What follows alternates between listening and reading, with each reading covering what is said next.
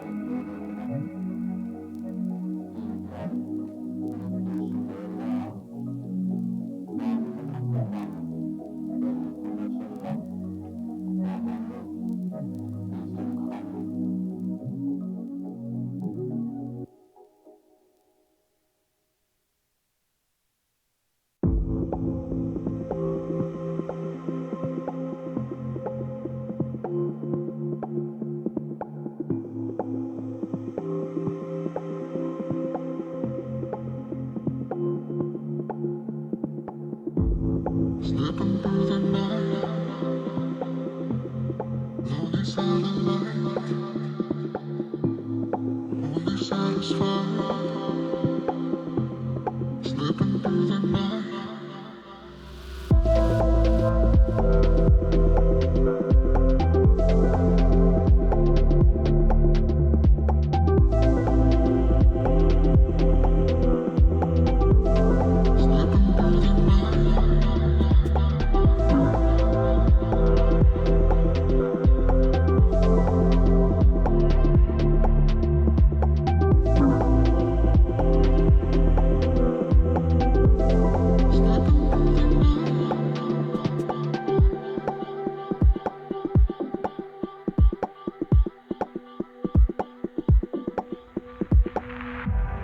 Slipping through the night, lonely side of life, only satisfied. Slipping through the night, slipping through the night, lonely side of life, only satisfied. Slipping through the night.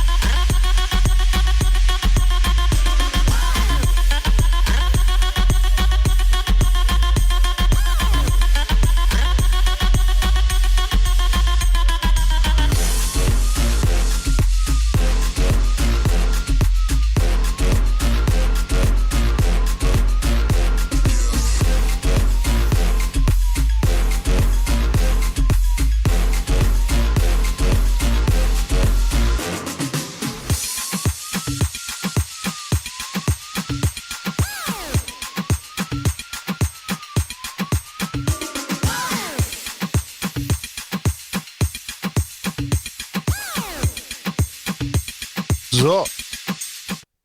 Ruhe. Ah. Komm, der Ton ist ja nice. Boah, dann geht jetzt die Quatschrunde los. Es sind ja ganz viele Leute da. Ja. So. Enter. Ich glaube, das hier, ne? Ja, das haut hin. Das war gestern? Gestern habe ich... Offensichtlich gestern. Stimmt, gestern habe ich gestreamt, ja. Ja.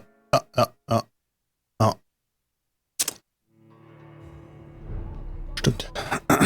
So. Dann gehen wir mal raus. Gucken wir mal, was hier abgeht. Hallo. Ja, da kann ich auch nichts für. Yes, Nurse Crane? How can I help you? I'm so sorry. I know Dr. Swansea wants to see us, but we have somewhat of a crisis. A crisis, you say? Our supply of 1, 2 oder 3 ist nearly die Frage. depleted. I was hoping there was another box up here, but Ich muss kurz gucken hier. Ja, kurz was gucken. Passt das in die Zeit? Ja, tatsächlich passt das sogar ins Land. Ja, wobei, das ist ein bisschen früher passiert. Mal auch sagen. Ja. Was? Was hat sie jetzt gesagt? Ich hab... Oh. Warum kann... Hallo? Hallo? Hä? Hallo? Gut. Ich sag mal so. Das ist an der Stelle jetzt aber schwierig. Jetzt habe ich noch mal kurz aus dem Spiel ins Spiel, weil ich würde gerne das unterste auswählen. Wir sind ja netter, ne? Also man muss ja ganz ehrlich sagen, ja, schon nett. Aha. Ja, jetzt. What type of hospital are you running? No antiseptics? you have been away too Aber long. was ist denn das für eine With Scheiße? the Ja, war keine and now this Antiseptics. epidemic, supplies have been running scarce for months now. I may have a solution. In France, during the war, drugs shortage was a daily problem, and we had to use our wits to overcome the shortages. However do you mean? If combined correctly, certain household chemical products can be used in a pinch instead. Klar. Now, where's the hospital storeroom? Bisschen Haushaltsreiniger, The storeroom. Fat chance. Rohrreiniger und This is the schon Pembroke. geht's ab. Space is luxury we don't have. Everything used to be stored in the old morgue. Perhaps I should Oh nein, go das ist there alle. first. Scheiße. Where is this morgue? It's Sehr a large ungünstig. building behind the hospital. You'll need to go in the back door because it's been sealed off for sanitary reasons. Take this key. It opens a small back entrance at the end of a narrow street. Okay. The abandoned morgue behind the hospital. A small door at the end of a narrow street. On my way then. Thank you, nurse. Ich mach das, gar kein Problem. Ich mische euch da richtig geilen, also, ne? Richtig nice. It's locked. Scheiße. Ungünstig. Na gut, dann nicht. Kann man hier, aha, guck mal hier, da haben wir doch. Zack, meint, eine schöne Säge. Ah, Patient Thomas Elwood, männlich, Alter 28, behandelt von Dr. Tippets. Zustand genießend. Datum der Einlieferung 16. Dezember, Datum der Entlassung noch offen. Okay. Anmerkungen. Das Gesicht des Patienten ist hässlich und durch einen Bombentreffer im Krieg stark verbrannt. Unentstellt, aber vorher war er auch schon hässlich. Naja. Selbst unter dem Einfluss stärkster Beruhigungsmittel verursachen ihm die Wunden laut eigener Angabe regelmäßig starke Schmerzen. Es sei, als ob die Flammen noch immer unter der Haut brennen, sagt er. Untersuchungen des Narbengewebes geben keinerlei Aufschluss auf Entzündungen, Infektionen oder Schwellungen. Die Narben sind in Ordnung. Könnte es ein Fall fortlaufender Nervenschädigung sein? Der Patient gibt sich unentwegt selbst die Schuld an seiner Entstellung. Leidet er vielleicht am Überlebensschuld-Syndrom? An Phantomschmerz, der sich als Bestrafung dafür manifestiert, dass er nicht gemeinsam mit seinen Kameraden den Tod gefunden hat? Möglich. Psychose könnte auch sein an der Stelle. Man weiß es nicht. Aber gut. Vielleicht hat er sich auch einfach gehofft. Wer ist denn da hinten? Ach, da ist der Swansea. Okay, wir gehen jetzt erstmal runter. Wir gucken erstmal hier oben weiter. Aber hier oben sind ja auch noch Sachen. Wir können auch noch weiter hoch. Okay. Können wir, aber können wir auch nicht. Na gut. Ah ja. War das gerade laden? Hat er gerade geladen? Bin mir nicht sicher. Na gut. Können wir hier hoch? Ja. Aber nein. Okay. Na dann auch nicht.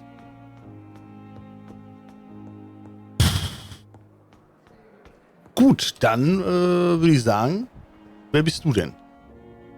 Good evening, nurse. Good evening, Doctor. I don't think we've been introduced yet. My name is Pippa Hawkins. And I'm Dr. Jonathan Reed. Pippa. Dr. Swansea has recently offered me a position in this hospital. Well, it's a euphemism that your help will be appreciated, Doctor.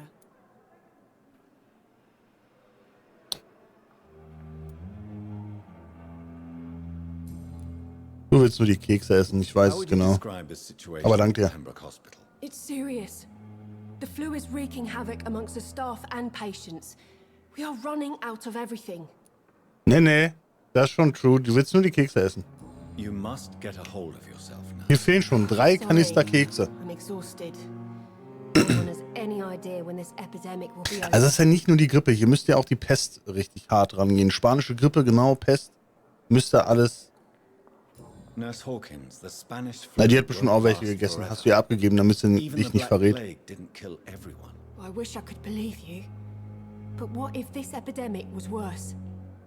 What if in the end nobody was Wann spared? spielt das? 1918, ne? Das müsste 8 Jahre nach dem Tod von Florence Nightingale sein. Über die durften wir sehr viel lernen in der Ausbildung. How long have you been a nurse? Well, long enough to see that the epidemic is winning. Ah, And no matter how qualified you are, don't Strategisch? change that. eloquent ausgedrückt. Mhm. Jetzt wäre manchmal cool, wenn die noch steht, also was die, ne, weil, naja. You're right. When dealing with such a Ich höre ja nicht immer zu, was die disease, Leute so one reden. must remain humble. But that doesn't mean we shouldn't try our best. Sorry, Doctor.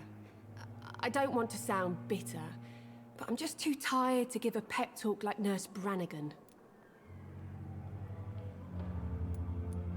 How is the Pembroke Ich glaube, ich muss mir neue coping Köpfe with the bestellen. epidemic? Well, not well.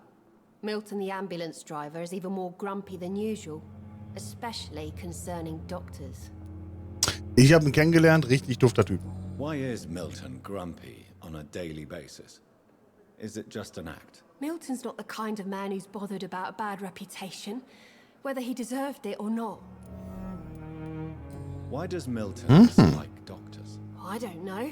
Just ask him. But be warned, Milton is not the chatty type.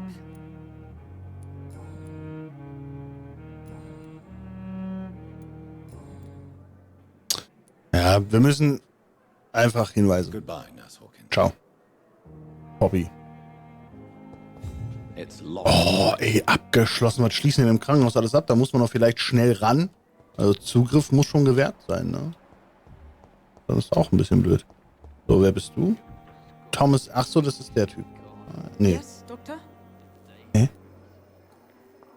Dorothy Crane. Exactly how bad is the Kennen wir supply doch. situation here at Pembroke? Oder?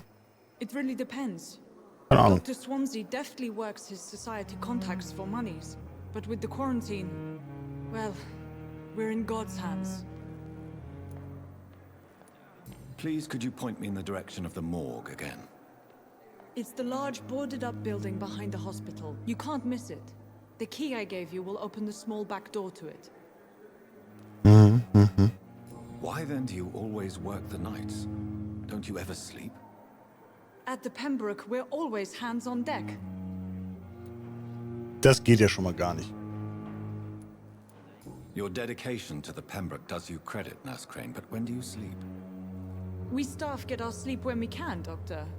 Nursing is a vocation, not the labor of a journeyman. Lack of sleep and the medical profession always ends in disaster. I've witnessed many a colleague succumb to stimulants to fight exhaustion. Drugs were as deadly as bullets in the trenches. London's trenches start here at Pembroke Hospital. We are on the front line, make no mistake. Sehr gut, ey. Nurse Crane, thank you. Mann. So, jetzt wollen wir mal loslegen. Wir haben hier ganz viele Unbekannte. Da ist Milton, da müssen wir auf jeden Fall nochmal mit ihm reden. Da ist Pippa Hawkins. Ja. Und jetzt, Good let's evening. talk the talk. I'm Dr. Reed, the new surgeon at the Pembroke Hospital. And who are you? Interessiert sie Your name bestimmt. has no meaning to me, Yeah. mortal. You're nothing but dust blown by the winds of eternity. I beg your pardon? What are you begging for, mortal? My clemency? Well, tonight maybe I'm inclined to mercy. Aha, ja. You'll never forget the night you met Thelma Howcroft. You keep calling me mortal. Why is that? And if I'm mortal, what are you? Well, Dr. Reed, if you must know, I'm a vampire. Oha! Hab ich noch nie gehört. And why do you believe you're a vampire? I don't need to believe anything. It is what I am. It is what I feel within this hollow shell of flesh. Ah ja. Please, describe to me how you feel. What is it like to be a vampire? I can hear my body crumble from the inside as my flesh cracks and fades. I sense the last pulse of postulant blood within my drying veins. I need new blood.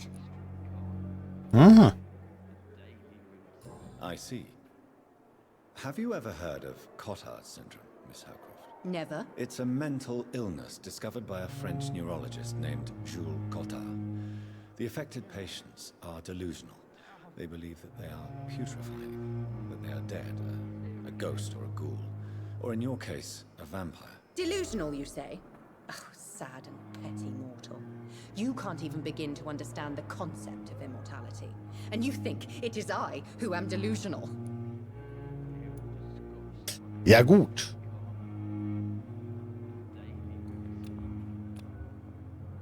Ach so, ja, die ist gesund auf jeden Fall. Also, ihr merkt das schon. Sehr I'm gesund. assuming you must be a patient here. Am I right, Miss Howcroft? It's only a cover to hide from my enemies. I can leave whenever I want. As a woman, a spirit, fog, or bat. Who are these enemies you mentioned? Can you Ah describe? ja. I cannot say for sure. But I sense their eyes on me from nearby. I feel them watching me every time I visit the garden near the morgue. Also vielleicht ist sie ja wirklich Vampir. Who knows? Ne? The staff here are not your enemy. They're here to help you, to care for you. I'm not speaking of the doctors in white. I'm speaking of the men and women who hunt me. For I am a vampire. I see. Don't worry. These people will not find you here.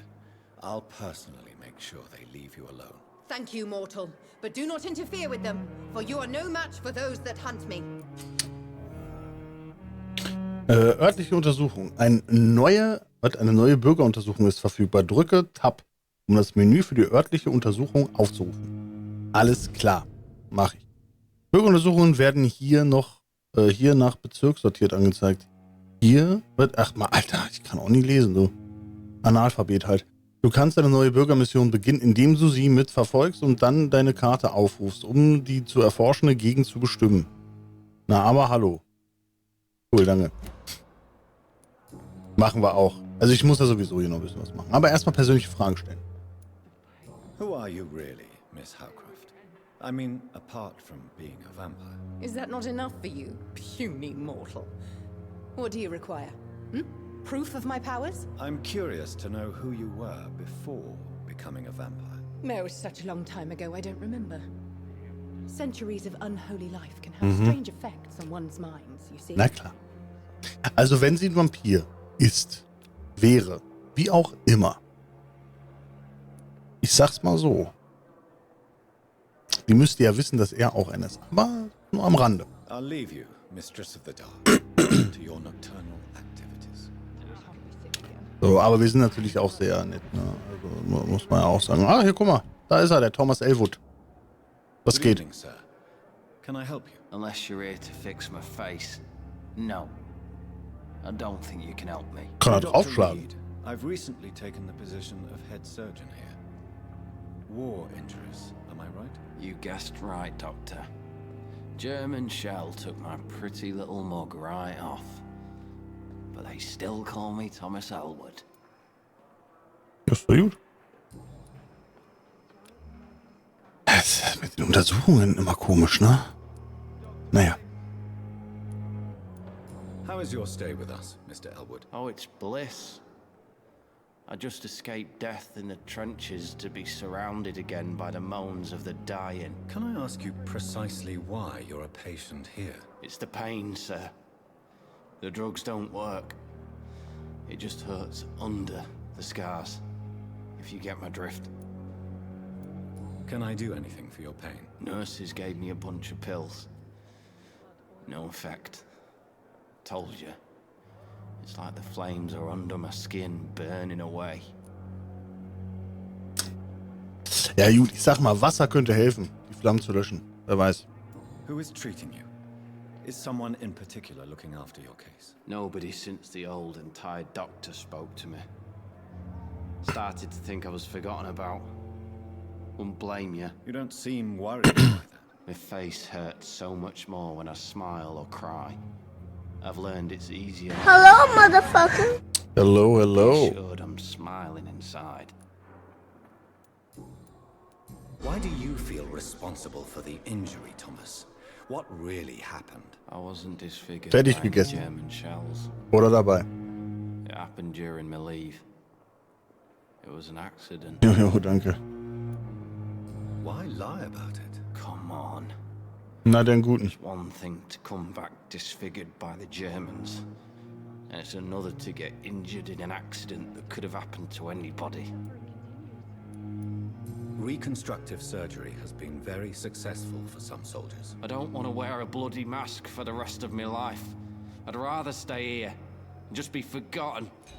Ey, ich kann aus dir einfach direkt Model machen. Für Unterwäsche. Wie, das ist fehlgeschlagen? Warum fehlgeschlagen? Ich hab doch hier... Tell me Also, what really happened. verstehe ich nicht. I went with a whore in Rouen. Dead drunk I was. The hotel was a shithole. There was a fire that night. Did you start the fire? Ich hoffe, den Brand der To avoid hitzigen going Liebe. back to the front. That's not uncommon, you know. No. It's just that I was asleep when the flames reached the room. Na, dann wohl nicht. The girl was long gone. Blöd. Bitch never woke me up. Left me to burn. Schade. Why do you feel... I wasn't... Blöd.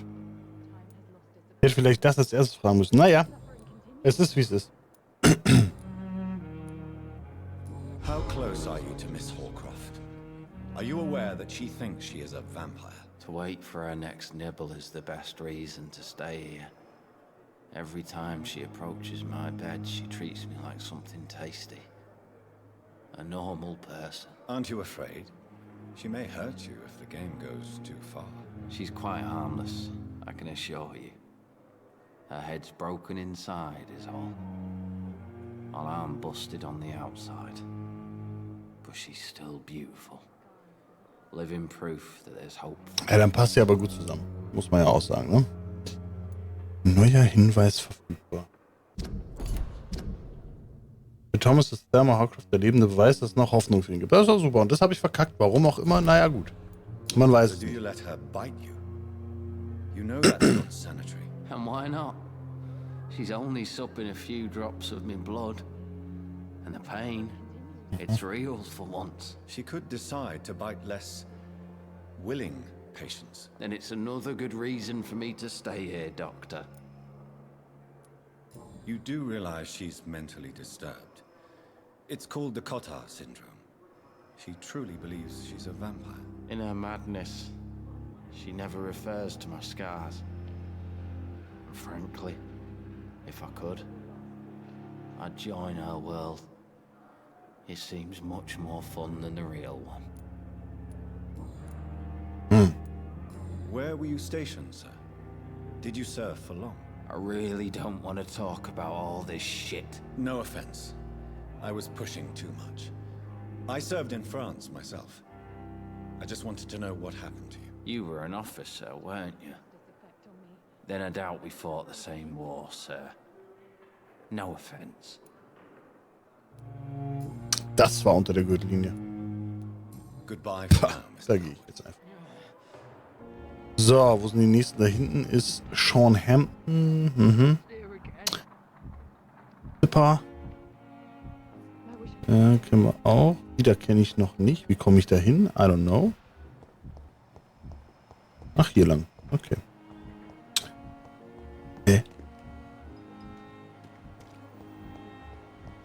Ach, die ist hier. Ist sie im Zimmer drin?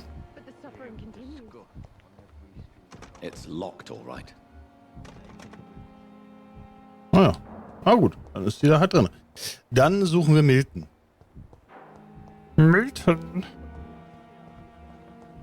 Milton? Da sind doch noch... wie komme ich denn da überall hin? Das ist ja... verzwickt, die Lage. Ach so, hier geht's weiter. Okay. Na dann, war ja Bescheid. Halt, stopp, du leuchtest so schön. Ich möchte mit dir reden. Said she was being watched by vampire hunters. Where are they hiding? I should investigate. Wo geht der hin? I understand you must be very angry about this unfair situation. I managed to arrange to have you buried in the same mass grave as your wife. I hope that might help.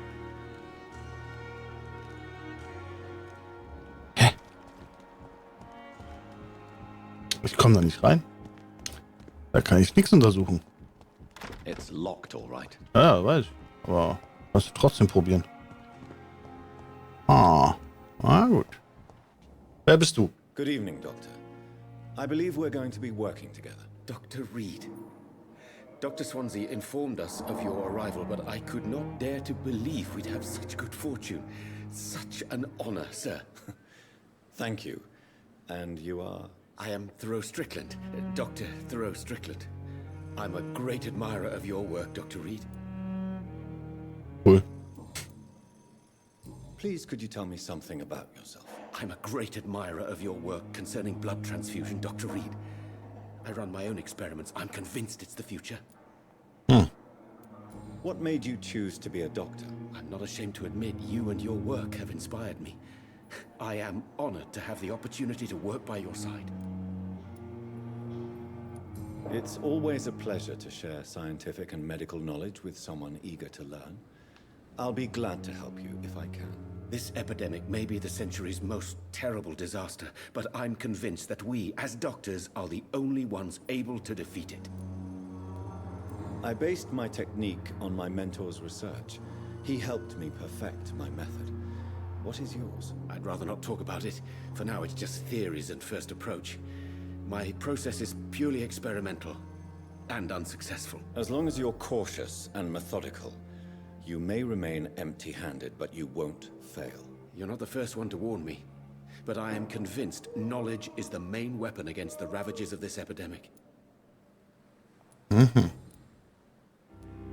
What can you tell me about the Pembroke? Well, it has always been an honor to work with Dr. Swansea.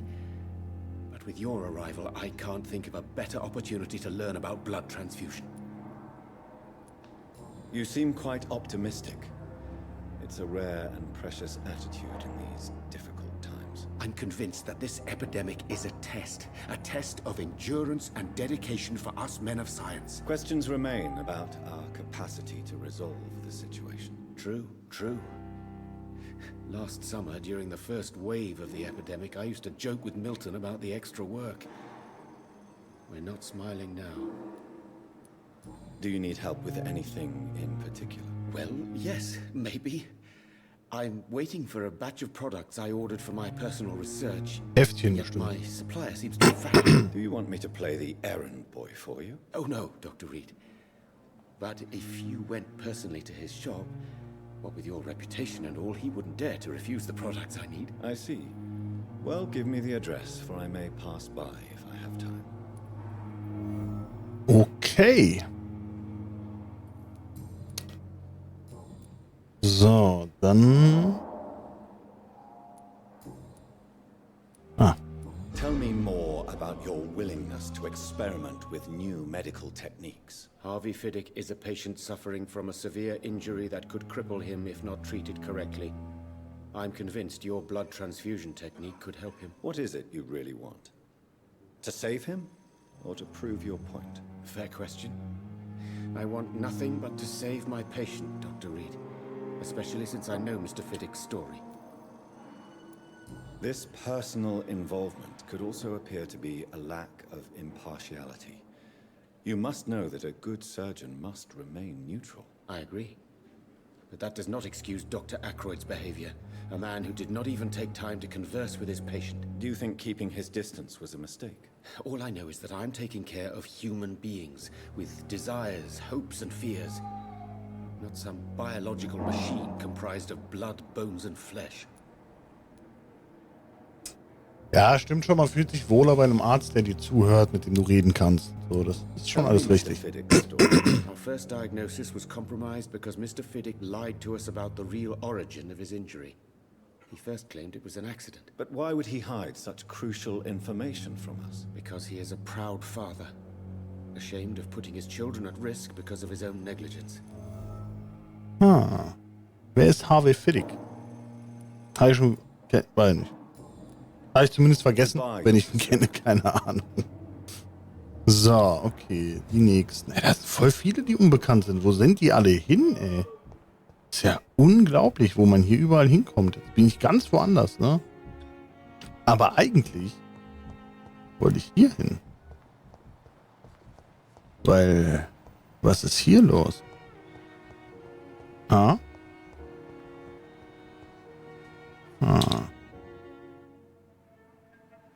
Don't mind if I search your pockets. Do you, sir? Aha. Leichenfledderer. These anyway. I'm not stealing from you, mister. I'm only redistributing your belongings to people who need them more than you. You see, no one has claimed your body, sir. So it would be such a shame to bury you with your valuables. I will not forget you, sir. And I thank you for your generous donation.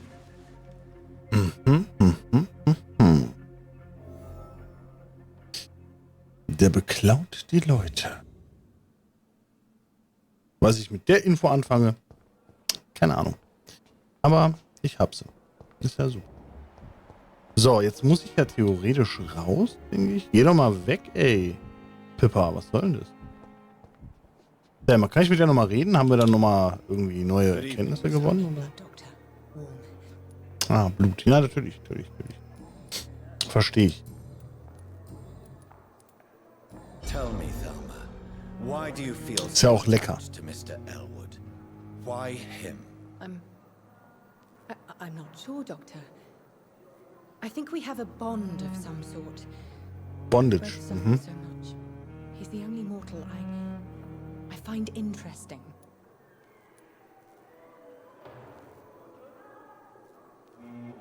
Do you plan to make him a vampire too? Of course not. How could I inflict my curse on anybody else? I'm not that cruel, Doctor. Would you say you and Mr. Elwood are romantically involved? No. No, Thomas is a delicate soul. Even though he disguises it. But I am not the woman he needs. No, for I am a vampire, Doctor. Ja, das macht ja auch nichts. Also ist ja egal. Wollen wir ganz ehrlich sein, ne? I'll leave you. Naja. Okay, da ist er. Die Frage ist, wie komme ich da hin? Hier raus, dann dahin? Ja, mal gucken. Da steht er. So, Mister. Oh. Good evening. I'm Dr. Reed. Always a pleasure to meet a colleague, sir. Especially when he was supposedly dead. A colleague. Are you a doctor too? Not anymore, sir. I used to be Dr. Rakesh Chadana. Now, I'm just Mr. Chadana, pawnbroker and humble guardian of this morgue. What do you mean, you used to be a doctor? Was your license revoked? No, sir. It is just that I like to be precise. I run a little pawn shop while taking care of the dead. But I used to be a real doctor. Ah ja. Are you afraid or uneasy being surrounded by so many corpses? Why should I? These bodies are empty vessels. Flesh left to decay. Poof. No soul anymore. All gone.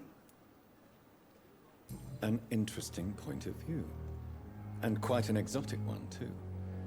Most people fear, or at least have a respect, for dead flesh. Sir, as a medic during the war, I learned to face my death and the death of others. It's the pain we have to tame, not death itself. How did you get this job? After I left the army, I worked as an undertaker down by the docks. A dangerous place with many an unpleasant... Er ist der Undertaker. Haben gefunden. Milton Hooks helped me get a job. Durchgespielt. Have we met before? I don't think so, sir. Why? When we first talked, you said you were glad to meet me since I was reported dead. Funny story, sir. Your sister came here a few nights ago. You were missing, and she was looking for your body. She must be very relieved now. Naja, sie ist ja tot, aber ja. Do you work here alone? Yes, very easy work, sir. All I have to do is watch a few bodies. The situation was very different when the main morgue was still open. Why do you have to watch these bodies? Because these poor fellows have no names. We keep them in case someone comes looking for the missing. Sadly, very rarely happens. Achso, ich dachte so als menschlichen Schild, falls man die braucht, ne? Why close the hospital's main morgue? It was for sanitary reasons after the beginning of the epidemic. Cadavers had to be moved to the nearest mass grave. Das ist auf jeden Fall hygienischer, das stimmt schon, ja. So ein Massengrab, viele Leichen. Ja, doch, doch. Passt schon. A pawnbroker. I expect you get all types of people here. Yes, sir. All kind of people. For I sell all kind of goods. Who comes here to trade with you? It's very unhygienic, even unsafe. Diseases can spread. For the customers, for the hospital. I'm very cautious, sir. I've been a doctor, remember? And all my clients are good people. In fact, I think I only know good people. What kind of goods? With the quarantine, it's not always easy to buy things. So I trade, I exchange. Some people sell, some others buy. I like to help. Na klar. Since you're not afraid of dying, do you believe in life after death, Rakesh? No. I believe we must do all the good we can while alive. For our time is short, and the obstacles are endless. Do you think you would enjoy immortality as a concept? I don't think so. Don't mistake me. I love life, and I'd like to live a long life. But everything has to decay, sir. Even goodwill. Do you really believe goodwill cannot last? As I said, sir, everything decays. If I was to never die, goodness, I would be bored or worse. And I like to be helpful, sir. Ja, aber man kann sich auch nützlich machen. Ne? Yes, but the good news is, we'll all die before losing our humanity, sir. Naja, manche nicht. So you're ready to die? No, I am not. I don't fear death, for I won't see it. What troubles me is the pain my death will inflict to those I know. You're a wise man, Mr. Chidana. No, Dr. Reed. I am a foolish man. But I like to think otherwise. How dare you steal from the dead, Rakesh? Is that How what your dare you? pawnbrokers is really about? These people are dead, sir. What they possessed could be useful for the living. And I'm sure they would agree if they could speak.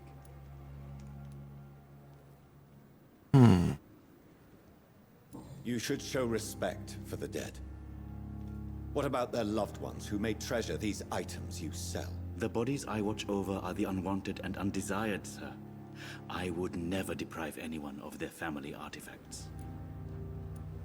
Ja gut, hat er mich überzeugt? Dann handeln wir. Please show me what you have to sell. Of course. It's just trinkets and curios, really. Ach, jetzt sind es doch Schmuckstücke. Komisch, komisch, komisch. Naja. Codein. Kann man gebrauchen. Opium kann man gebrauchen. Theoretisch auch. Das Problem ist natürlich, ich habe gar nicht so viel Geld. Wir holen mal aber trotzdem 2 Stück hiervon. Und ich würde sagen, wir kaufen auch... Ne, 3 Stück habe ich gekauft, ne? Ja. Habe ich irgendwas zum Verkaufen? Nee. Nö. Ja?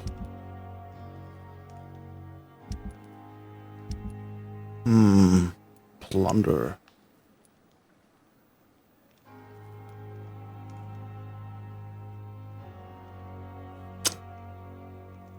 Ja, ein bisschen was gekauft, passt schon. Wir müssen halt mehr Kohle finden. Von hier. It's locked. Oh, verschlossen. I cannot. Everything ist verschlossen. Das ist aber ganz schön blöd. Hier sind noch relativ viele unbekannte Gesichter am Start. Du zum Beispiel, wer bist du? Good evening, sir. I'm Dr. Reed. I believe we're going to be colleagues. Reed, yes, I've been informed about your arrival. I'm Waverly Ackroyd. Welcome aboard, I suppose. Von dem haben wir schon gehört. Komischer Dude. In some way, Dr. Ackroyd. Let us just say that I don't particularly share Dr. Swansea's enthusiasm for hiring you. What we need here are reliable professionals, not overrated dabblers. If you have a problem with me, Dr. Ackroyd, please feel free to tell me. Dr. Swansea has imposed your presence on this hospital without asking anyone's advice. The benefit of his position. But I don't agree with it. I know we've never met before, but I believe this hospital could use all the help it can get. You will agree with that, I'm sure.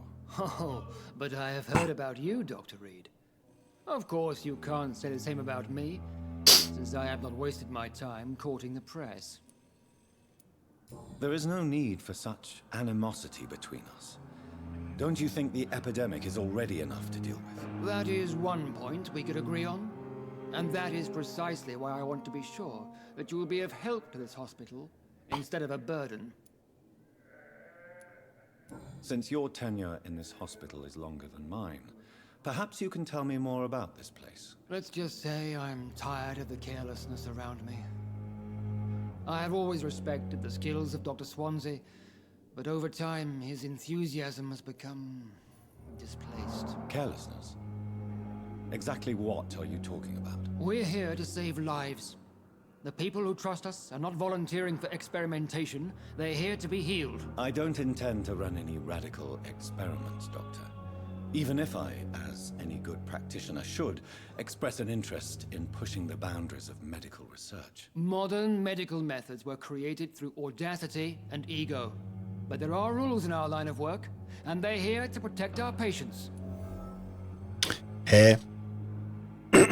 Na gut, gab's halt auch, ne, so diese Sachen, aber ohne gewisse Experimente wäre das alles ja nicht so weit gekommen, wie es gekommen ist. Ob's gut ist, weiß man nicht. Tell me, Waverly, what do you think of Dr. Strickland's enthusiasm for his experimental research? Strickland is playing with his patients' lives for pride and glory. Now that, sir, is unethical. Are you thinking about something in particular? Harvey Fiddick needs delicate surgery. I believe we should stick to the usual procedure, but my young colleague obviously disagrees.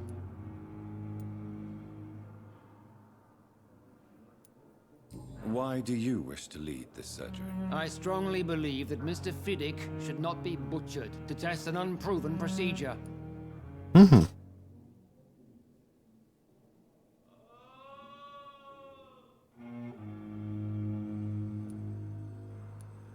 Other people may say that's too conservative a point of view. Conservative? And what are you going to say to Mr. Fiddick if he loses his arm because of the operation? Because that's what's going to happen if the surgery is a failure. Ja gut, das ist dein Arm, aber stell mal vor, der stirbt, das wäre ja schlimmer. And are you not afraid that your rivalry with Strickland may be blinding you? Rivalry? I guess you could call it that. But I will never be childish enough to let my personal feelings affect my judgment.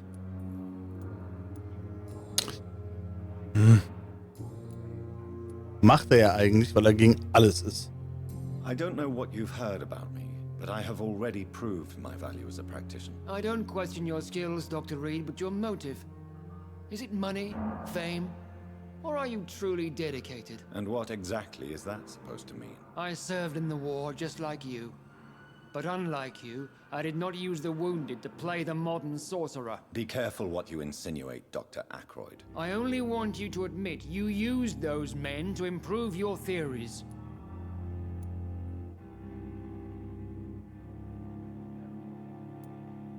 Knowledge has always been and will remain our main weapon, and it has always come at a price. And personal initiative. It is not a question of initiative, it is a question of integrity. These men and women have put their faith in us, Dr. Reed. It seems you have bad memories of your military service. I refuse to see this industrial slaughter as scientific progress. War only reveals the worst in men. We can at least agree on something, Dr. Ackroyd. Da hat er natürlich recht. Aber ist trotzdem auch ein ganz netter. Thank you for your time. We'll talk later. Also schon, ja, ein richtig, also, ja. Ne? Schon ein dufter Typ. Oh, nehmen wir das auch mal mit. Jawohl. Good evening, sir. I'm Dr. I don't know if a third opinion is needed. Your colleagues are already arguing about my condition. I see. Fast tot, würde ich jetzt sagen. Telling me more about your situation. I'm arthritic. All I want is to get me bloody arm fixed properly. Tell me about yourself, Mr. Fiddick. I'm just a regular guy waiting to get his arm fixed, so I can return to work and to my family. I was more curious about what you were doing before being hospitalized. I'm a carpenter, and a good one too. But that means I need both arms to feed my family, Dr. Reed. Oh, Scheiße. Tut mein Knöchel so weh. Oh. Oh. Tell me about the doctors who are arguing about your case. Strickland and Ackroyd. They both want the best for me. Nicht, dass ich einen Stressbruch kriege oder sowas, ne? Doctors are no different from Ja, auch scheiße. What do you mean? I often had professional arguments with rivals on a building site. Difference is I disagreed about wooden nails, not flesh and bones. Are you satisfied with your treatment here? Well, it's clear that I've chosen a bad time to be injured. Forgive my bluntness, but you seem overwhelmed by cases of the flu. I won't lie to you about it. I'm afraid we are. Are you sure you don't want to operate yourself, Dr. Reed? I have the feeling you're very capable, and your colleagues seem to think so too. In other circumstances, you would be right. But for now, I don't think I can take on the responsibility. My apologies. Nicht, dass er an dir schlabbern will, weißt du? Tell me about your injury, Harvey. Why do you feel so guilty about it? My wife died because of me. And now I may lose everything because I've been careless enough to hurt myself. What an arsehole.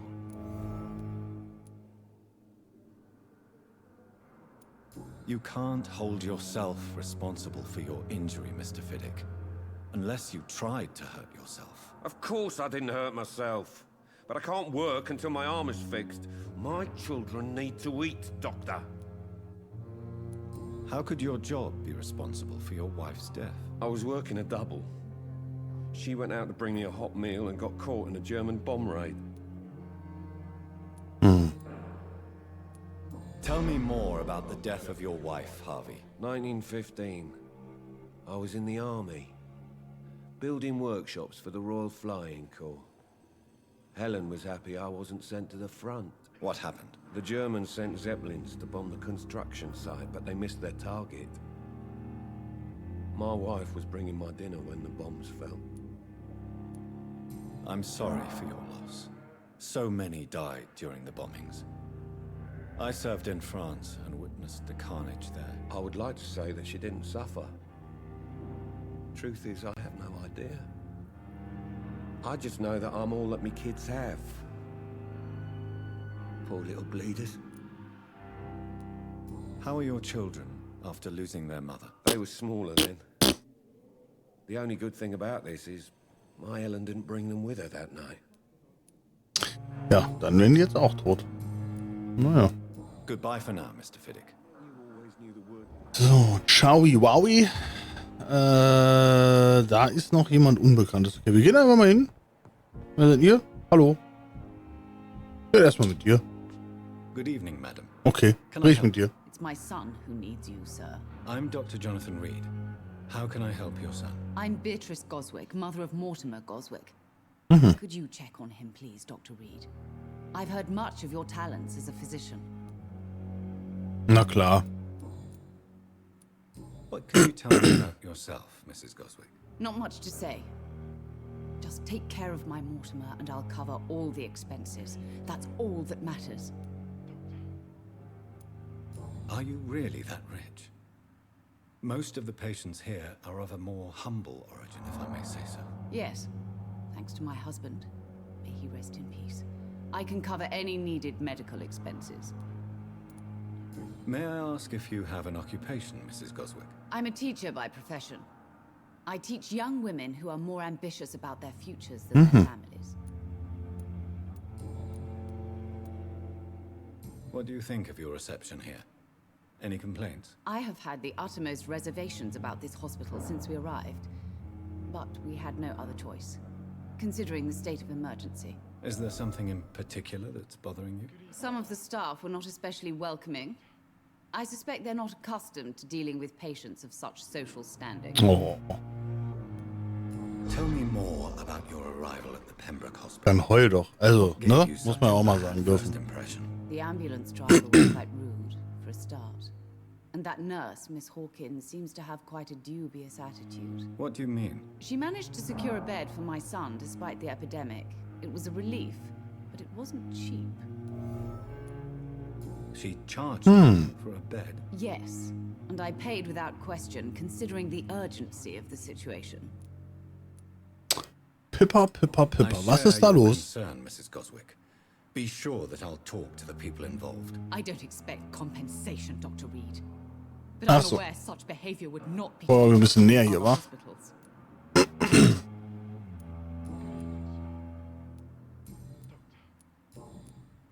Okay, da kann ich nichts machen. Goodbye, Mrs. Goswick. Na gut, dann machen wir mal hier Mortimer, was geht. Good evening. I'm Dr. Reed. Can I help at all? No, Really? Why are you here then? I don't want to talk. My throat hurts too much. I suppose that this pain is the reason you're here. Is someone taking care of you? Das ist aber auch ein guter Arzt, ne?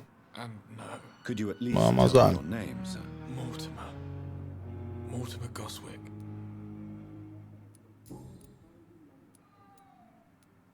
How painful is your throat, Mr. Goswick? So painful I'd rather not talk at all, Doctor.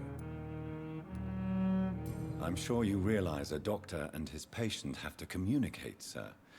Would it help if I gave you some paper and a pen? Not really. I see. Then maybe it's not just your throat that hurts, Mr. Goswick. Perhaps your sore throat is just the consequence of something more hurtful. Yes, maybe. But I don't want to talk or even write about it now.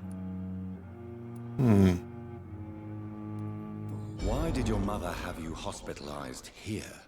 She seems convinced this is a bad hospital. My mother just wants the best for me. She won't rest while I'm here. She'd go all the way to hell and back to help me. Pembroke Hospital may look unorthodox, but rest assured you're in good hands here. It's not me you have to convince, Dr. Reed. It's my mother. Is your mother bothering you? As your doctor, I can ask her to leave you alone if you would prefer. That's tempting, Doctor. But you have no idea what my mother is capable of. She would tie herself to my bed if you asked her to leave.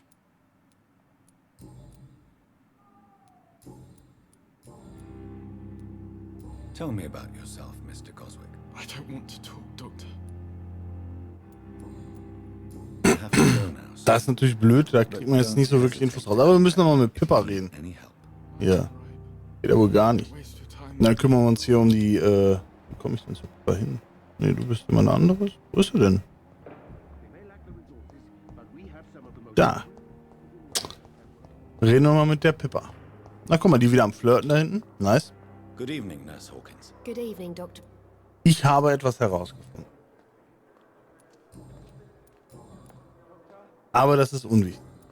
Also, Goodbye, ciao. Nurse Hawkins. Okay, ich öffne kurz mal die Map. Also, wo ich die her habe, ich weiß es nicht. So, ich würde gerne die Map irgendwie mal... Nee? Okay, dann nicht. Dann machen wir das halt einfach nicht. Okay. Ja. Wie komme ich jetzt zu den Dingern? Weiß ich nicht. Das hier? Fehlende Inhaltsstoffe. Ach so, genau, das ist Apotheke. Wir machen jetzt das hier. Wie mache ich das? Wie verfolge ich das? Aber wo wird mir das angezeigt? Das weiß ich nicht. Ich verfolge... Ach so, eine kein... Ah ja. Okay. Das hier hin, oder was? Nachtschicht. Unterstütze das Pembroke Hospital. Nee, das will ich nicht machen. Hä, wo muss ich denn hin? Ich kann... Nee, das ist ja dumm. Ach so, warte mal. Q. Okay. Ja, hä? Muss ich jetzt hier hin? Whitechapel oder was?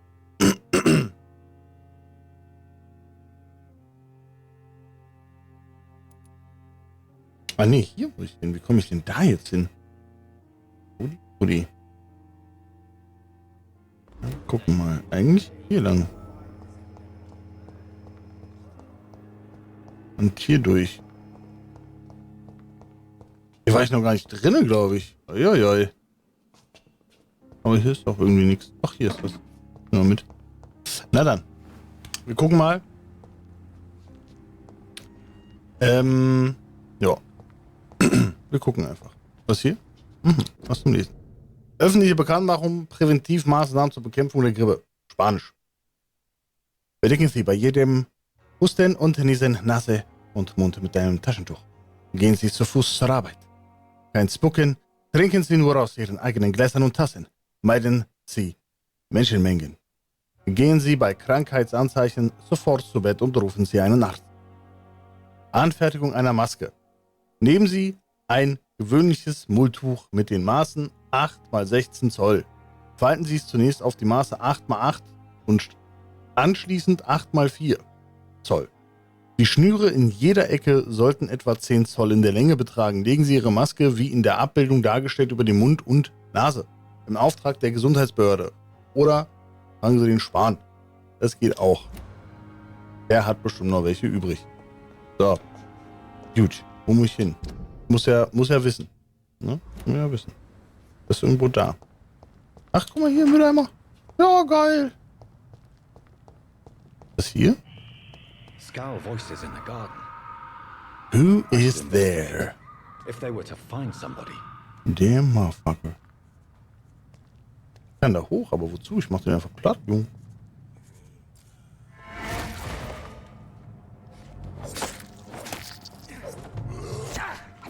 Ich habe vergessen, wie ich ausweiche und so.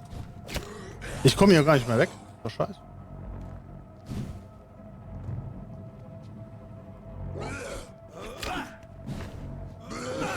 Oh oh. Hi.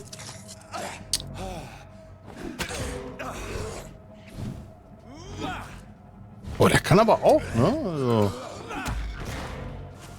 Erstmal schön rein schlabbern da.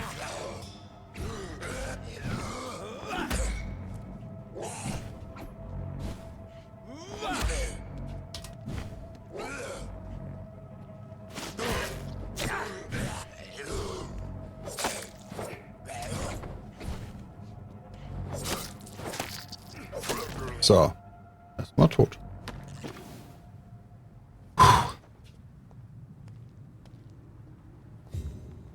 Okay. Da haben wir es ja schon mal. Also es war schwierig. An der Stelle. Kann man sagen. Da ist...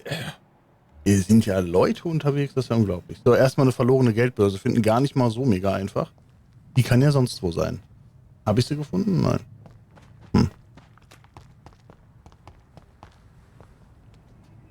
Ach du Scheiße, da sind ja noch mehr von denen. Nee, die Map.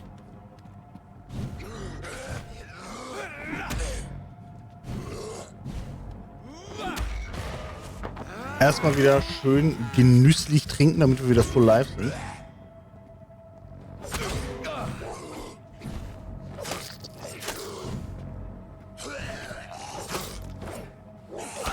Hey, ich wollte ausweichen. Gleich. Ah, die sind schon not bad, ne? Man muss es einfach mal auch so sagen. Also die haben schon, die machen schon was.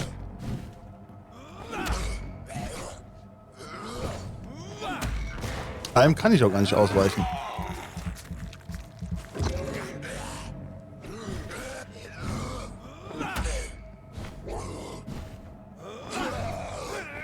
Nee, da weiche ich lieber aus. Hä? Wo gehst du hin? Bleib mal hier. Jetzt geht er einfach weg, sag mal. Was ist mit ihm los? Verrückt. Ist hier noch irgendwas? Nö. Aber hier könnten Sachen sein. Wie habe ich das denn jetzt eigentlich gemacht? Ach, mit Q, ja. Okay. Gucken, ob hier irgendwo Sachen sind zum Lesen, zum Schreiben, ja, Dinge. Ne? Immer wichtig. Hier komme ich also auch raus, okay. Aber, nö. Da war ja noch einer, da gehen wir jetzt erstmal hin, da gucken wir mal, was der macht. Aber hier ist auch ein Mülleimer. Schön. Erstmal, ach du Scheiße, da sind 2 von denen. Na, jetzt wird's aber kriminell, du.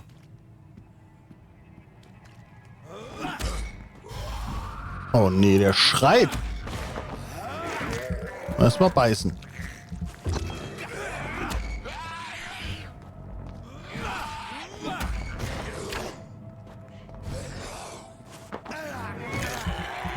Aber erstmal Schmackofatz, ne?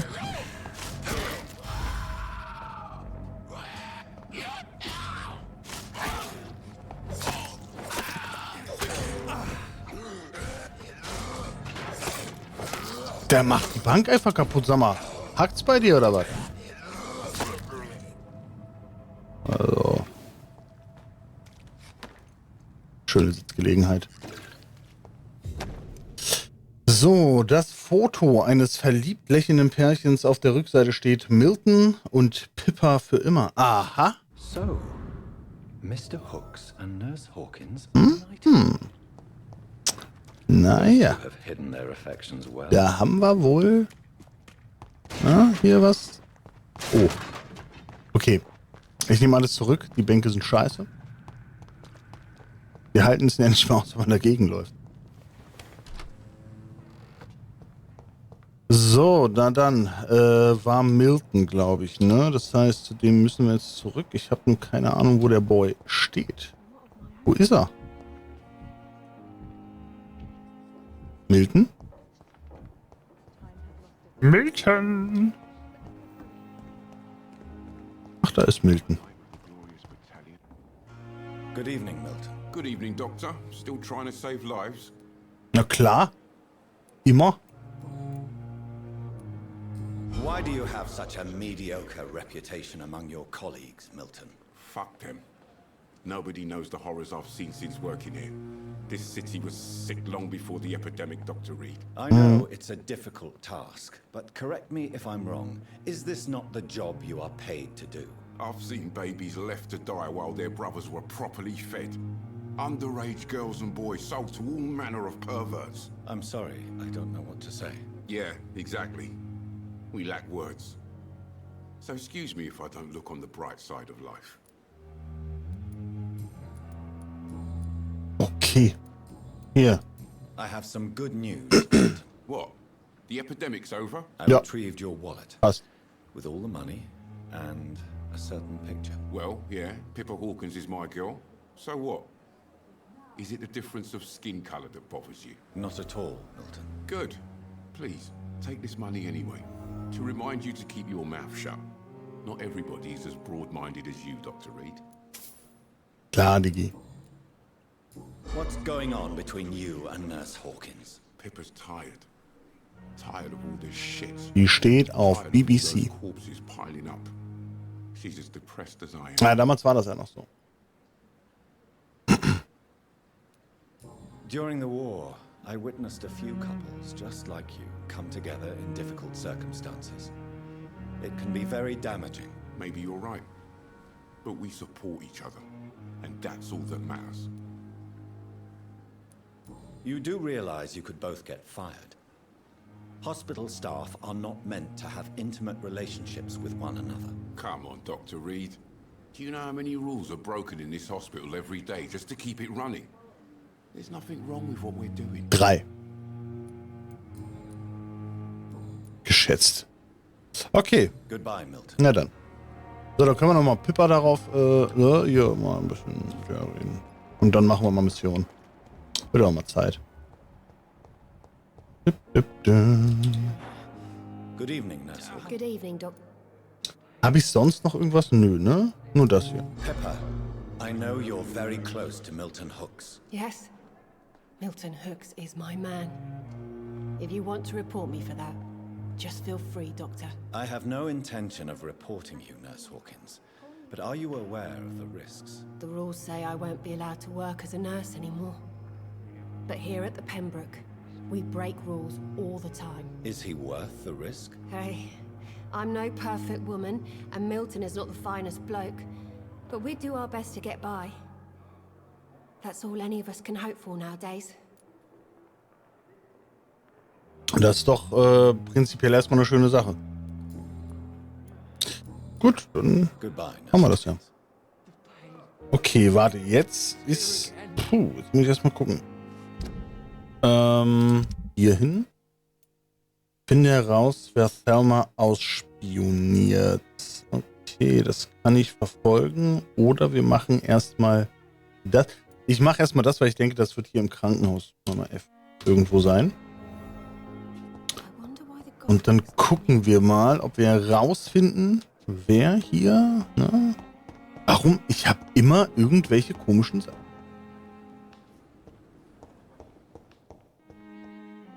Achso, das oben. Null.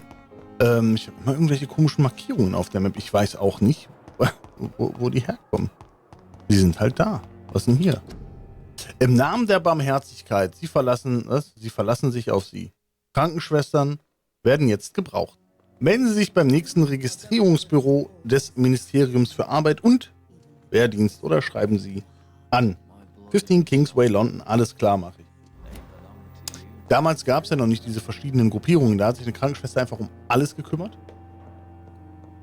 Das ist heutzutage ja ein bisschen anders.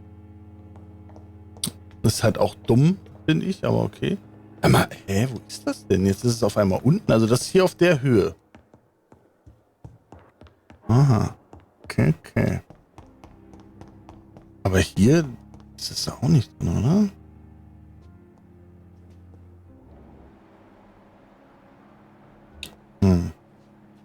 Also ist ja mein Büro, da ist es safe nicht. Ich beobachte die gar nicht. Warum leuchten die so? Erschöpfung. Was war das hier?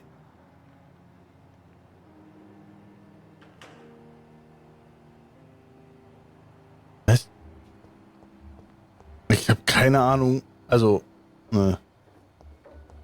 I don't fucking know, wo ich gucken soll. Das ist noch 40 Meter weg. Ich weiß nicht, was ich hier machen soll. 34 und hier verschwindet das. Untersuche die Taten des Bürgers. Komme ich hier rein?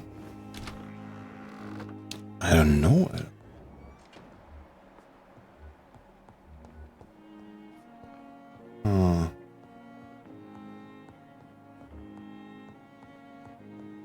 Aber irgendwie, der hat doch gesagt, ich kann hier auch einfach raus. Aber wie komme ich denn hier raus aus dem Scheiß? Ah, verstehe ich. Ich verstehe nicht, wo ich hin muss. Bin ich ganz ehrlich. I don't know. Aber ich glaube, jetzt muss ich wieder nach unten, oder nicht? Also irgendwie ist das hier verzwickt, die ganze Geschichte. Aber die beiden, da ist irgendwas. Da muss ich vielleicht nochmal nachgucken. Jetzt zeigt er mir, ich soll nach oben gehen, aber das macht alles überhaupt gar keinen... Also, ne. Überhaupt nicht. Jetzt muss ich nochmal gucken, wo sind die? Die haben da hinten gerade... Ne, jetzt blitzen die nicht mehr so auf.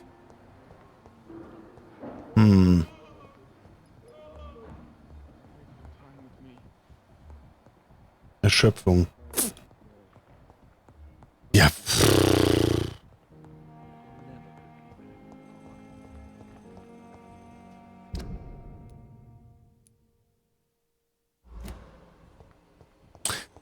so, warte mal.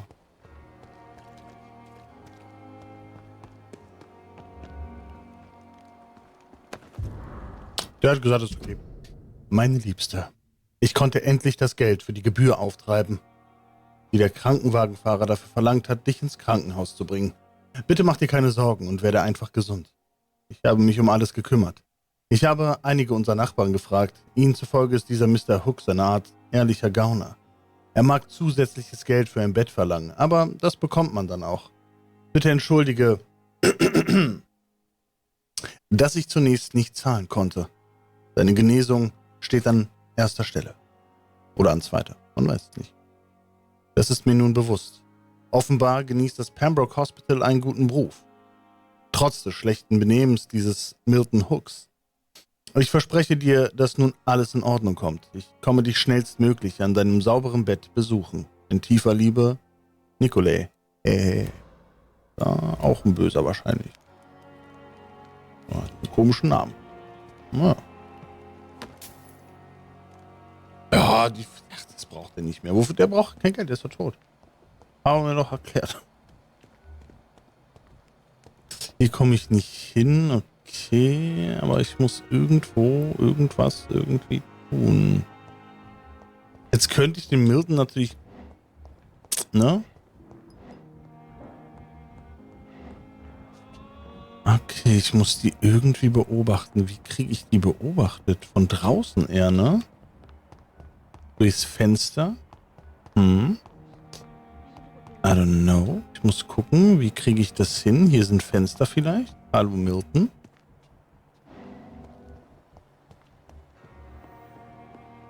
Nee. In das Zelt gehen? Oh yeah.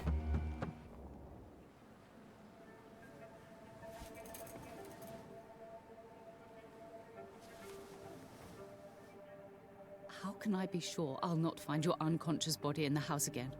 I promise you, you'll not find my unconscious body. For God's sake, how can you say such a thing? How can you refuse to listen? I tried to warn you for so long. No, I won't let my only son die. You promised me you'll stay alive. Your son lied to you, like the whole world lies to us.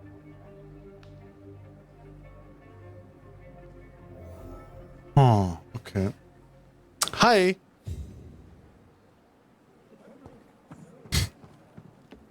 Das war jetzt nicht für sie, aber ja gut. Mal gucken.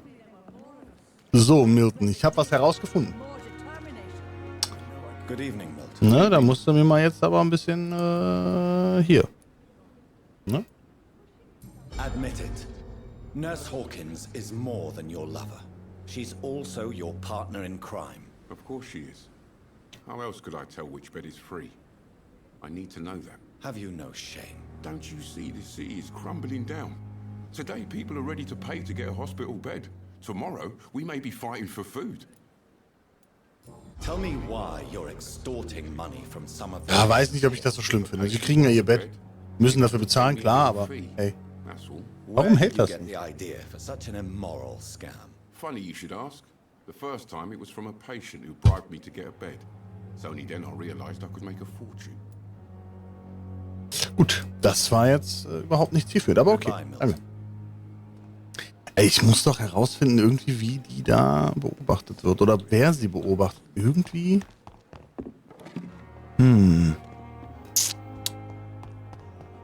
Gibt's hier noch andere Treppen? Bestimmt, ne? Aber ich weiß es nicht. Also hier bin ich schon auf der richtigen Ebene, aber das ist noch nicht richtig, wo ich bin.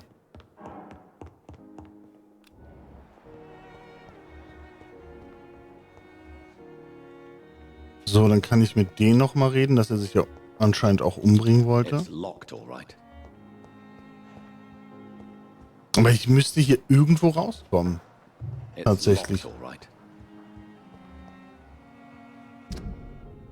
Ups. Oh.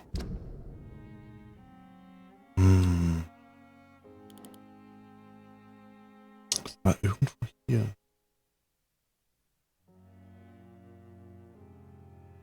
Ja, oder mal hier, doch nochmal hier rausgehen und hier hinten langlaufen wahrscheinlich. Das wäre vielleicht nicht schlecht.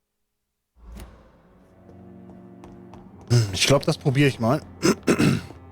Ich denke, das könnte mich irgendwie weiterführen, bringen und machen. Oder so.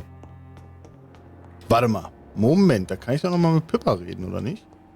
Stimmt. Good evening, Nurse. Aber Dinge rausgefunden. Vielleicht hat sie ein schlechtes Gewissen oder so. Hm? Milton cheats patients out of their money at this hospital, Pippa. Are you his accomplice? Yes, I am. Is this your definition of being useful? By abusing the sick and poor? No.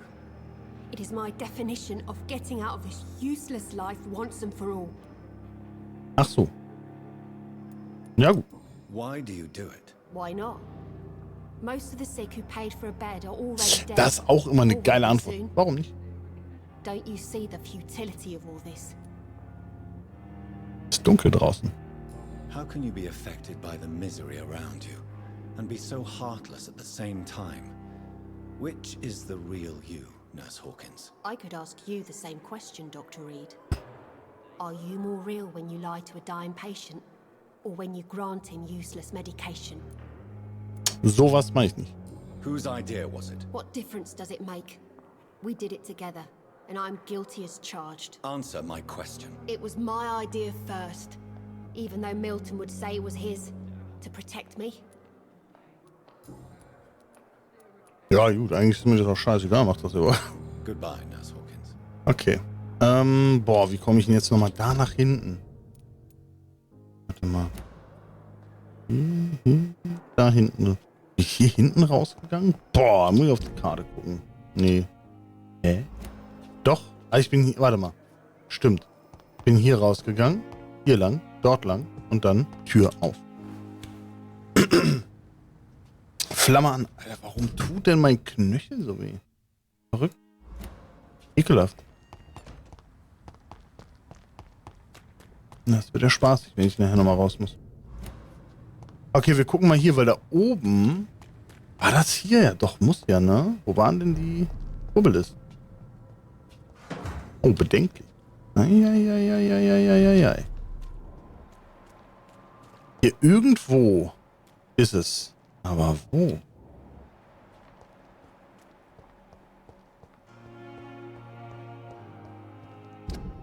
Weil jetzt bin ich ja schon fast wieder durchgelaufen, ne?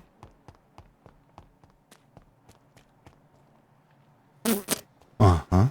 Da sind die Leute. Mhm. Mhm. Mhm. Mhm.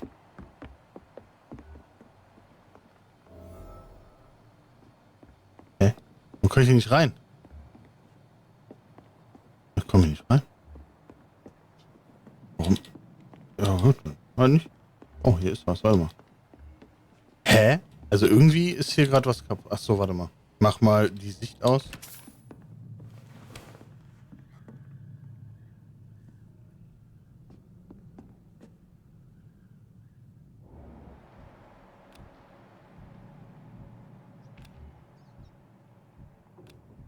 Achso, ich verstecke das.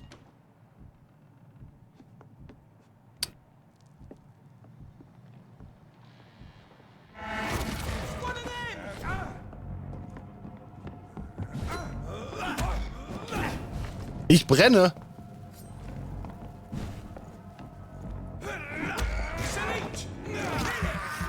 Nee, erstmal muss ich hier lecker schmachten, weißt du?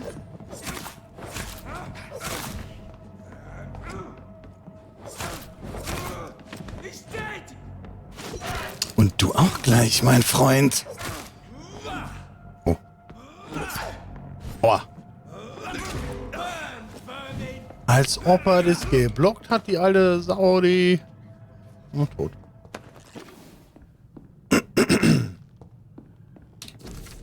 »25. Oktober. Von Befehlsstand der Wache von Priven. An East End Patrouillen. Betreff Vampiraktivität Krankenhaus erkunden, untersuchen. Vor 3 Tagen hat einer unserer 9 Rekruten ein Gerücht über eine Vampirin vernommen. Vampirin müsste da stehen. Die sich im Pembroke Hospital Londoner East End verstecken soll.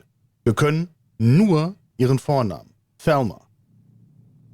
Ihr habt die Aufgabe, euch unauffällig dorthin zu begeben, alle verdächtigen Aktivitäten bezüglich vorgenannter BlutsaugerInnen zu beobachten und uns anschließend direkt Meldung zu machen. Wir werden dann entscheiden, was zu tun ist. Mhm. Na, das ist natürlich schon schwierig an der Stelle, ne? Würde man heute ins Gefängnis für kommen. Gut, aber wir haben das Rätsel auch gelöst. Das heißt, ja, wir können hier berichten und sagen, jo. Ja. Fertig. Ach, guck mal, da ist auch noch was. Geil.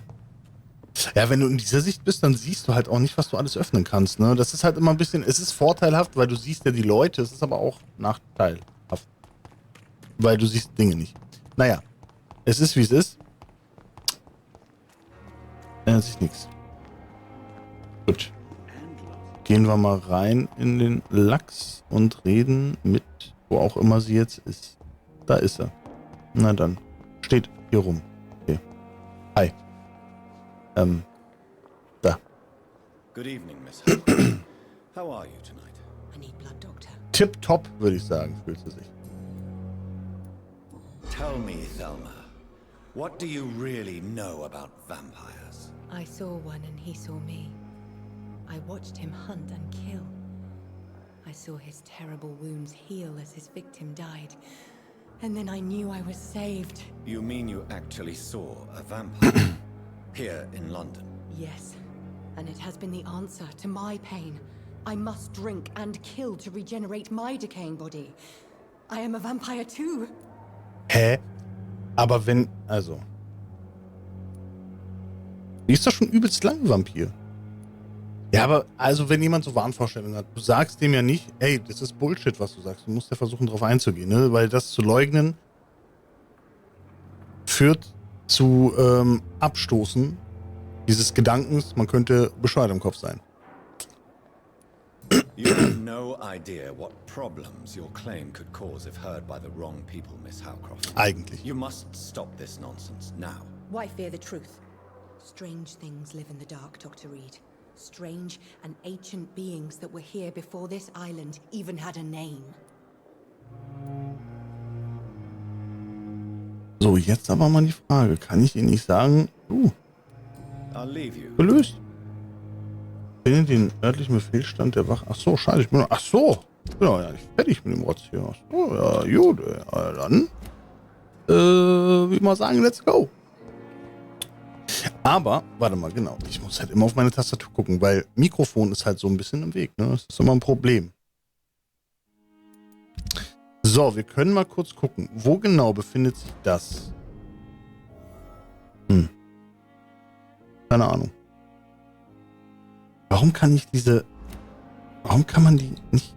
Okay, weiter unten, also ganz andere Richtung. Ja gut, dann gehe ich erstmal zu dem Stand und würde sagen, danach gehen wir zur Apotheke, dann machen wir Hauptquest weiter. Ist für mich jetzt einfach sinnvoller. Und dazu muss ich erstmal gucken, wie komme ich hier raus. Hier, zack, zack, zack, okay. Läuft. Ach so, stimmt. Warte mal kurz. Kann ich mit Mutti nochmal reden? Hat die irgendwas zu sagen? Good evening, Doctor. Nein? Ja. Your son wished to die, Beatrice. Why did you hide such crucial information? Are you not aware suicide is a crime? Mortimer could be thrown in jail. I can't let that happen. I won't. I understand you fear the legal consequences, Mrs. Goswick. But don't you realize your silence significantly affects your son's case? All my son needs is help and comprehension. Not judgment and punishment for what he may or may not have done. Ja, aber darum geht's ja auch gar nicht. Wir müssen dem ja helfen irgendwie. Goodbye, Mrs. Goswick. Ne? Und da müssen wir das schon wissen, was abgeht. Good evening, Mr. Goswick. I'm okay.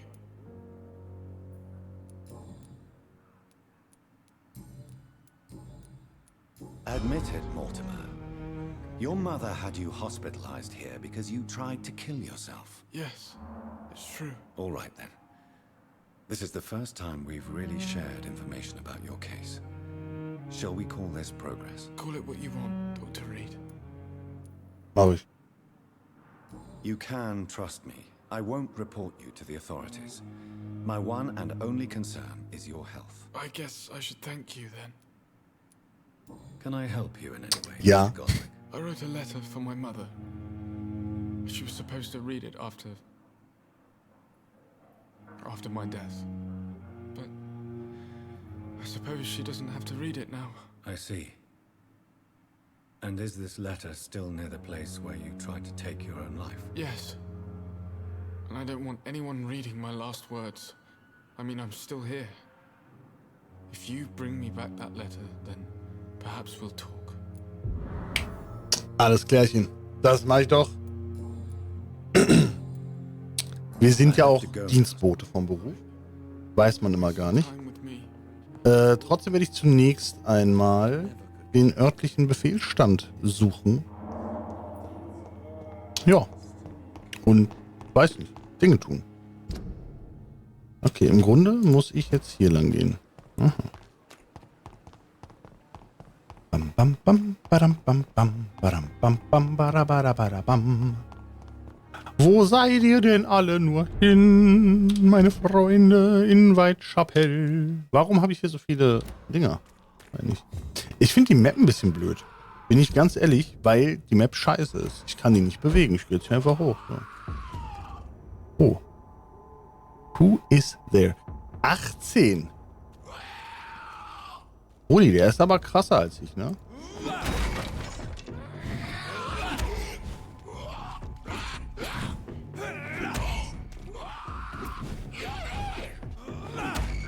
Also, Kämpfe laufen ja immer gleich ab.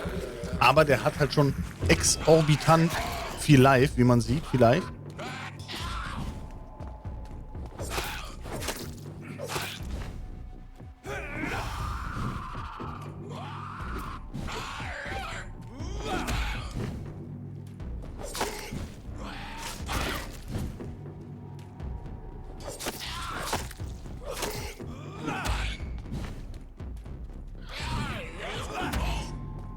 Der hat aber echt viel Life, ne? Krass.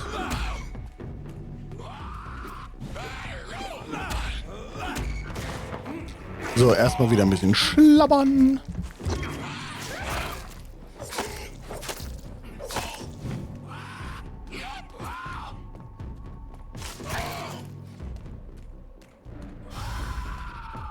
Na, komm.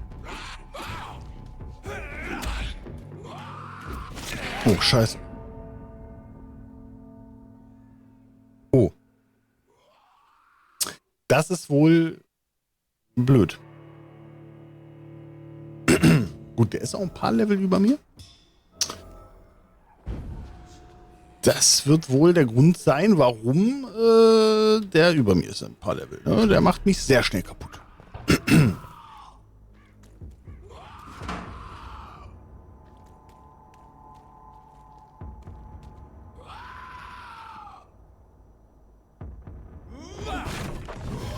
Brauchen wir ein bisschen mehr Concentration hier. Also treffen soll er mich vielleicht nicht. Das wäre ganz geil. Möchte ich auch nicht so unbedingt.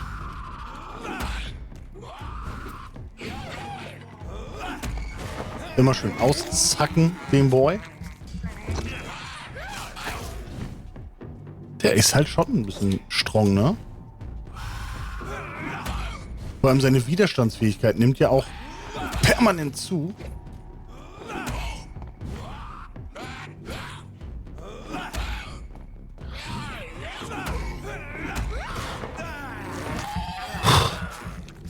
Also zweimal treffen reicht, ne?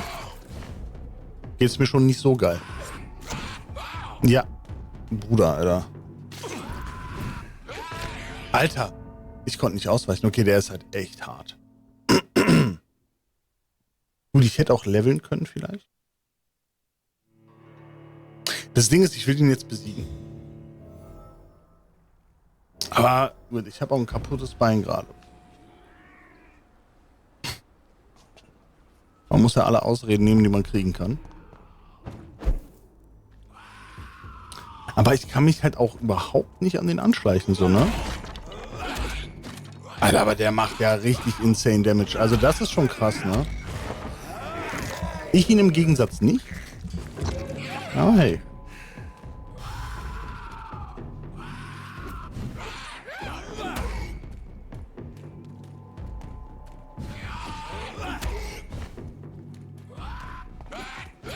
Schade eigentlich, weil ich habe ihn ja schon gut runtergekloppt, den Boy, ne?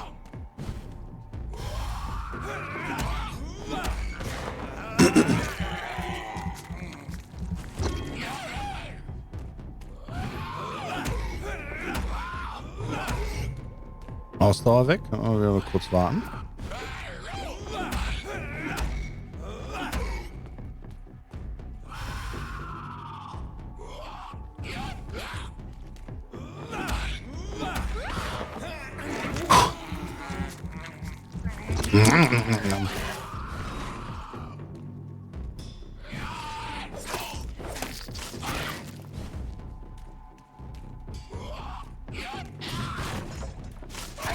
Also selbst das macht bei dem ja kaum Damage. Also. Oh, das war knapp. Das war richtig knapp. Also wenn ich den besiege, ist geil.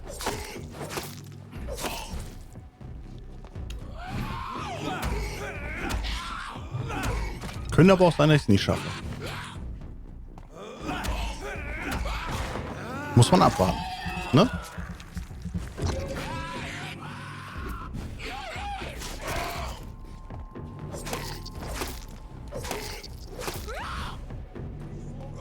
Okay, jetzt eigentlich nur noch kurz chillen. Und das war's. Puh. Notiz der Wet Boot Boys. Geiler Name an der Stelle. Ich glaube, ich habe in Whitechapel jemanden gefunden, den wir für die Boys gebrauchen können. Sein Name ist Albie. Er ist dumm wie Brot, aber zäh. Er sollte einige Medikamente für den Schwarzmarkt besorgen, um sich zu beweisen, und hat schnell und zufriedenstellend geliefert. Bei unserem nächsten Treffen werde ich ihm verkünden, dass er nun ein Wet Boot Boy ist. Sofort den, was? Anführer erhält. Hä? Da hat irgendjemand, oder? Geredet. Gucken wir mal kurz nach hier. Geht ab.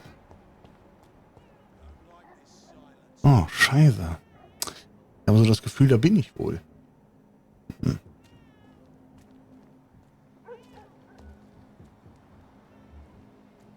This one's mine!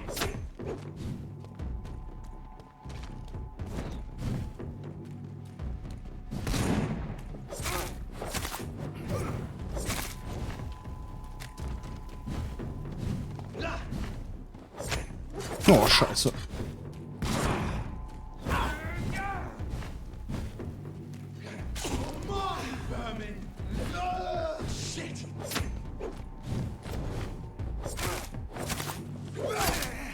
Ja, das ist kacke.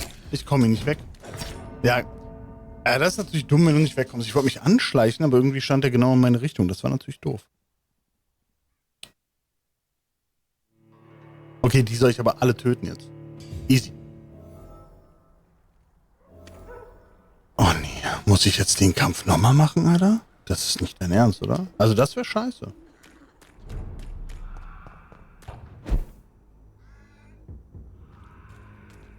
Nee, okay, den Kampf habe ich. Ah, easy. Ich muss halt nur, warte mal.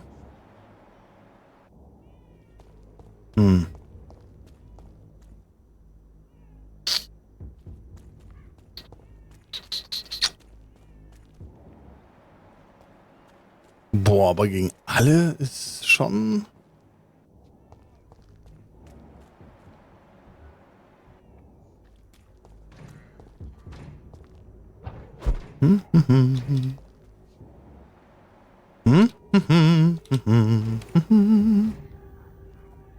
Aber wir gucken erstmal hier drin. Oh, ein bisschen Geld. Nehmen wir mit.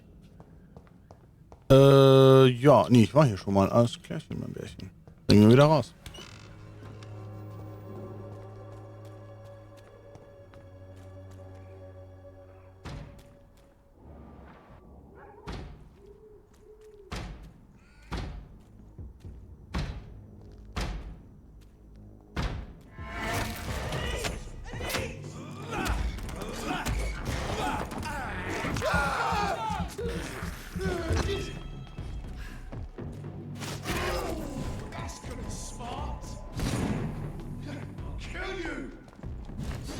LOL.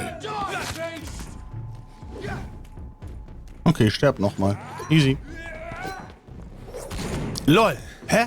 Das war... Alter, okay, dieses ist... Alter. Das ist halt richtig kacke. Das ist scheiße. Das muss ich ja ehrlich sagen. Das ist ja echt scheiße. Beim Bewegen fokussiere ich mich immer auf jemand anderen. Das ist natürlich ein bisschen doof. Na gut, dann kann ich einfach drauf. Warum drehe ich mich? Das nervt. Ich mag das, dieses nur mit der Maus, schwierig. Ich würde das gern anders lösen, weil das nervt ein bisschen, dass du dich dann, wenn du dich zur Seite bewegst oder so, halt jemand anderen anvisierst. Das ist ja total blöd. Naja. Ach so, warte mal. Habe ich vielleicht eine bessere Waffe?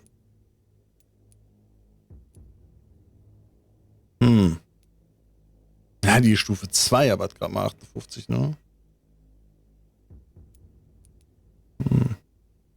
Naja, das ist schon die beste Waffe, die ich habe. Das Ding ist die Feuerwaffe. Vielleicht bringt die mir irgendwas. Okay, wir probieren es einfach mal.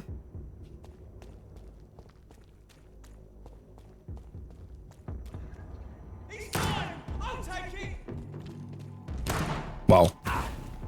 Hä? Sag mal, wie weit kann der denn bitte werfen?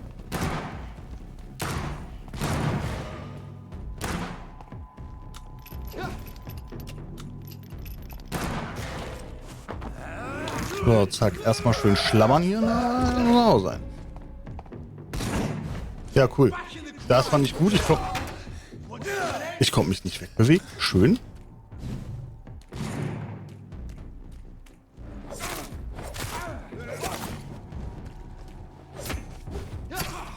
Hä? Das war total dumm. Okay.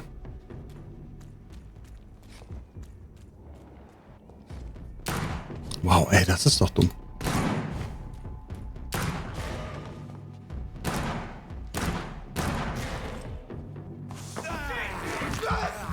So, dann kann ich mich erstmal vielleicht noch einmal heilen. Ich habe mich verdrückt.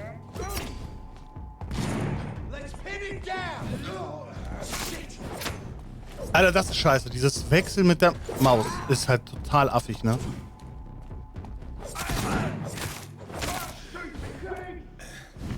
So, wieder da und gehe direkt wieder um zu The Expanse zu schauen, wo da eigentlich nicht schon wieder durch aber einen Fehler gemacht, damit anzufangen. Jetzt bin ich... I know what you fucking mean, ne? Ist halt aber auch eine geile Serie. Ich müsste die eigentlich auch nochmal schauen. Gute Nacht, Freunde. Es wird Zeit für mich zu gehen.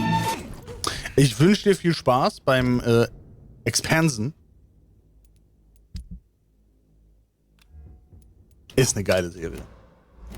Muss ich auch nochmal mir reinziehen irgendwann. Definitiv. Ja. Hätte man gar nicht gedacht so, wenn man sich die anguckt. Das ist ja eine relativ... Weiß nicht. Es ist halt so ein Low-Budget-Ding, ne? Aber übelst nice gemacht, das Ding. Richtig gut. Ah, endlich ist er tot. Ja, aber vielen Dank fürs Dasein, fürs Lurken. Viel Spaß. Gute Nächte.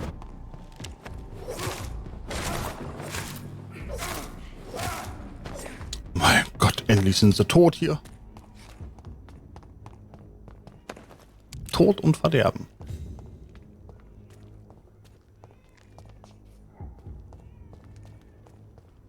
Viel Spaß.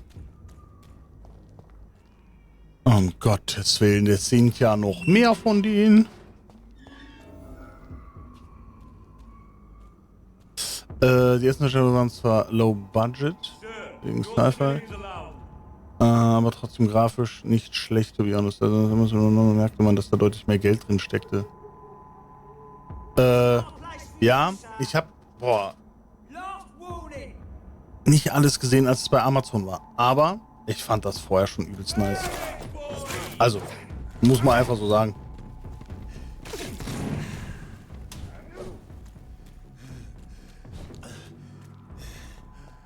Scheiße. Komm ich nicht mehr weg. Okay, ich bin gleich tot.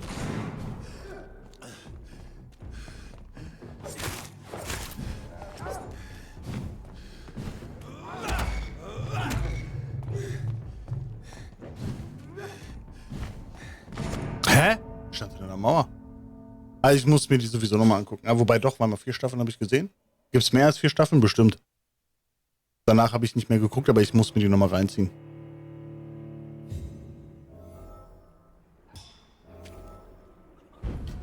Oh, den ganzen Weg nochmal laufen.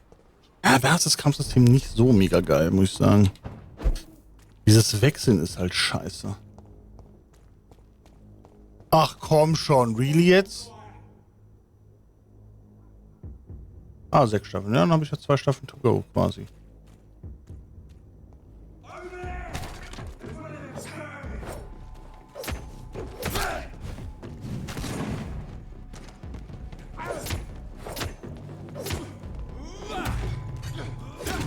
Ach, come on, Alter. Ey, dieses Wechseln ist so dumm.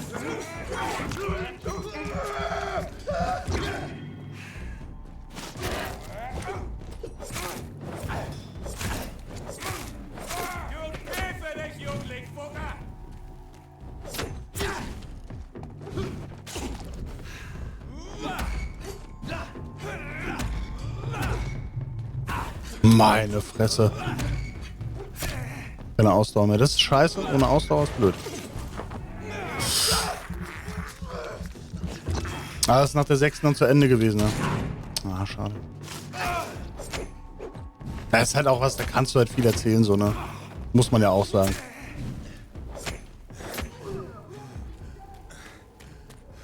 I'm burning.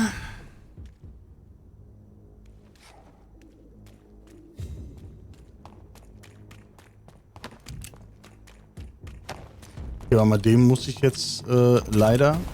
Alter, der hat mich überhaupt nicht getroffen, der Sack. Ey.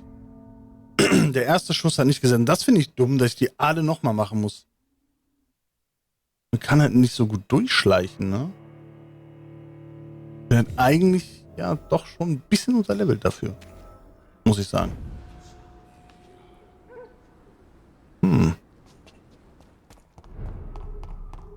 Was soll ich hier eigentlich machen in der Mission? Ich weiß ehrlich gesagt nicht so.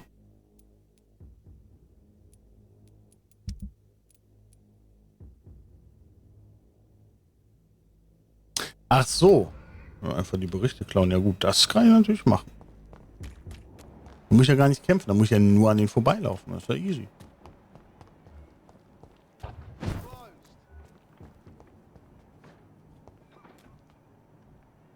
Ich muss da halt... Ja, muss da halt nur hin. Irgendwie. Ist ja nicht so einfach, weil ich kann ja nicht überall einfach drauf. So, ne?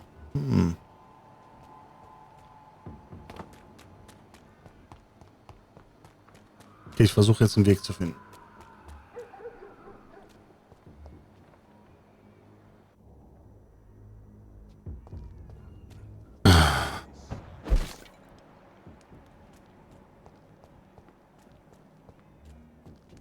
Da ist einer, aber da will ich nicht hin. Hier lang. Gehe ich mal von aus, das Blut. Wird schon richtig sein. Oder? Hä?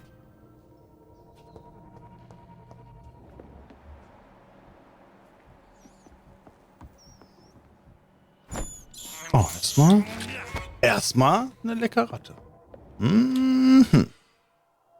Einen Bürger retten. Achtung, der gefährdete Bürger überlebt die nächste Nacht vielleicht nicht. Sieh mal nach ihm. Wo ist er denn? Bei mir? Nee.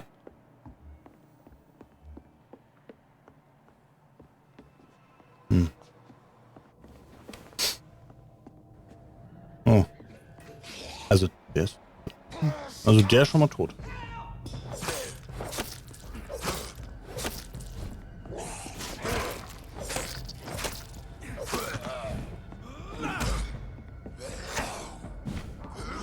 Wow.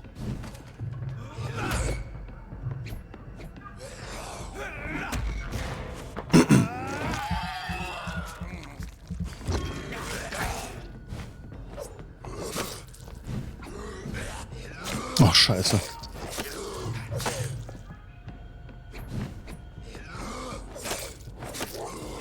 So. Gut. Moment. Mr. Bates muss aufhören. Seit Monaten, vielleicht sogar seit Jahren, beutet aus Cadogan Bates aus. Ach, uns. Mr. Bates muss aufhören, wenn wir mehr Geld und bla bla bla bla bla. Irgendwas krasses auf jeden Fall. Heftig. So, wir gehen hier runter, wir gucken jetzt.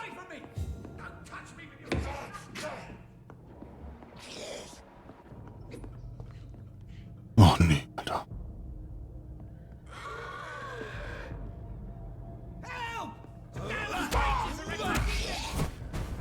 Oh, scheiße, der hat ja irgendwelche Specials.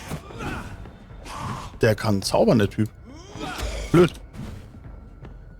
Okay, jetzt ist er da hinten, das bringt natürlich... Alter, okay, der kann aber richtig hart zaubern, ne?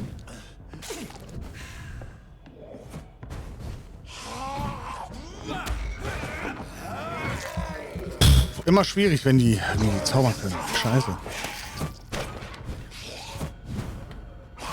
Hä? Okay, der kann sich ja nicht nur beim Porten, der portet sich auch einfach so. Nice.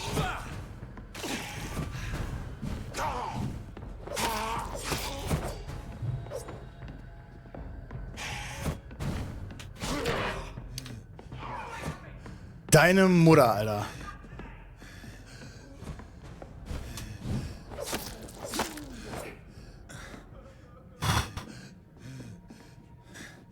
Das war aber jetzt gefährlich.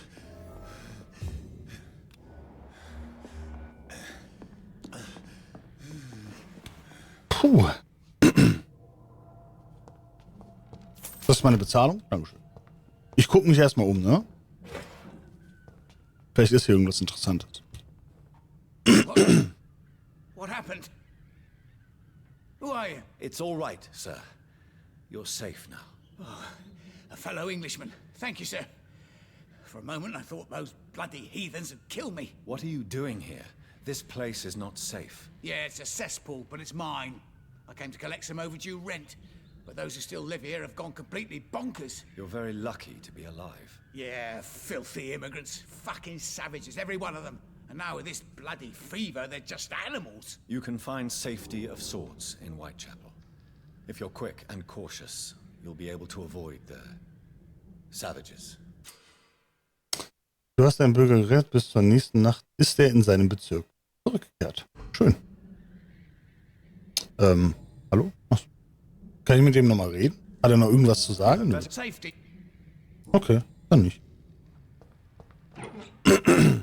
Gut, na dann haben wir doch schon mal jemanden gerettet. Nice. Das Problem ist, ich habe jetzt eine Arschkarte. Ich sage wie das, ne? Not so gut. Also not so really gut, ne? Naja, den haben wir gerettet. Ich gehe jetzt runter. Ich muss ja eigentlich was ganz anderes machen.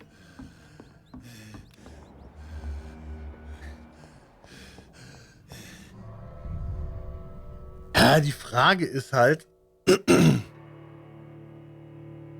wie komme ich an den vorbei?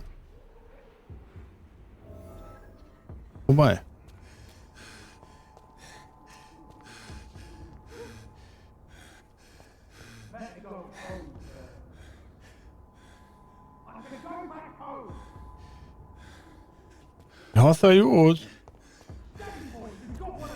Hilfe! Da komm ich nicht hoch, scheiße.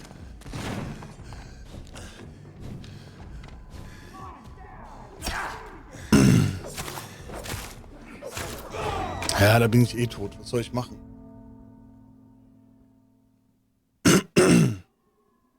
Okay, da durchkommen. Ich glaube eher nicht, ne? Momentan. Okay. Dann würde ich sagen, wir beugen uns dem Ganzen mal.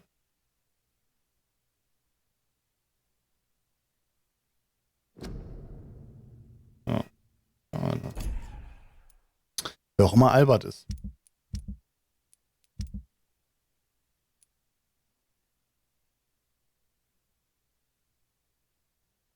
Okay, wir gucken, wo ist das?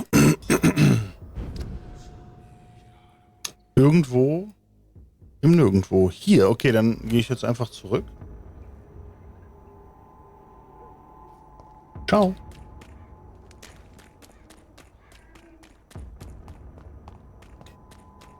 Weil ich glaube, das hier ist noch einfach zu strong. Da werden wir wohl nicht glücklich mit. Ja, da kann ich auch außen lang. Muss ich hier lang? Ja, ne? Muss ich schon sagen. Eher hier? Ja, perfekt. Dann holen wir uns den Brief, dann gehen wir zur Apotheke und dann können wir hier ein bisschen was machen, denke ich. Irgendwie so wird schon sein. So kenne ich euch? Ja, bestimmt, ne? Clay Cox. Ach, da ist er. Ich muss auch mal anfangen, ein paar Sachen herzustellen, damit ich den Leuten helfen kann.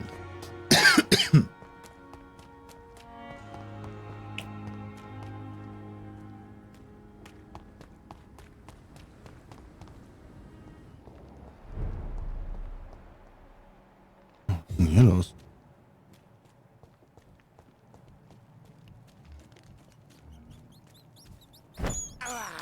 Aha. Alter, die sind alle Level 10, Lul. Warum? Was ist da los? Kann das sein?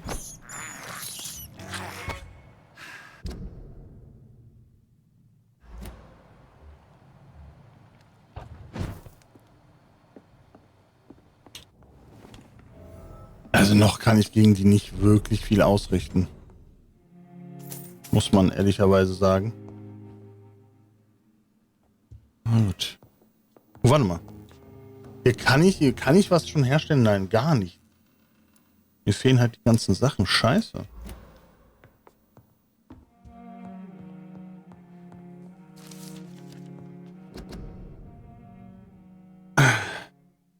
Vampire erschaffen ihre verdorbenen Abkommen mit Blut. Wir alle wissen das. Manche von uns haben es sogar mit angesehen. Aber was geht dabei wirklich vor sich? Ist das die einzige Art für Vampire, sich zu vermehren? Schauen wir auf das, was wir bereits wissen. Wenn ein Vampir ein Abkommen erschaffen will, beißt er nicht, sondern er gibt ihm etwas von seinem eigenen Blut. Die meisten Opfer sterben, wenn sie gebissen werden, aber manche überleben und werden selbst zu Blutsaugern. Dies geschieht nur, wenn sie sich auf die eine oder andere Weise an das Vampirblut anpassen. Es ist nicht der Biss des Raubtiers, sondern sein Blut, das das Opfer ansteckt, wenn es die Qualen der Verwandlung überlebt.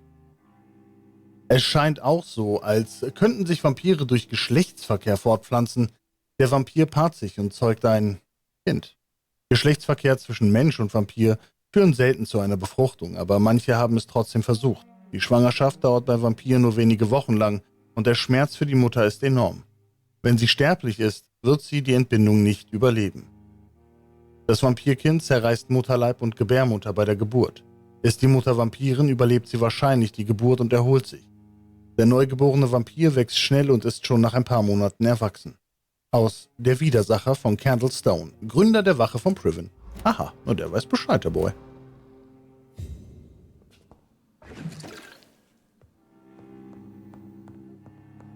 It's locked. Warum?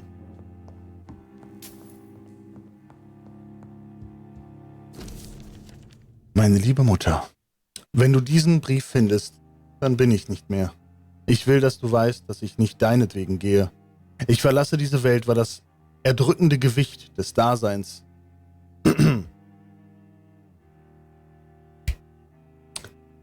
in diesen Zeiten zu viel für mich ist. Manchmal fühle ich mich, als wären Baudelaires Verse als Echo meines eigenen Herzens geschrieben worden. Die Wolken niedrig und flach wie ein Deckel senken, sich auf den Geist, der ersäuft, unter Leidesmacht, den ganzen Himmel verhüllen sie und beschenken, mit schwarzem Tage, der trauriger ist wie die Nacht. Ah ja, naja, dann. Es ist so wunderschön, wie es schmerzhaft ist, Mutter. Ich kann nicht noch länger leiden. Ich möchte nicht, dass du mich umzustimmen versuchst, denn es würde das Unvermeidbare nur herauszögern. Würde es dir gelingen, meinen ersten Versuch zu verhindern, ich würde es erneut versuchen. Lebe wohl. Dein Sohn, Mortimer. In this letter, Mortimer Ah, Gosling ja. does nothing to hide his desire to die. I could give it to him. Ich werde ihn wahrscheinlich auch zurückgeben. Ey, das ist sein Ding. Ich finde es, naja, aber muss er wissen. Ne? Sagen wir mal ehrlich. Das hier unten, die Docs. Okay.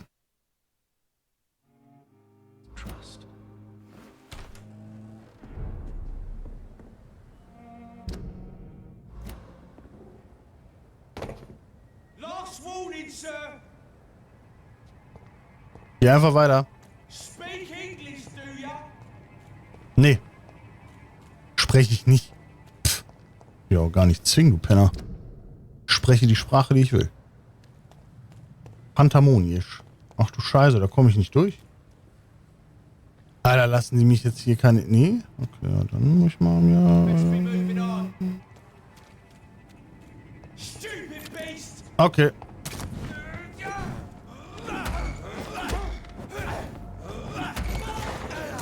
Dann machen wir die Head platt.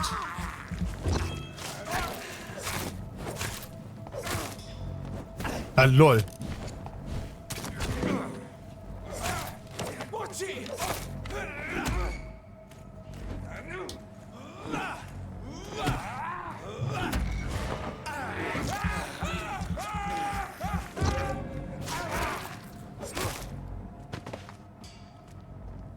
Dann machen wir das so, auch okay. Auch okay. Irgendwo da ist die Apotheke. Aha. Was haben wir denn hier? Mhm. Ach du Scheiße. Da sind... Interessiert euch nicht. Okay. Naja, dann nicht. Best stay back, sir. See them fancy clothes? Drop that leaf, boys! Filthy fucking bitch! Lol.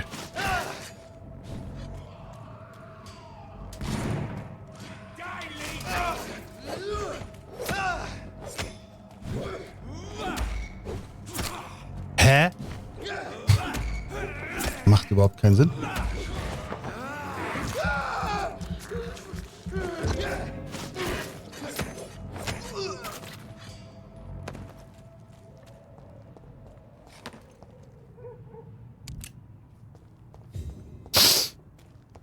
Mhm. Okay, wie komme ich da jetzt hin? Irgendwie? Hm?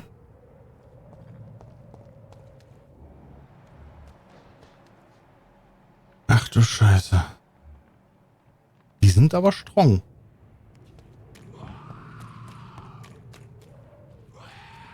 Werden Zeit. Weil die muss ich, glaube ich, töten.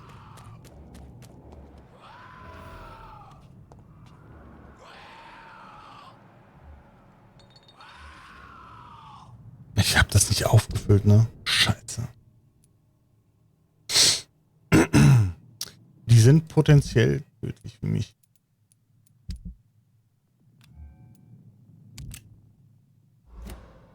Okay, ich habe 5 Schuss.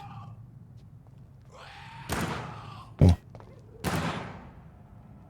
Ach du Scheiße.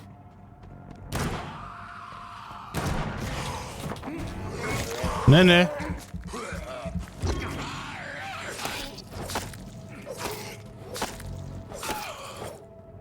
You and me, boy. You and fucking me.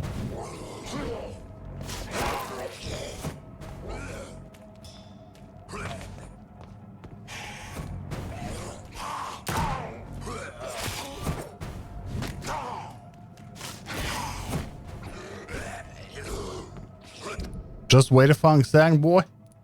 Muss mal ganz kurz hier was wechseln, weil jetzt habe ich ja das nicht mehr. Ich brauche das. Weil das ist schon useful.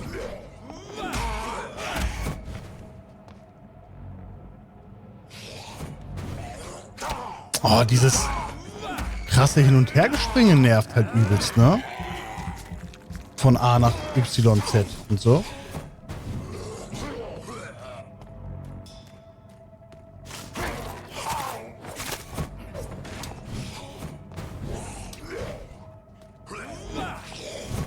Och, jetzt hat er widerstanden, die Sau, natürlich.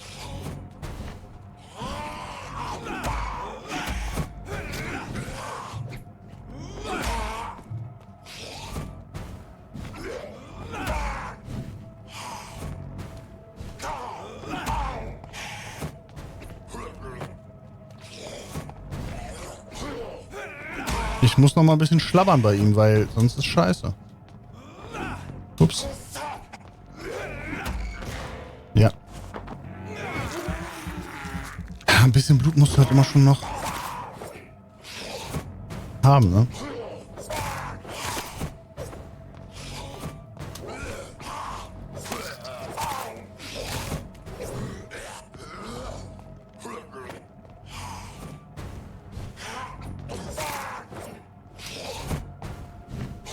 Ah, lol.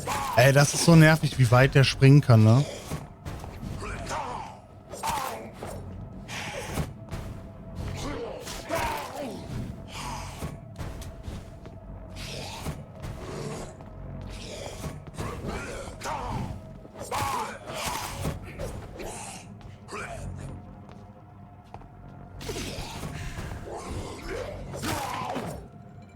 Puh. Hat er nicht? Oh. Was? Ach komm. Dein Ernst jetzt? Das war ein krasser Dude, Alter. Der hat gar nichts? Bestellt von Dr. Thoreau, Strickland, Pembroke Hospital, Liste der Zustände und Substanzen. Lachrymar papaveres, medizinisches Opium, Natrium, Hypochlorid, Kalium, Permanganganat. Gang. Yes. Ach, das. Einfach weg. Mal läuft. Okay. Ja, dann haben wir doch hier mal aufgeräumt, möchte ich meinen. Ja. Dann. Okay, warte. Kurz gucken. Habe ich jetzt noch was ich machen kann? Das muss ich abgeben, das muss ich abgeben. Das kannst du vergessen. Das ist, nope. Das kannst du auch vergessen. Safe. Okay. Die kann man retten, wenn ich die Sachen hätte. Habe ich momentan nicht. Also geht's erstmal zurück ins Krankenhaus.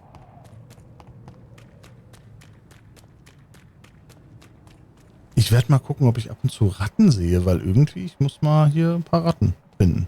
Ne? Wäre schon günstig. Auch. Oh. Nö. Ja, wobei die könnte man. Theoretisch könnte man die tatsächlich, aber muss ich? Das ist ja auch die große Frage. Ich möchte eigentlich gerne hoch.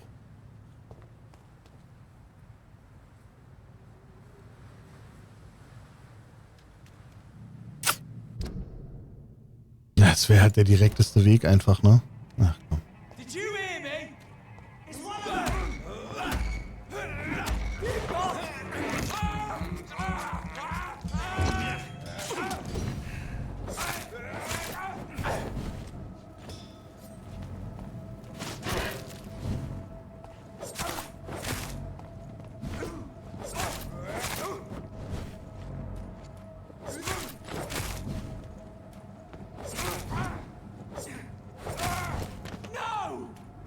Doch. Tatsächlich schon.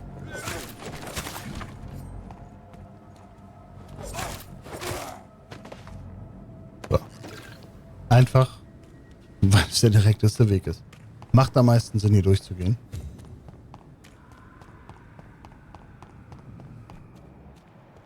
Na, irgendwie habe ich Schreie gehört, aber ich ignoriere die jetzt einfach.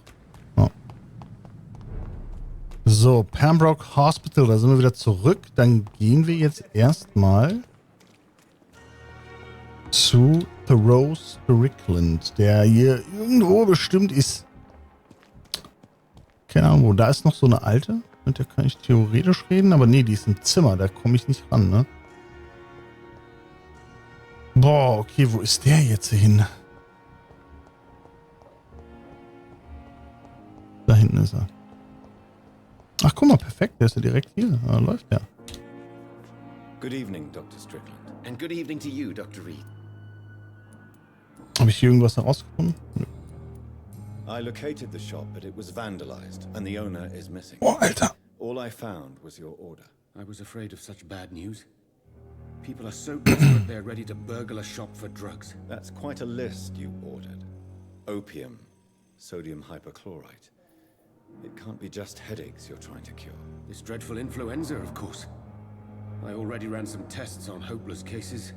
Without success, I must admit. Do you realize you could create a lethal poison without the correct dosage?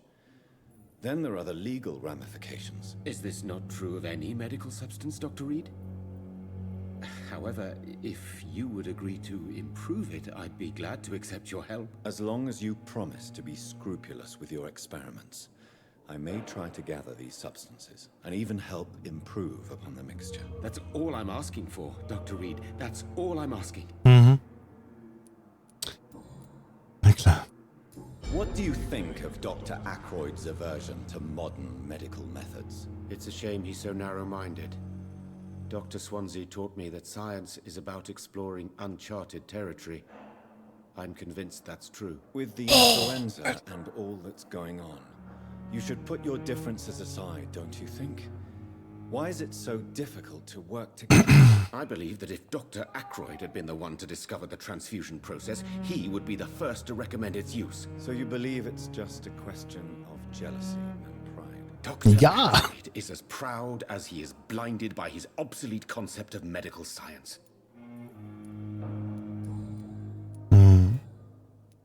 I want to know about these secret tests you run, and if they can save people from this epidemic. Speak to me now, Thoreau. I know I may sound presumptuous, but I'm just following your steps, Dr. Reed. I'm casting away the shadows of ignorance by daring to face them. Self-confidence is essential in our line of work, my young colleague, but only if tempered with the correct amount of cynicism. But you never doubt yourself, Dr. Reed. I've read all your articles and books. You performed the most daring research during the war. Ey. Ich bin dabei. You have my support, Dr. Strickland. I know exactly what it feels like to battle an unknown disease with only your mind and force of will to help you. Thank you, Dr. Reed. You don't know what that means to me. Okay. Aber jetzt reicht's auch, ne? Jetzt mit dem Eiergelecke. Goodbye, Dr. Gut. Besorge die Nährstoffe und fertige das Medikament an. Bringe Einheit Natriumhypochlorid zu der medizinischen Arbeitstisch. Habe ich, glaube ich, alles gar nicht. Naja. Da machst du letztlich auch nichts. Wir gehen mal ganz kurz hoch. In mein Büro. Vielleicht kann ich mit ihm auch gleich nochmal reden. Okay, ey. Er ist mit seinem Serviettentango noch nicht durch. Alles klar. Oder Taschentuch-Tango, kann man auch sagen. Geh mal kurz an meinen Tisch. Ich hab das nicht, ne? Ich kann ja, warte mal, Pillendose. Chemie, Protein, ah ja. Wiederverwerten. Wiederverwerten. Wiederverwerten. Eisen, jawohl. Guck, zack, jetzt habe ich 16 Stück. Kann man natürlich verkaufen, aber ich werde das erstmal alles so ein bisschen auseinanderballern. Federschraube, Schmiermittel. Ja, komm. Zack.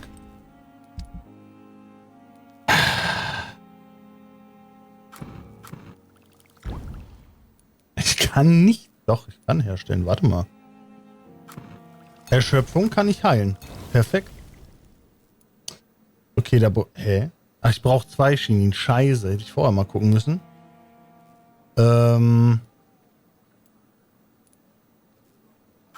Das kann ich. Erkältung. Das ist gegen Erschöpfung. Das geht. Blutarmut, Blutvergiftung, Lungenentzündung, Bronchitis kann ich nicht. Da fehlen mir noch ein paar Sachen. Aber Erkältung. Ich habe ja schon Leute gehabt mit Erkältung und Erschöpfung. Denen kann ich das hier theoretisch geben. Ich kann hiervon noch eins machen. Mache ich auch. Okay.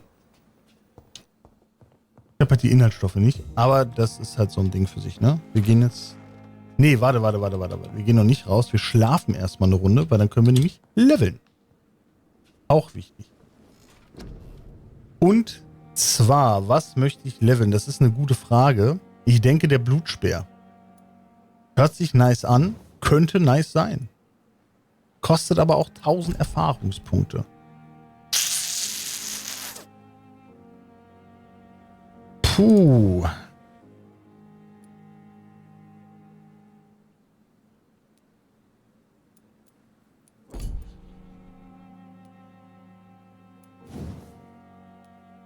Mehr Gesundheit nehme ich erstmal.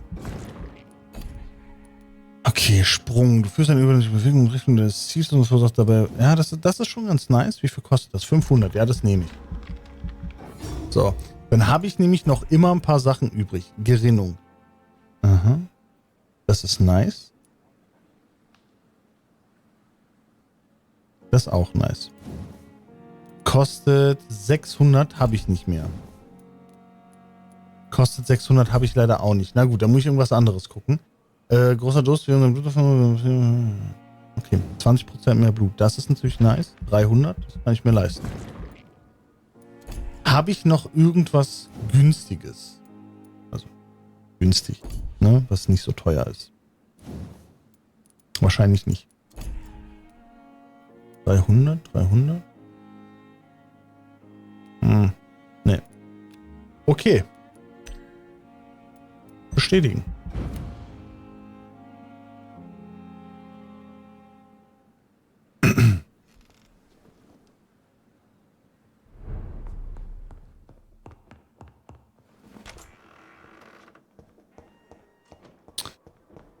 Okay, pass auf. Wir hatten... Wo ist er denn? Stimmt, dem... Ach, ich bin auch blöd. Wir haben doch noch den Brief. Den hätte ich doch ab... Habe ich den schon? Nee, habe ich nicht. Ich habe den noch nicht abgegeben. Das ist doof. Weil tatsächlich hätte mir das ja was gebracht. Wo sind die denn jetzt hin, ey? Scheiße. Hier hinten durch, oder? Waren die? Ich glaube schon. Hä? Dieses Krankenhaus ist aber verwirrend. Wenn ich das mal so sagen darf. Wo sind die hin? Ach, hier. Dann gebe ich ihm nämlich den Brief.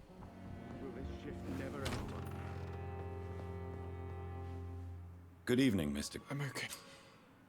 Moment. Drücke E, um den Gesundheits... Ah, okay. Das können wir sofort machen. I've read your letter, Mortimer. You wrote about an unbearable feeling of despair while the world crumbles around you. Tell me more about it. There's nothing more to say, really. It's hurtful, it's unbearable, and I don't ask anyone to understand what I feel.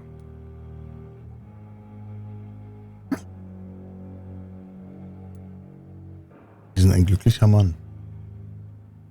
Das verstehe ich nicht. Don't you see how lucky you are? You're rich, you're in good health, and you have a loving mother. Aber das ist nicht alles, ne? Muss es so mal sein. Na gut, pass auf. I have retrieved your letter, Mr. Goswick. I can assure you that nobody read it but me. Thank you. This is for you, then. For your help. And for your silence. I think you should talk to your mother. It would be good for both of you. Thank you, Dr. Reed. Ja. I'll think about Na klar, Digi. Kein Thema. 100 Schillinge. Oder? I have to go. Ich mal kurz gucken. Den kann ich aber heilen, ne? Good evening, Mr. I'm okay. Do you need any help? I'm afraid I may, sir. I don't mean to be a burden. You are not a Ja. burden, sir. Healing Ich is hab's my ja. responsibility. And you have my gratitude for that. Haben wir dir nämlich schon mal I have geholfen? to go now, sir. Einfach weil wir es können. But don't hesitate to contact me if you need. So, weil jetzt... Na? Und so kann man hier natürlich... Oh, was ist das denn? Jemand Unbekanntes. Aha. Na gut. Und immer wenn wir das jetzt sehen, ein paar Leuten können wir tatsächlich helfen. Nicht allen, aber ein paar. Achso, mit ihm muss ich auch noch reden, oder was? Nee? Nee? Good evening, Dr. Tibbets. Dr.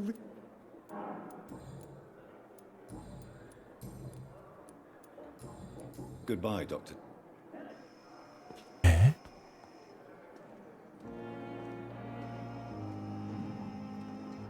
Good evening. Oh, scheiße. Entschuldigung. Goodbye, Dr. Tibbets. Wollte ich nicht. Na gut. Hier haben wir anscheinend erstmal keine, mit der kann ich nicht reden. Da ist irgendjemand gewesen, den kannte ich noch nicht. Aber wo? Ah, hier.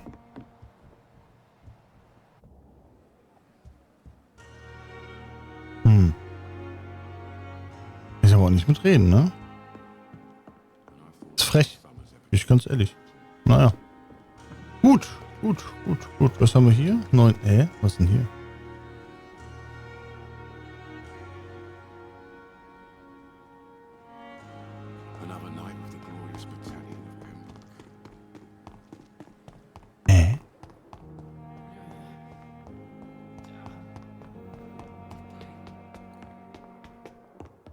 Ne, die sind beide unten, okay.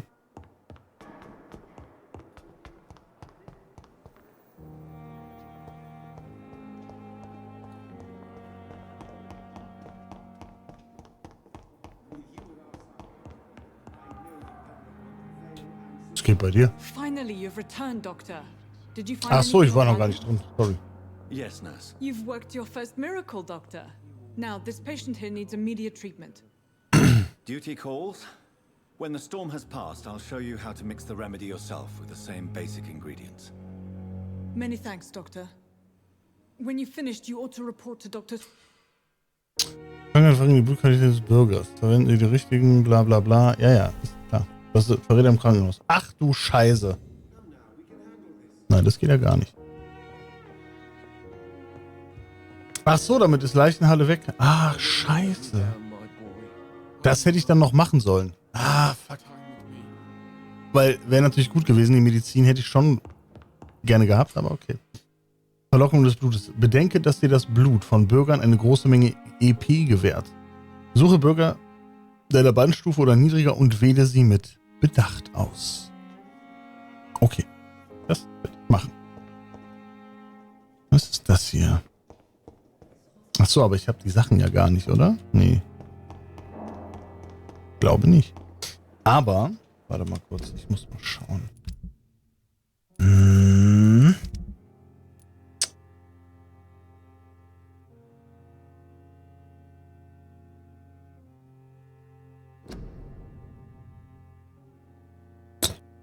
Ja gut. Kann ich halt noch nicht, ne? Was soll ich machen? Der eine Erkältung. Weiß ich nicht, was der hat. Der ist einfach nur dumm. Wie wir gelernt haben. Okay, ich gehe mal ganz kurz nochmal in mein Büro, danach zu Swansea. Mal gucken, was der von mir will. Weil ich habe ja noch ein paar Erfahrungspunkte. Ich könnte jetzt natürlich nochmal leveln. Aber an meinen Tisch bringt mir das auch nichts, ne? Was denn hier eigentlich? Strickland's project could be dangerous. I have a mind to report him to Dr. Aykroyd. Ach, so. Ja, ein Placebo macht er. Ja, okay. Okay.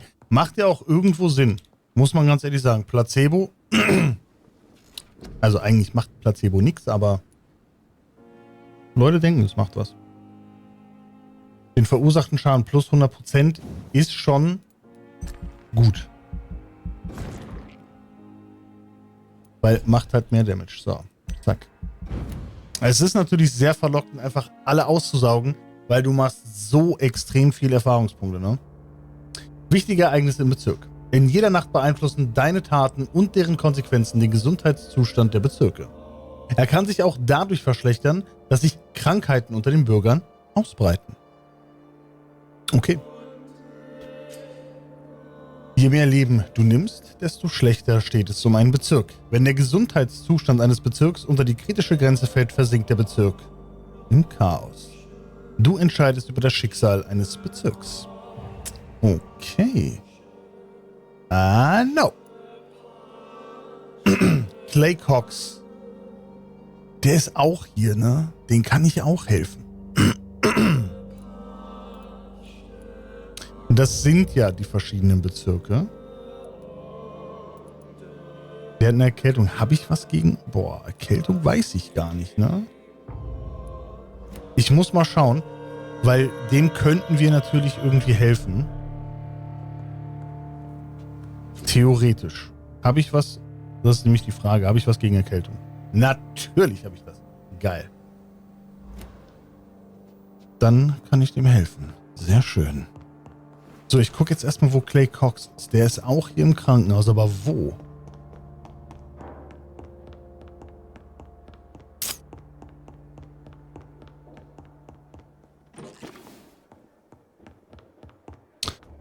Ich versuche mal darauf bedacht zu sein, allen Leuten hier irgendwie zu helfen.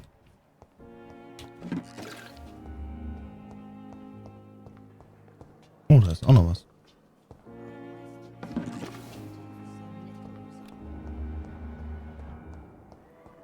Klappt natürlich nicht mit allen. Ich glaube, Clay Cox ist hier, oder? Clay's Cock müsste hier sein. Denke ich. Aber wo? I don't know. I cannot enter. Warum nicht? Möchte da rein. Da ist er nicht. Okay. Boah, Clay Cox, wo bist du?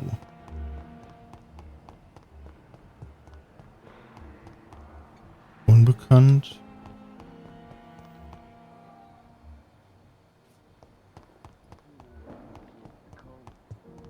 Ist das nicht der Dude, den ich unten gefunden habe?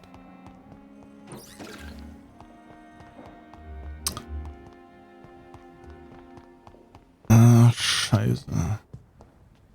Es wäre so geil, wenn ich die finden würde einfach. Das wäre halt nice, ne? Ach so, stimmt. Thoreau oder ihm. Ich bringe das ihm, weil ich habe ja gesagt, ich unterstütze den auf jeden Fall. Dementsprechend helfe ich dem jetzt schon natürlich. Also, ich halte natürlich mein Wort. Ich muss den jetzt nur finden. Ja, irgendwo musste er sein, der Doktor. Doktor. Was ist eigentlich mit ihm, Alter? Good evening, Mister. Dr. Reed, is it? What do you mean? You remained... Thank you, Mit dem habe ich noch gar nicht How geredet. did you end up in William Bishop's den? I had received Oder? alarming news about his recent behavior. I went to his place and he refused to let me go. Why did he abduct you? William was an alcoholic. His addiction suddenly changed to blood. I don't know why. Just like a patient I met here. This Miss Hawcroft. You dared to enter this awful place alone. You're a hero, Mr. Hampton. Or a fool. I'm just a man trying to help his friends, Dr. Reed. William Bishop was a conflicted soul, searching for light. Oh. Do you know Tom Watts, the bartender from the Turtle? I met him before I found you in the canning factory. Tom? Yes, of course. Ach. Always the helping hand, good old Tom. Das Without ist... men like him, corruption and despair would have wiped out the East End long ago. People are still in despair. How could it be otherwise? The authorities have left us all to rot in this contagious nightmare. No drugs, no advice, nothing. It's a damn shame. Who should I avoid in this part of town, then? Any particularly evil figures? Not really. Most men and women are just doing their best. And it's not my habit to speak ill of people I know, Doctor. Löblich. The general situation in the East End docks. The situation has always been tough, with a lot of tensions between the gangs and the dockers' trade union. The wet boot boys are very nervous since they lost their leader. Who leads the gang now? Since Clay Cox went missing, it's his wife Edwina who runs the show, with the assistance of her minion, Booth Digby. Has the gang been threatening you? Ah, no. I've had this nickname for so long, you know, the sad saint of the East End. No one dares to bug a saint, not even criminals. What do you do for a living, Mr. Hampton? I can't help but notice the cross around your neck. I manage a night asylum for the poor and homeless of the docks. And I try to guide the lost and hesitant on the right path to our Lord. Are you a priest, Mr. Hampton? A deacon, maybe? Not at all, Doctor. I'm just a man of faith willing to preach the good word. Why didn't you use your cross against William Bishop? To repel him somehow? That's a very strange question, Doctor. A cross is no magical token, if that's what you were trying to say. Not mine, anyway. Man hätte es ja probieren können. Ne? Have you made friends since you arrived? Not really, but I recognize Miss Harriet Jones. I knew her when she lived by the docks. That poor woman had such a miserable life. You never came to see her here at Pembroke? Receiving visits when sick can be an important part of the healing process, you know. We're not just bodies. You're preaching to the converted now, Doctor. To be truly honest, I thought she was dead. She left the docks many months ago. How do you feel, Mr. Hampton? Medically speaking, I mean. I feel exhausted. Beyond exhaustion, actually. William drank so much of my blood in his madness. I feel empty. You're in good hands here. Dr. Swansea is well versed in blood transfusion, and I'm sure he'll take the best care of you. Thank you, sir.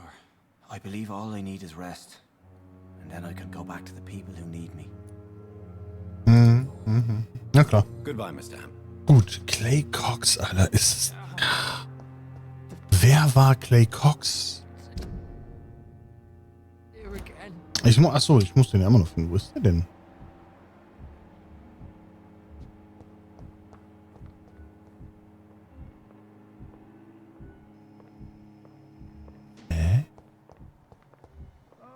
Da ist Rakesh.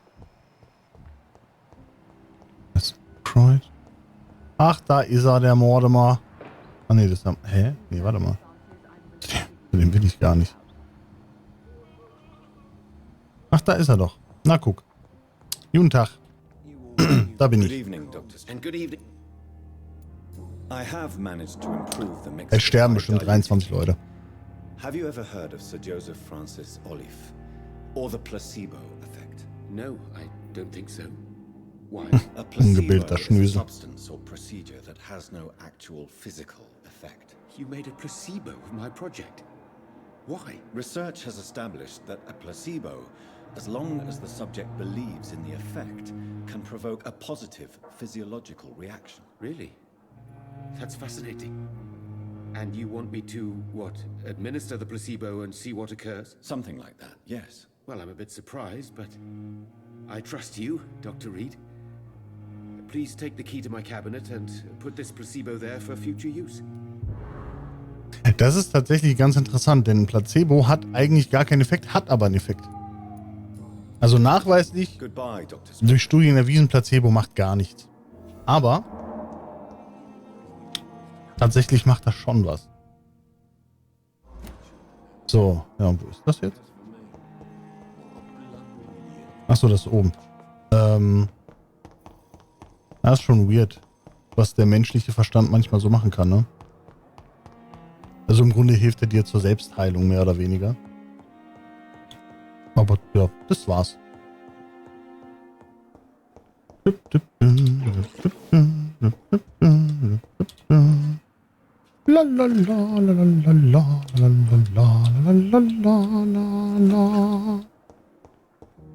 So, na dann. Immer rein in die gute Stube, oder was? Vielleicht können wir ja noch ein bisschen was wegsnacken. Man weiß nicht. Ja, ja, das machen wir gleich. Wir klauen erstmal da. Achso. Oh, der hat alles verschlossen. Oh, Geheimniskrämer. Naja. Untersuchung erfolgreich. Schön. Okay, meine Frage ist, wer war nochmal Clay Cox?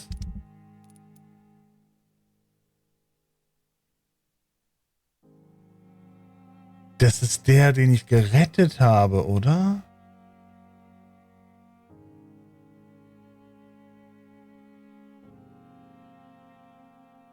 Ich glaub schon. Da gehe ich jetzt aber nicht nur deswegen jetzt extra hin, weil dafür ist mir der Weg ein bisschen zu schade gerade. Wir gucken, was er von mir möchte. Please, Jonathan, come in. Fascinating, is it not? In the last decade, so many mysteries have been brought to light with our microscopes. The human body, biology's penultimate frontier. The more we explore its boundaries, the less we're able to trace a clear line between life and death. You, my friend, have a foot in both countries. The view must be vertiginous. It's at least as vertiginous as chatting about vampires with you, I would say. This must be all so new to you. This area of town, the hospital, a brand new life. How stimulating it must be. I wish I could share your enthusiasm, Dr. Swansea, but my condition defies scientific categorization. Undead? Unalive? Immortality defies logic. I cannot express my thrill at this serendipitous turn of events. The world's most eminent specialist in blood transfusions, a vampire. One might say a gift from heaven. Ja, super.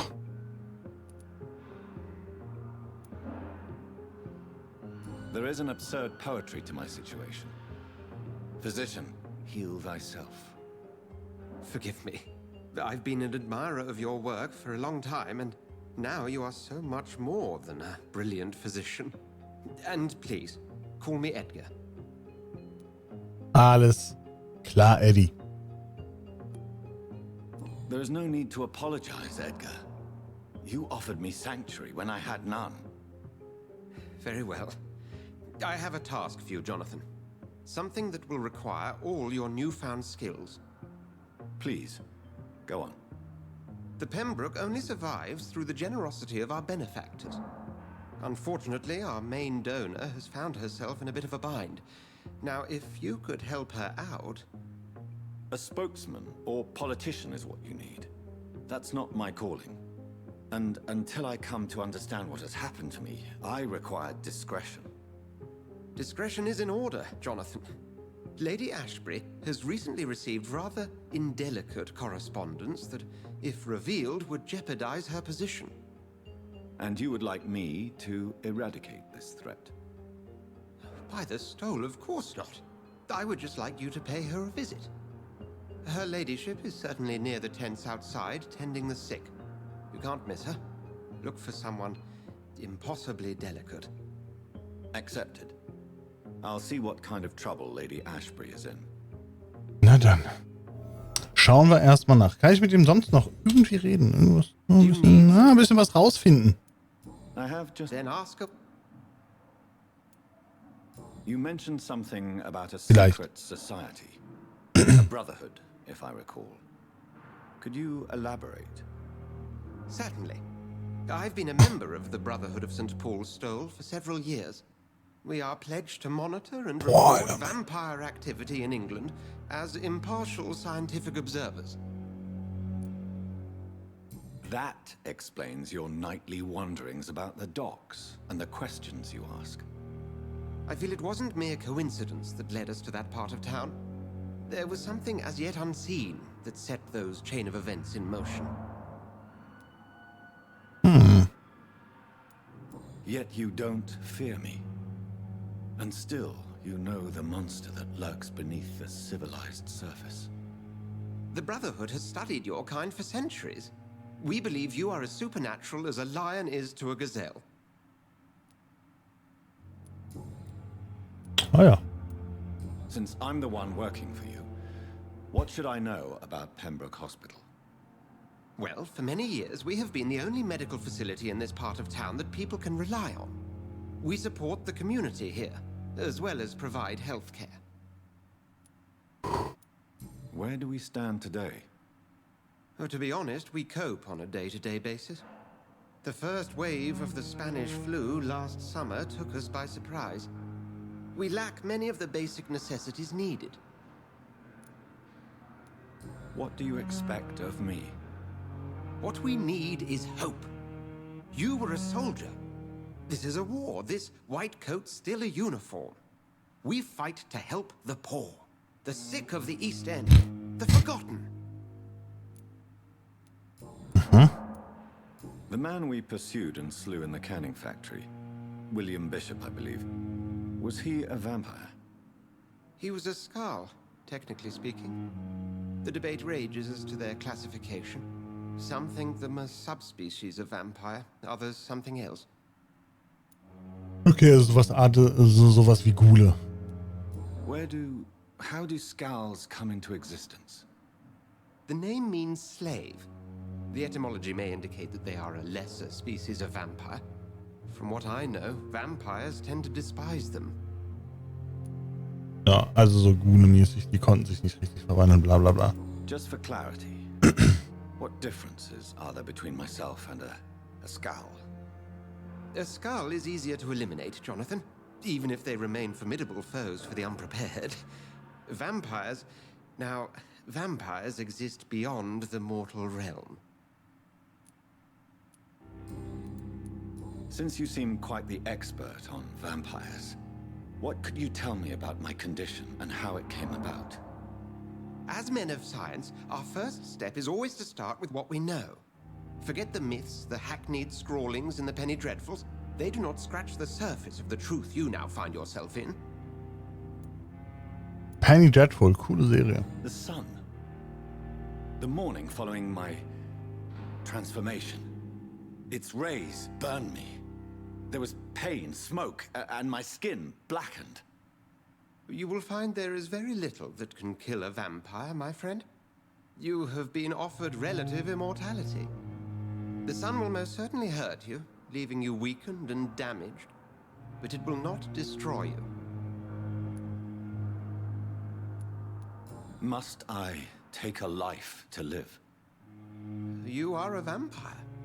You feed, and blood is the sole sustenance that can sustain your immortal frame. And only a living creature contains the nourishment you require. Das ist aber doof. Konserven? Na gut. Na gut. Oh, was haben wir hier? Als Gelehrter und inniger Kenner der alten Schriften kann ich die Wichtigkeit von alten Legenden und Volkssagen nicht genug betonen, wenn es darum geht, Hinweise auf verborgenes und verlorenes Wissen zu finden. Ein verbreiteter Fehler ist, nur die bestätigten Fakten zu berücksichtigen und alles, was dem widerspricht, zu verwerfen. Zum Beispiel sollten wir nicht ausschließen, unentdeckte Vampirarten zu finden und überdenken, was wir als die Wahrheit über die verschiedenen Arten der Unsterblichkeit erachten. Basierend auf unserem langsam über die Zeit zusammengetragenen Wissen. Wie viele Jahrhunderte lang haben wir geglaubt, dass Vampir nur ein regionaler Name für das sei, was wir Iken nennen. Bis 4 Entdecker der Bruderschaft in Sibirien Beweise dafür fanden, dass Vulcans eine wolfsähnliche Art von Vampire sind. Betrachteten wir diese Wesen als Entsprechung des mythologischen Werwolfs. Nun wissen wir, dass dies nicht der Fall ist. Was ist mit dem Rest? Was ist mit dem Rakshasa aus meinem Heimatland? Was ist mit dem chinesischen Jiangxi oder dem Poishen im Süden Chiles? Und vergessen wir unser schönes Großbritannien nicht. Was ist mit den Geschichten über die fledermausartige Frau, die manchmal um die St. James Church in Louth fliegend gesichtet wurde? Was ist mit der Kreatur, die in manchen obskuren Zeugenaussagen als Desaster beschrieben wurde und die 1666 versuchte, London zu vernichten, indem sie überall die Pest verbreitete? Was ist mit dem Nimrod, der mythischen Figur des rastlosen Vampirjägers, der manchmal von früheren britischen Iken als legendärer Weidmann beschrieben wurde, der sich nur vom Blut seiner Opfer ernährte und unbemerkt unter Sterblichen und Unsterblichen wandeln konnte? Meine Brüder, wenn wir auch nur für ein paar Augenblicke vergessen könnten, was wir vermeintlich schon wissen, würden wir uns niemals sicher sein, was wir noch finden werden. Aus Die Enthüllung der Nacht von Usher Tawdry. Primus von St. Paulus. Okay. Na, schon mal ein bisschen mehr über Dinge und so. Okay, dann gehen wir mal raus. Ich muss Ratten finden. Wir müssen uns ja schließlich irgendwie ernähren. So, okay, pass auf. Wir haben noch ein paar Nebenmissionchen. Und zwar die. Da hinzukommen ist aber echt schwierig. Puh.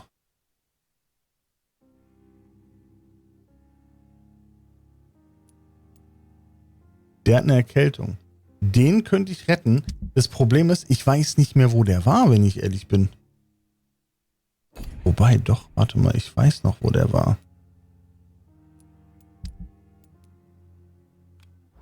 Wir nehmen mal ganz kurz das hier.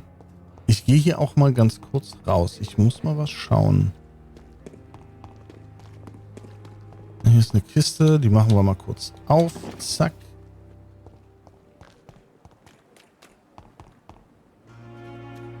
Boah, jetzt lass mich mal kurz schauen, ey. Der ist hier. Ich muss aber, glaube ich, tatsächlich nochmal dahin. Oder? Nee, warte mal. Scheiße, wo war? Jetzt habe ich es vergessen. Doch, das war hier, ne? Hier und hier drinne. Ja, ist der da noch? Ist eine gute Frage. Ich habe keine Ahnung. Maybe. Maybe not. Hauptmission machen wir später. Ich mache erstmal so den Nebenquark. Oder versuche es. Sagen wir es mal so. Guck ab und zu, ob ich ein paar lecker Rädchen sehe.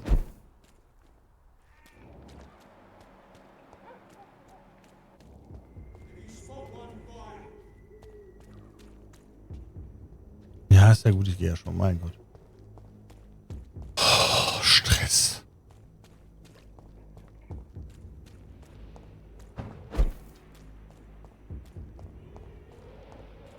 Nee, warte mal. Scheiße, wo war denn das Haus?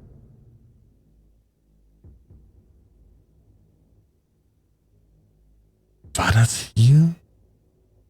Oh, ich weiß nicht mehr.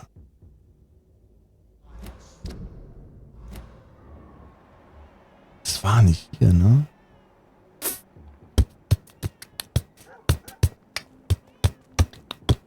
Oder? Ah, doch. Ich weiß nicht, ob der noch hier ist, aber hier drinne war's. Oder? I think so. Weil maybe kann ich den natürlich irgendwie retten, den Typen. Oh, hier ist eine Ratte. Komm mal her hier. Ach du Scheiße, wer ist er denn? Nee.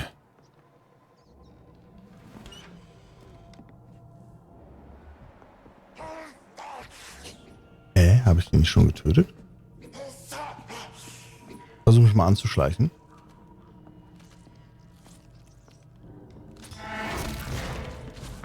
Erstmal shoppen. Ne?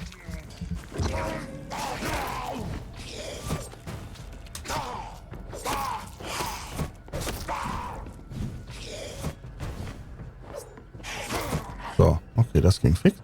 Wie nix.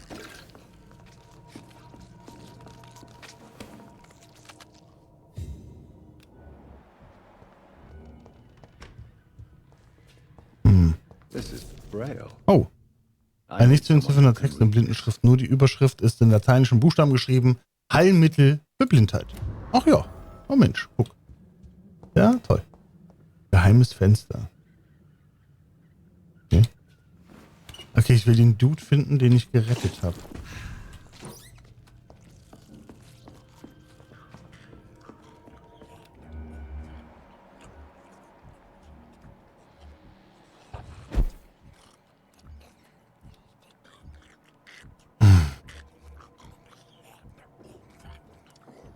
Ich sehe den nicht.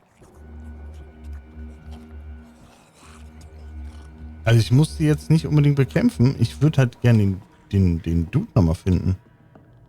Ich weiß aber nicht, wo der hingegangen ist. Ich meine, der kann sich auch verpisst haben. Wäre natürlich möglich. I have this thirst for blood. Aber wo war der? Ach so, wow. Oh geil, ist mich wieder hier. Läuft. Wo war der? Scheiße. Ja gut, der ist nach Hause gegangen, ne?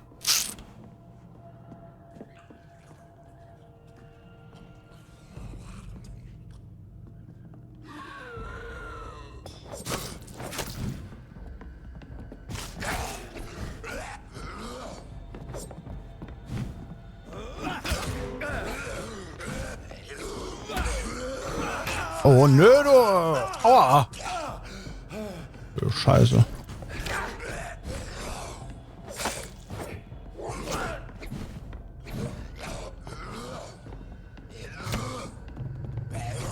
Okay.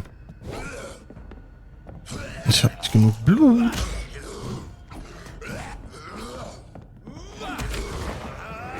Oh, scheiße, der hat mich getroffen. Das ist ungünstig.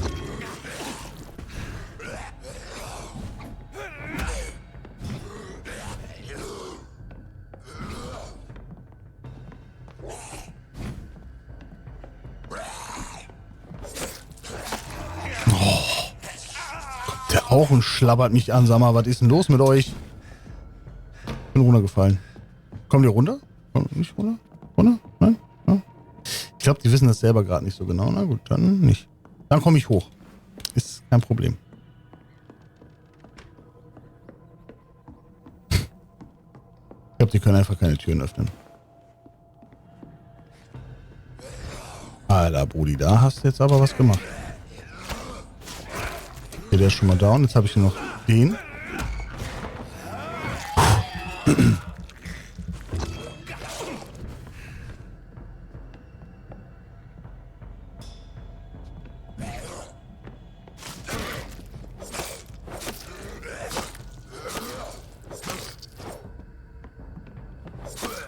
So.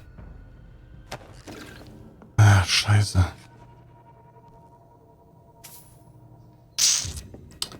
Ich weiß halt nicht, wo der Dude ist.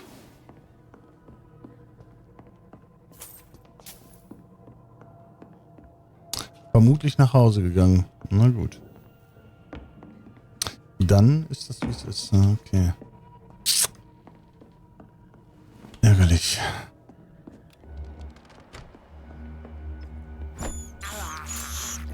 This is despicable. Despicable. Ja, ich muss die halt irgendwie töten. Ich will nicht.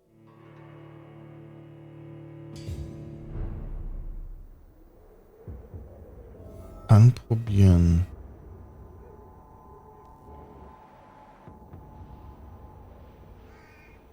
Better go home, sir.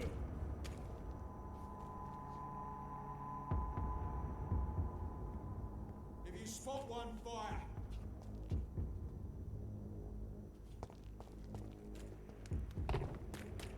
Und erstmal wegrennen. So. Next Problem ist natürlich, dass ich hier gar nicht so krass viele Möglichkeiten habe, mich zu verpieseln. Wobei, doch, warte mal. Nee, habe ich nicht. Scheiße. Komm hier nicht raus, ne? Ich will nicht kämpfen.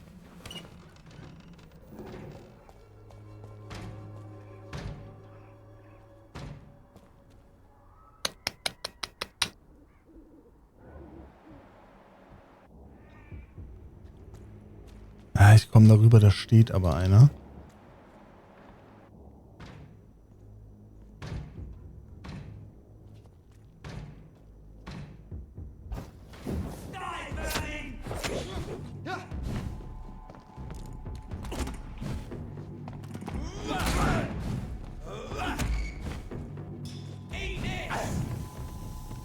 Kleiner Penner. Oh nee. Ich wollte ihn noch gerade beißen. Alter. Hä? Okay, ich hänge hier in... Ja, cool. Ich hänge in der Treppe drin. Kann ich mich ja jetzt mal ganz schlecht bewegen. Also ich musste auf jeden Fall durch. Oh, Alter, mein Fuß.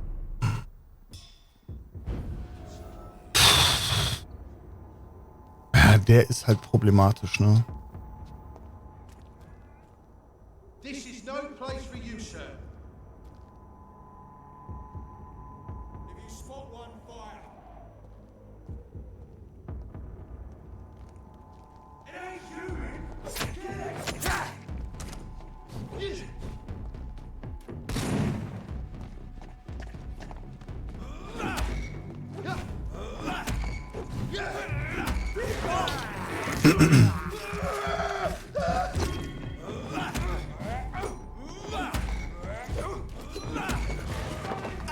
So, erstmal schön schlabbern. Ne?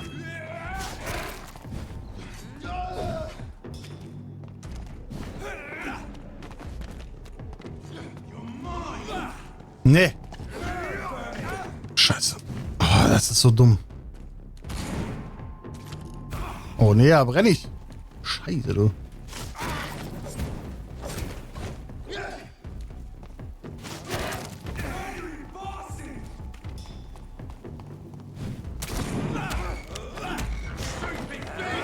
Puh.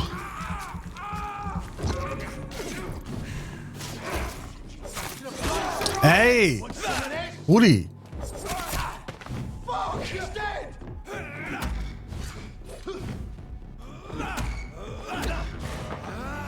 Recht. Ach komm. Hä? Okay, das muss man mir mal wirklich erklären, wie das so hinhaut. I don't know.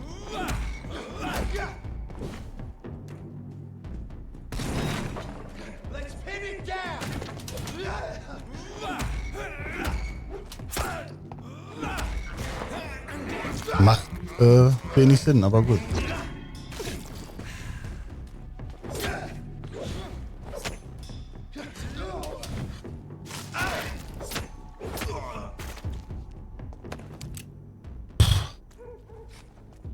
Die habe ich getötet. Das ist schon mal gut. Ne? Wo ist ein anderer gestorben? Scheiße. Einer ist irgendwo gestorben, wo ich es nicht mehr weiß. Egal. So, mein Problem ist, hier sind ja auch noch 3. Das ist natürlich, es ist halt irgendwie, es ist hier so ein komischer Hinterhof, der mir gar nichts bringt eigentlich.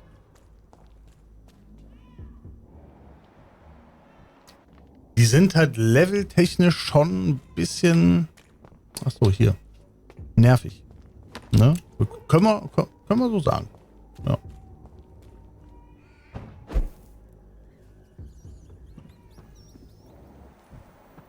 Ratten. Nice, nice, nice. Kommt mal schön her, ihr kleinen Stinkebacken. Ja, ja, hier ist noch eine Ratte. Ich brauche auch die. Ich höre hier ein Baby oder so, ne? Ekelhaft.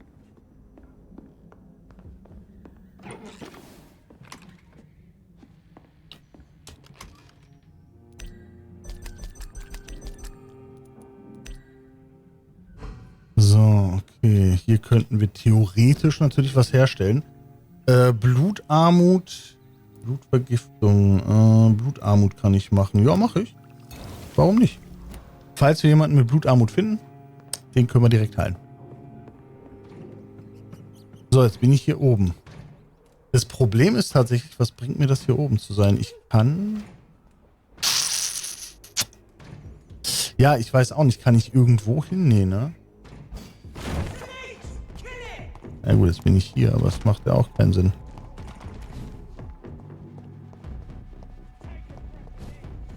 Oh, hi. Scheiße. Oh Gott.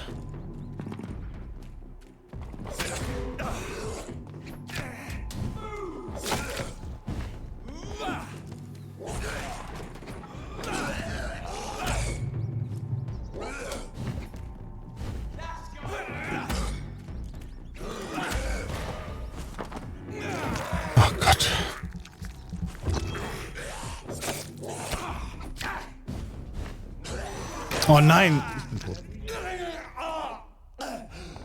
Nee, doch nicht.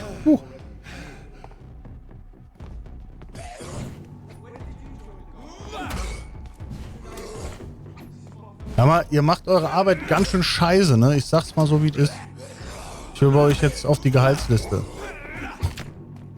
Hä? Wer hat mich denn getroffen? Frech.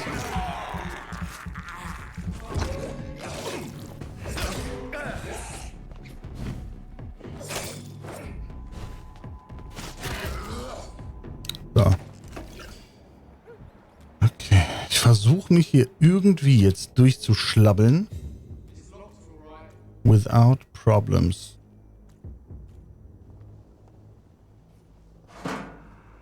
Da ist einer. Ich bin halt auch in dem Gebiet drin, ne? Das heißt, irgendwo hier müsste ich Display Cox finden. Was ist ein T? Was ist mit T? T? Hm.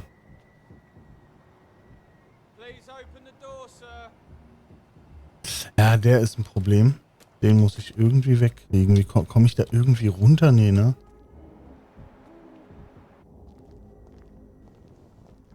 Doch.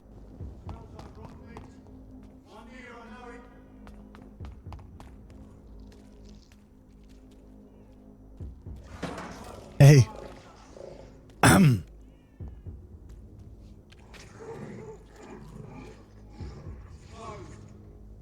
Bleib da hinten. Ich kann ja mal. Ach, 12 geht ja. Oh. Sorry.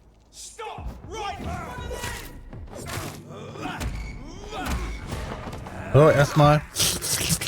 Ne?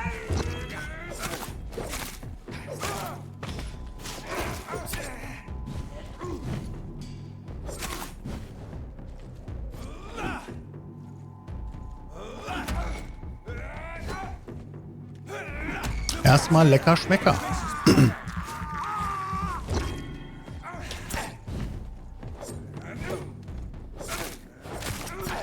Oh ja gut, von hinten ist natürlich fies, ne?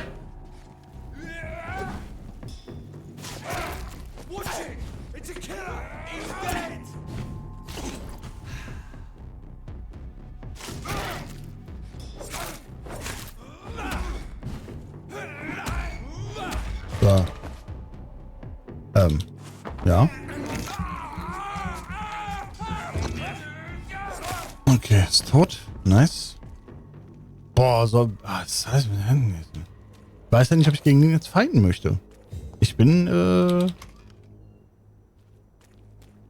ich sag mal so, unentschlossen.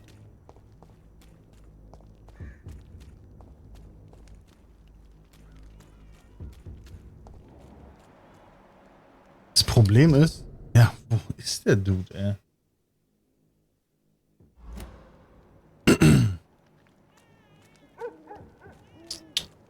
Also ich könnte versuchen, den zu töten. Könnte mir natürlich helfen. Joa, vielleicht auch nicht.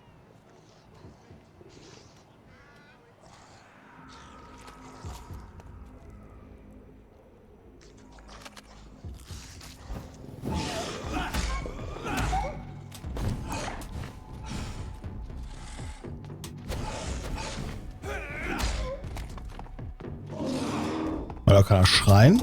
Ey, ich konnte nicht mehr ausweichen. Scheiße, aua. Ganz große Kacke ist das von dir. Muss man mal gesagt haben, ne?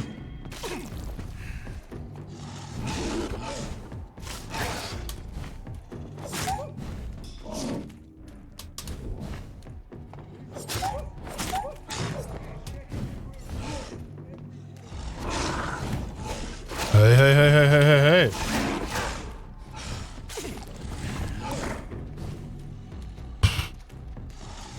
Ah, nicht ungefährlich.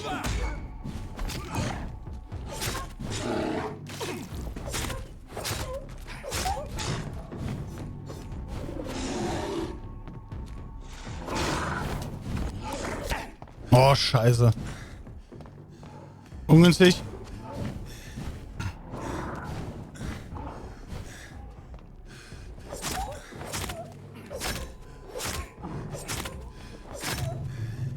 Oh, ich habe keine Ausdauer mehr.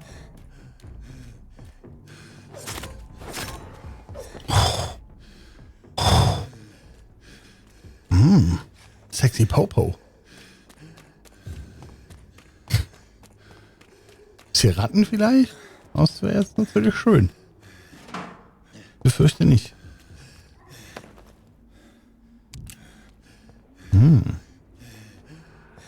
Also ich muss mich definitiv heilen. Okay. Ist das nur einer? Nee, das sind 3 Stück. Nee, also, nee. Das Blöde ist, ich muss da durch. Ich müsste da durch. Aber nicht in meinem jetzigen Zustand.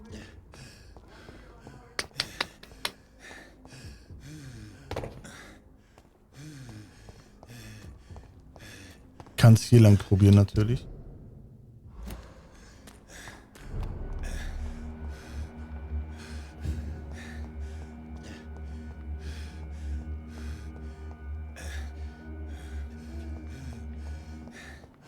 Nee, auch kacke. Ja, wobei das sind normale Dudes, ne?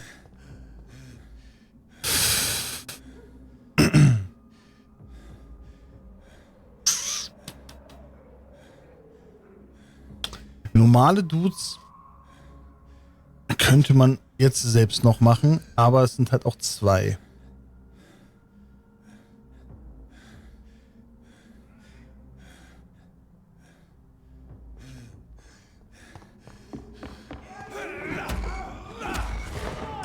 Erstmal Blut trinken, heilen. Wichtig. Okay, scheiße. Der hat den Maschinengewehr. Ich dachte, der hat... Okay. Ich dachte, der hat eine andere Waffe. Ich dachte, der hat diesen... die Armbrust. Hätte ich mich doch weiter schnell um ihn kümmern müssen. Weil der war gefährlich. Naja, gut. Weiß ich Bescheid.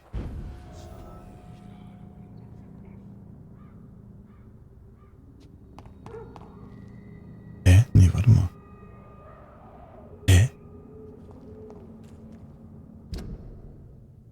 Falsche Richtung da lang. Also ich würde trotzdem jetzt hier lang gehen einfach. Und mal schauen. Also jetzt habe ich auch wieder Full Life. Also jetzt ist ja easy eigentlich.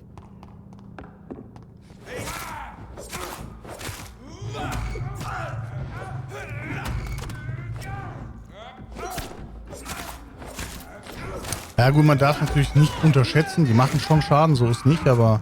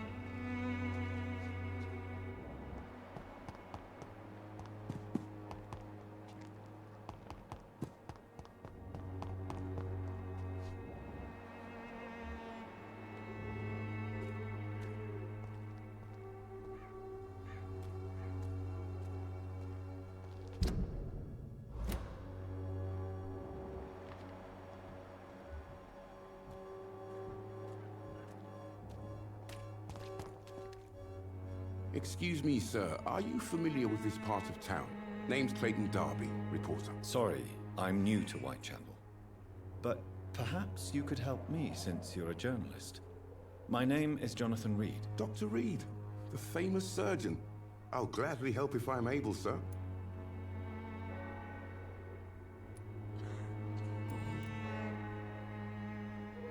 Why are the newspapers keeping silent about the Spanish influenza?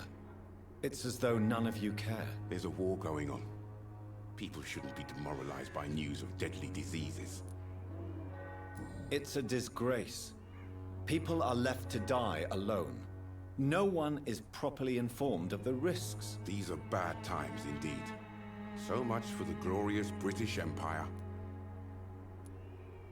Have you any idea of the danger you face in these streets at night? I've had to run and hide more than once from frenzied mobs incensed by the fever. Do you think the flu is really responsible for this, Doctor?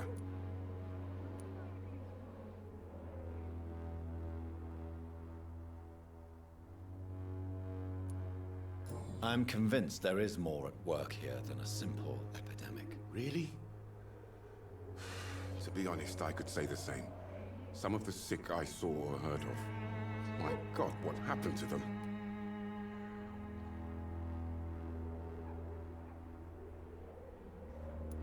What is a journalist doing in this borough after sunset? He goes where none of his colleagues would dare to go, to inform the country.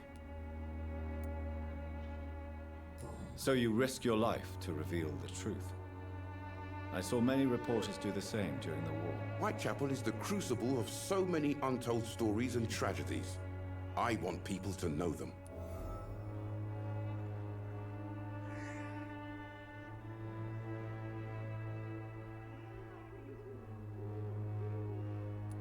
That's quite honorable of you.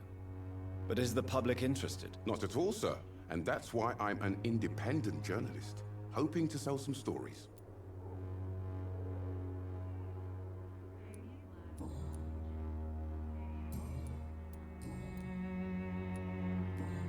Goodbye, Mr. Darby.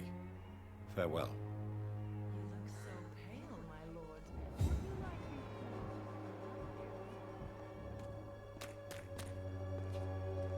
Good evening, Doctor. Can I help you? Do you need assistance? That would be nice of you, Doctor. Who knows what I may have caught during my investigation. If you persist in investigating the most pox-ridden boroughs of London, you must accept the risks. Thank you, sir.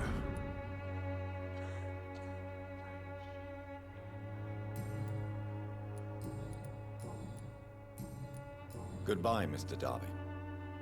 You look so pale, my lord. Would you like me to revive you?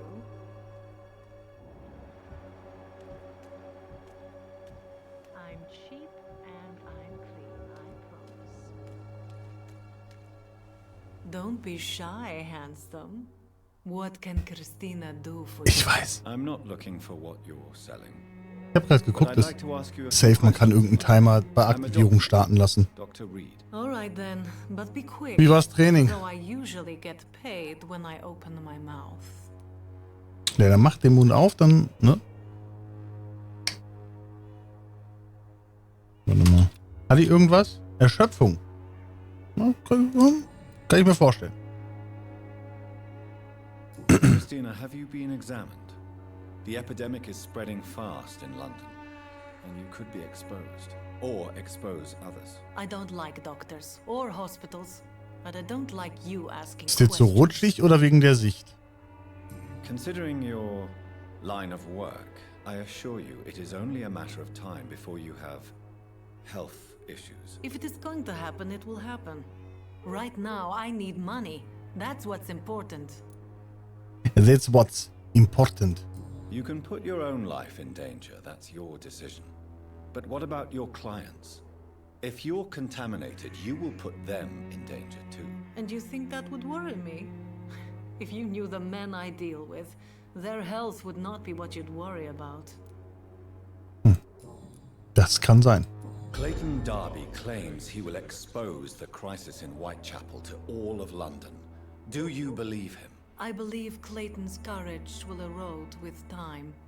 until he finally leaves Whitechapel to start another fight somewhere else.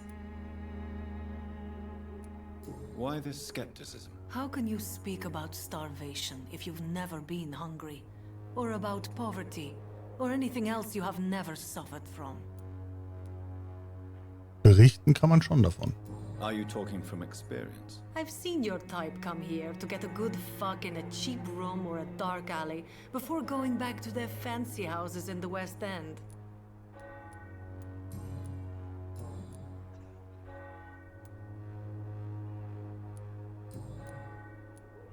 Tell me about yourself.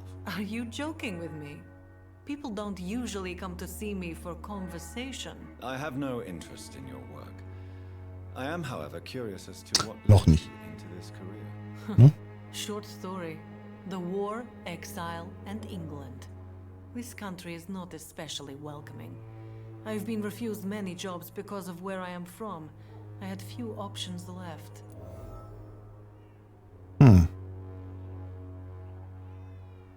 I always thought I was the master of my own fate. But now I know we don't always have control over our lives. I don't judge you. You know, this money is not only for me. I have good reasons to need this money quickly, but it is not your concern, Doctor.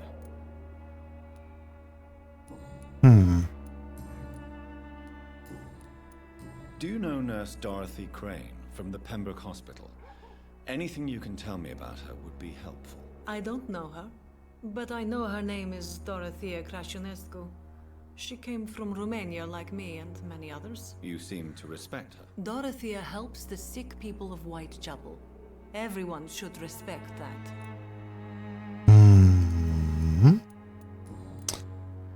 Do you need any assistance, Miss Popper? It depends on the price of your medicine. I am shocked that you would think I am that sort of man. Forgive my suspicion. I'm so used to liars with good manners. Thank you, sir. Kein Ding. Ne? 2300 Erfahrung. Rudi. Goodbye, Miss. Ordentlich. Take. Puh. Ich muss den paar Mal aber noch finden. Wer bist du eigentlich? Unbekannt ist. Ah. Na dann.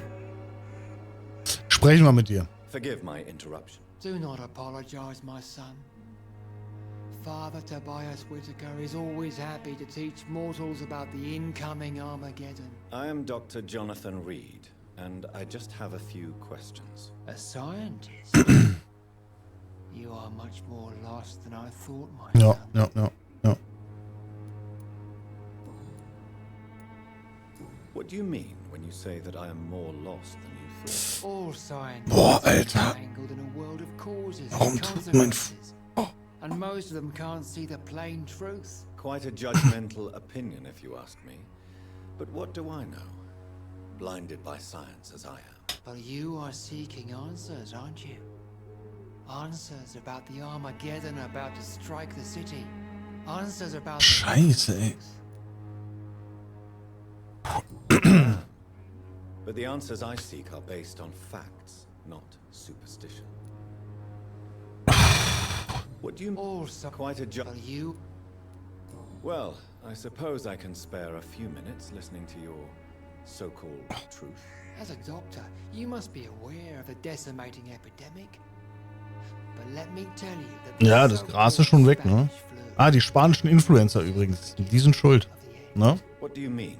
The beast is finally revealing itself, corrupting the flesh and the heart of men.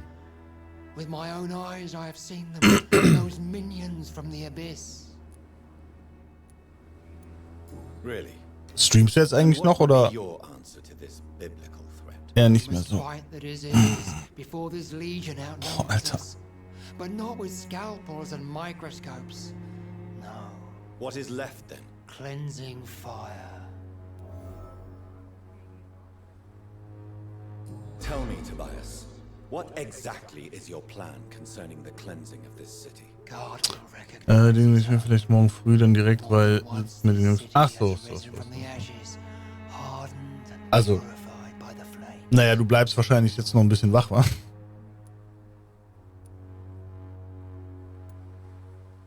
Fire is just the instinctive answer of a caveman facing something he does not understand. This is the 20th century. Your lack of faith is predictable. Ah ja. But my task Das ist ein kleiner Zündelbold. is minds like yours to see the light. This is God's will. You're mad and dangerous. You're nothing but a soulless butcher. A small-time Torquemada. The Savonarola of Whitechapel. My son, if you think salvation is a free gift, go listen to the lies of that pompous... Boah, Alter, das fühlt sich an, Joseph, a fool. als hätte ich mir mein Knöchel gebrochen, Alter. While he continues preaching his fraudulent redemption, more and more people die in the streets. Ganz, ganz komisch. Ganz, ganz, ganz, ganz komisch. Hey, ich hab doch Hinweise. Have you any friends? Any family left in these terrible times? No. But I have a disciple I see as my son. He is so devoted. I sent him to preach the good word in the heart of this corrupted city. Where did you send him? I sent Samuel to the Stonebridge Cemetery, where the pestilence and evil grows night after night. You sent him on some preaching crusade during the epidemic. As a true believer, Samuel will fear no evil while he walks through the valley of the shadow of death. Hinweis benötigt, okay. Tell God, fire your my Joseph. Vicar.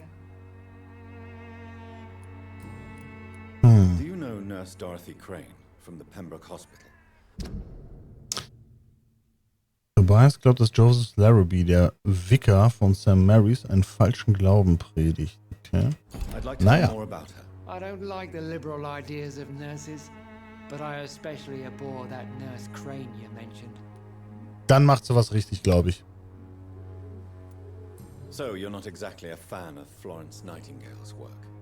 Boah. Nurses are essential for modern Florence Nightingale, ey, das mussten wir, also die Biografie von der Frau mussten wir bis zum Erbrechen lernen. It's obvious only they have the necessary moral fiber. Why do you hate Nurse Crane more than other nurses? Before coming to London, she was a member of the Was die communist gemacht hat. resistance in her country. That's Und what wann. happens when you let a woman Und bis get wann die involved in gelebt hat. politics.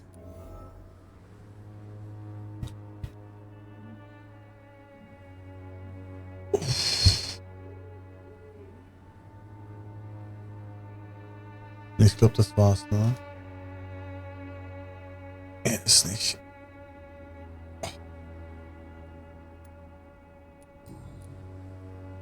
Okay. Na dann. Ach so.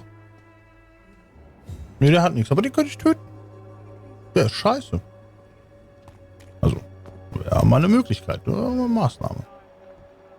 Unbekannt, unbekannt, unbekannt. Alter, wo sind die ganzen... Wo ist der Typ, den ich suche? Ich weiß es nicht. Excuse me, sir. I have a few questions for you. Another journalist? I didn't answer the first one, so piss off. I'm not a journalist. Piss off. A doctor, you say? It's quite a rare breed in this part of town. Really? But still, here I am. Dr. Jonathan Reed, at your service. I'm Joe Peterson to some, but Colossus Joe to most. And I don't remember asking for your service. Na, so kolossal sieht er aber ja nicht aus, du. May I ask what you do around here? I do whatever I want, and sometimes even more. Ah, cool. According to you, physicians are scarce in this part of town. Why is that? Not familiar with this neighborhood, are you? I guess your fancy colleagues are too afraid of being stabbed in the back. This part of town does have quite a reputation. Would you say it's justified? Totally. Look at me, for instance. I always look my opponent in the eye before knocking him out. Nice. Okay. Have you heard of a nurse named Dorothy Crane? She's a colleague of mine and is supposed to live around here. Dorothy Crane? Yeah, I know her. One of the few good souls who dare to help the sick around here. Could you please tell me more about her? She's a nice girl. Tries to help the migrants. I offered to give her a hand, but she said my reputation would attract too much attention. Goodbye, Mr. Ja, hier sind jetzt auch wieder viele Leute unterwegs, ne? Welcome, sir. Please, take a browse of my wares. I am Dr. Reed. I would like to ask you a few questions, if you don't mind. Doctor? Interesting. I'm Barrett Lewis. Usually I don't have time to waste with talk, but at this hour of the night I can hardly refuse. How is business around here? Business? I have no business. Between this racket, theft, and customers getting scared, I'm losing money every day. I see. Sounds like you blame someone in particular for your situation. It's no secret Joe Peterson spends his time harassing merchants. But with me, he's trying to put me out of business once and for all. As a merchant, you see Whitechapel every day. Have you noticed anything out of the ordinary recently? What you mean besides the epidemic, the war, and all the usual crap? As long as I can remember, this part of town has been a bottomless pit, and no sign of the bottom yet. Violence is increasing in the borough. Yeah. A few nights ago, some blokes jumped me. Came out of one of the condemned workshops. Fever, madness, something like that. Where did this happen? Why did you go there? In the closed workshops nearby. I worked there as an apprentice in better days. Now I only go to find trinkets or tools. Too bad I was mugged though. There was good money in that little box of loot I lost. Have you been hurt? Also ich sammle gerade recht viele Untersuchungen, ne? Those men were raving lunatics, I tell you. Not even able to speak anymore, just screaming.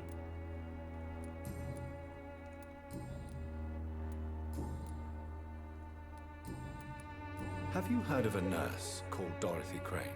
Nurse Crane? So the bitch really is a nurse then? Always thought she was just some crafty foreigner, that one.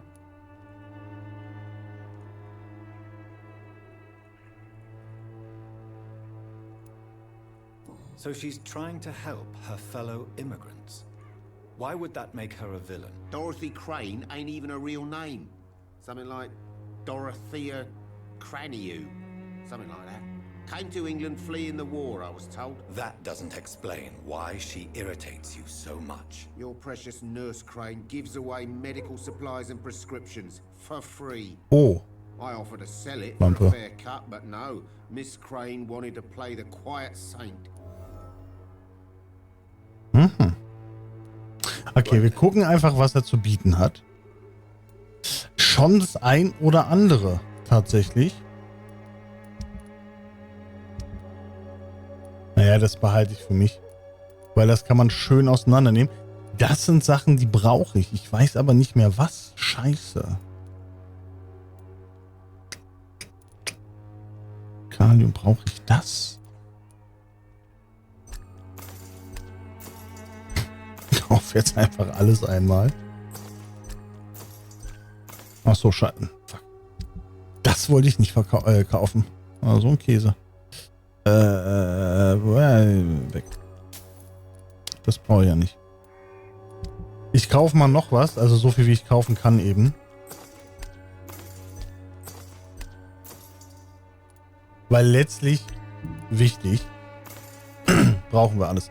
So, gut. Gucken wir weiter. Da ist noch jemand. Nee. Danke. War echt. Ne? Tschüss. Ach, da ist Mr. Peterson wieder. Wir reden nochmal mit ihm, weil der macht ja irgendwie komische Sachen. Ne? Ja, ich wieder. Ich. So, wir gucken mal. How did you become the local bully everyone is afraid of, Joe? There's no pride in roughing up poor bastards. But this is the only job I found. And it pays well too. A job? So you're racketeering for someone else? I got enlisted by the Wet Boot Boys, a gang from the docks. I'm their muscle for their dirty work. Most people don't become thugs when unemployed. This is a choice you made. I don't care what you think, sir. I do what I have to do for my own reasons, and that's that. I'm not sure Mr. Lewis would agree with your by all means necessary philosophy, sir. Oh, do you really think he's the poor victim here? Barrett can be as sneaky as anyone. Long ago, I even called the bastard my best friend. Aha.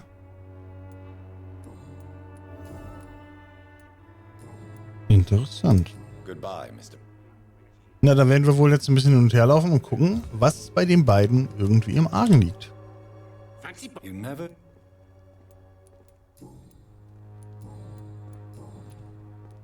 Joe Peterson. He's the villain here, isn't he? But you seem to know each other. I'd known Joe for years. I saw him box once or twice. He was a friend then. But these days, he's just another thug. What can you tell me about Mr. Peterson? Besides his behavior toward you, obviously. Colossus Joe was a decent boxer, good one even. But after his wife passed away, he found every excuse to stop training. Just wanted to pick fights with everyone.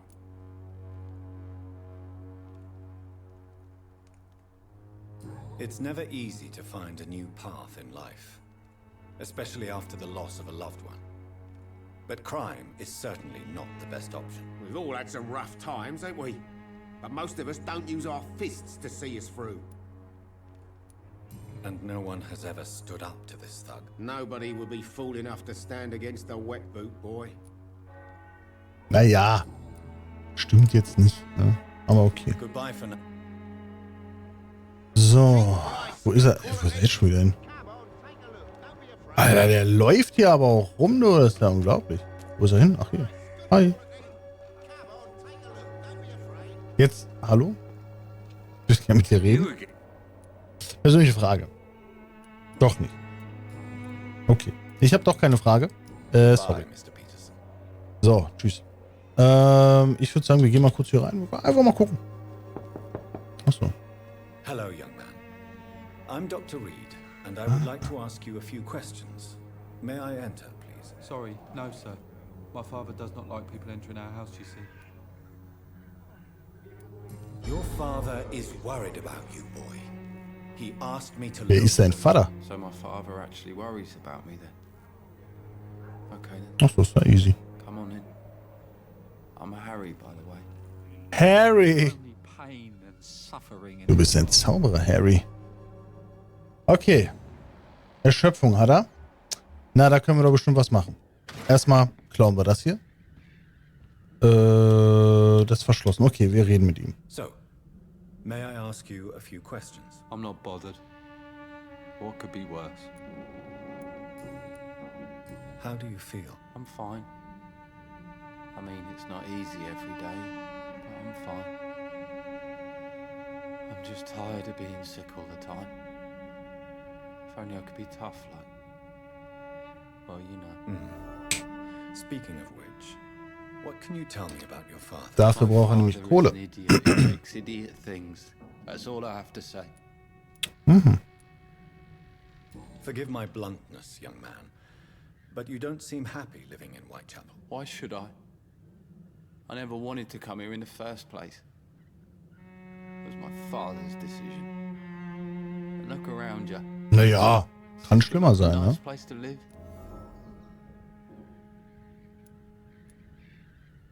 I'm sure your father did his best when he found this house. Times are tough for everyone, young man. That's exactly what my father says. Harry, you should be grateful for what Du könntest unter einer Treppe in einem Miniraum leben. Ne? If life here is so terrible for you, why don't you just leave this place? Have you ever spoken to your father about it? So that's why you stay at home all day? For fear of the epidemic? I'm not afraid of disease or death, Dr. Reed. It's the living I'm afraid of. Das bin ich. Your father and Mr. Lewis used to be good friends. Das kenne ich leider. What happened, Harry? I was young then. Tatsächlich. I don't remember Mr. Lewis ever coming back again after my mother died. Or was it after my father started bullying him? I don't know. Have you tried speaking to Mr. Lewis about it? I don't go out often, but yes. And he scolded me and told me to leave him alone. I guess my father frightens him too much. But you are not responsible for your father's actions. Am I not?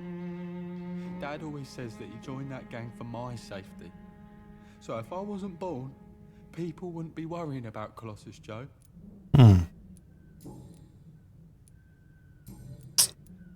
Schwierig. You know Nurse Dorothy Crane from the Pembroke Hospital?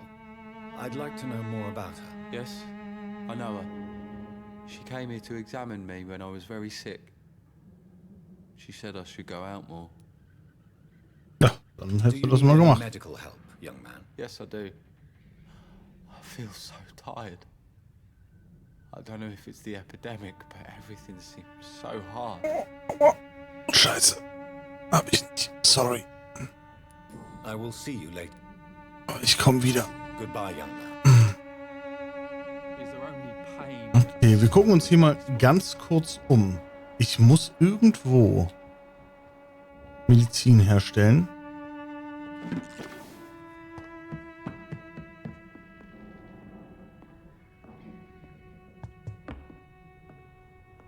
It's locked, all right. Wenn Sie vermuten, dass jemand ein Vampir ist, versuchen Sie nicht, ihn zu töten. Sie haben keine Chance. Melden Sie sich lieber bei mir oder informieren Sie einen professionellen Vampirjäger. Diese Männer und Frauen sind selten, aber sie wissen, wie man mit diesem bösartigen Wesen umgeht.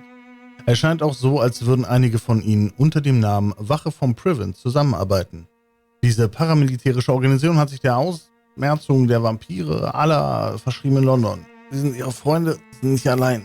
Aua, aua. Es gibt Lösungen. Seien Sie schlau, verbreiten Sie die Kunde. Clarence Crossley, melden Sie sich. Oh, warum? Tut mir das so weh, ey. Sehr geehrter Mr. Peterson, es ist leider meine Pflicht, Sie darüber in Kenntnis zu setzen, dass wir Ihre Bewerbung für die Stelle in der Werft ablehnen müssen. Ich danke Ihnen dafür, dass Sie uns im Gespräch die Schwierigkeit Ihrer Lage mit Ihrem kranken Sohn und Ihrer verstorbenen Gattin erläutert haben. Es ist jedoch ein ausdrücklicher Teil unserer Firmenpolitik, keine ehemaligen Verbrecher oder Häftlinge anzustellen. Ihre unseligen Verbindungen zu den berüchtigten Wet Boot Boys wurden ordnungsgemäß berücksichtigt. Dies sind schwere Zeiten, Sir. Und Finch und Harper berücksichtigt zuerst jene Bewerber, die unseren flüchtigen Nachforschungen über unsere zukünftigen, vor allem flüchtige Nachforschungen ist gut, Mitarbeitern genügen. Sie haben ein tief empfundenes Mitgefühl. Möge Gott Ihnen und Ihrer Familie gnädig sein. In Wirklichkeit heißt das, Digga, ist uns einfach auch scheißegal. Aber hier kann ich leider nichts herstellen. Ja, scheiße. Das ist echt doof. Ich muss mal gucken, ob ich hier irgendwo was herstellen kann oder nicht. Wir müssen jetzt auf jeden Fall nochmal mit Joe reden. Wo? Der ist da hinten. Aha. Na dann. Komm mal her, Bro. You again? Ich weiß nicht, war hier auch noch was? Nee. Okay. Harry doesn't seem happy living in Whitechapel.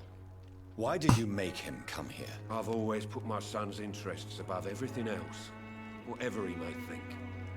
Our house is small but affordable.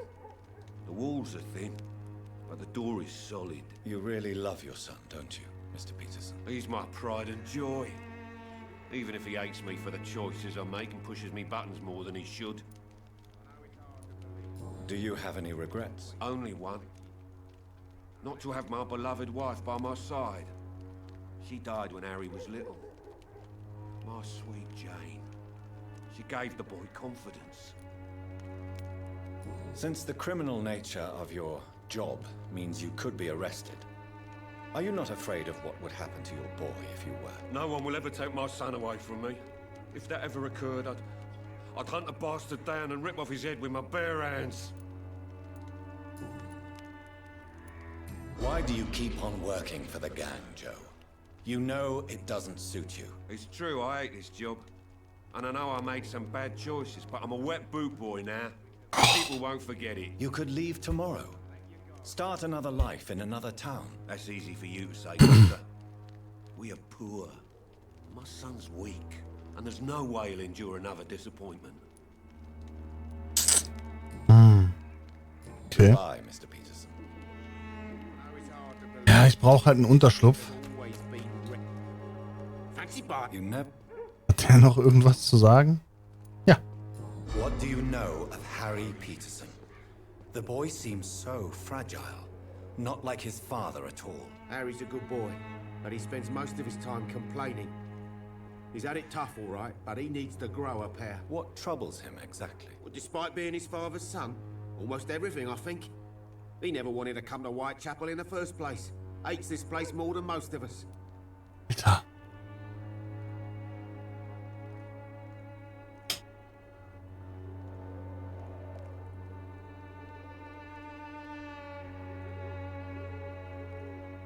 Fühlen tue ich nicht. Aber komisch an. Goodbye for now. Okay, dann haben wir das ja soweit schon. Gut, jetzt habe ich mit relativ vielen Leuten hier geredet. Das ist ja schon mal schön. Aber was nicht so geil ist, tatsächlich. Oh, hier ist Blut. Hier sind noch ein paar Ratten. Okay. I can't believe I'm doing this. It's locked. Scheiße. Das ist ungut. Sagen wir mal ehrlich. Ne? Wäre schöner, wenn es aufwärmt. Naja, machst du nichts. Das ist eine schöne Tür, die passt hier überhaupt gar nicht hin.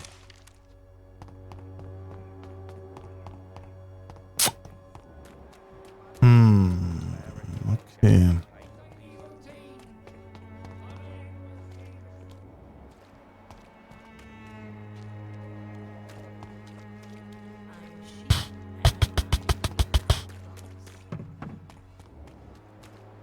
Ja, mit dem könnte ich jetzt nochmal reden natürlich. Da oben könnte noch was. Ich muss halt ein Versteck finden, wo ich ein bisschen was zusammenmischen kann. Good evening, Doctor. Can I help you? Christina Popper claims she sells her body because she can't find any other work. Do you believe her? Of course I do. Her story is exactly what I want. Frage ist, welchen Lesern? Wer interessiert sich dafür? Also, sind wir mal ehrlich. Do you think things will ever change, Mr. Darby? I believe the situation can only improve. And now that women can vote, I'm convinced things will change.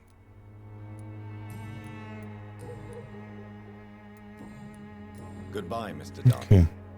Farewell. Das Problem ist, was ist denn, wenn der das sieht, dass ich da hochschwupsel? Offenbar nichts. Na gut. Aber bringt tut mir das ehrlich gesagt auch nichts. Das ist natürlich jetzt ein bisschen scheiße.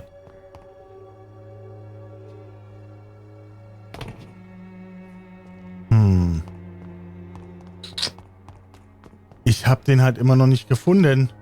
Den Boy. Wo ist er? Mr. Clayhawks. Hier komme ich durch, ne? Immer noch nicht. I cannot enter. Hallo? Hallo? Oder nicht?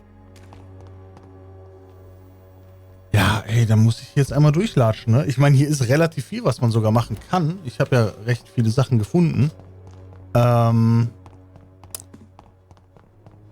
Ich würde die gern Albert... Ach, scheiße, stimmt, Albert Palmer.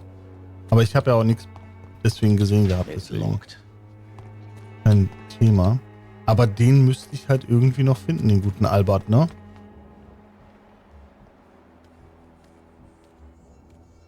Most of them don't speak English. How am I supposed to interview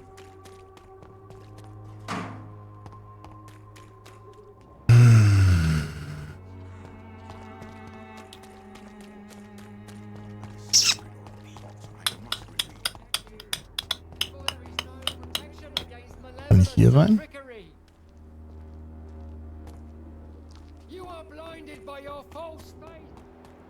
Ist jetzt auch mal so die Frage.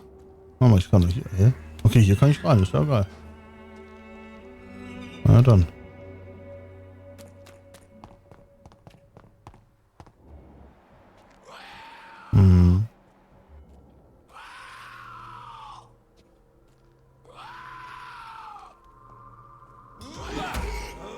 Ach so, jetzt habe ich ja auch verkackt angefangen. Oh, da sind ja noch mehr. Hi. Na?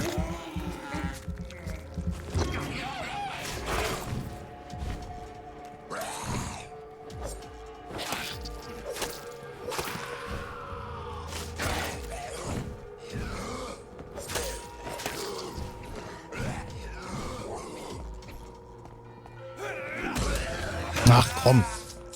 Da war ich doch gerade dabei, ihn hier in die Fresse zu hauen.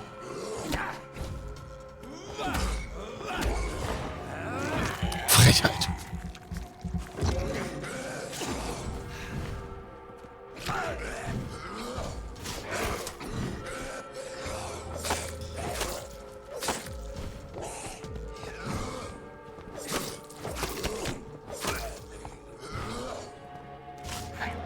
Boah, ist er ausgewichen, krass.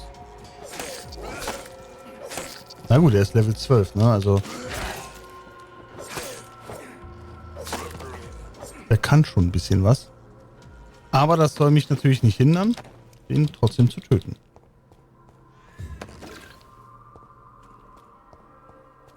Okay, na dann. Mal weiterlaufen. Ab und zu auch mal gucken, ob man hier irgendwas findet. Warte mal, ist hier eine Mülltonne? Ja. Ah, das ist... Ah, nee, hier komme ich rein. Oh, geil, Alter. Zack, da bin ich.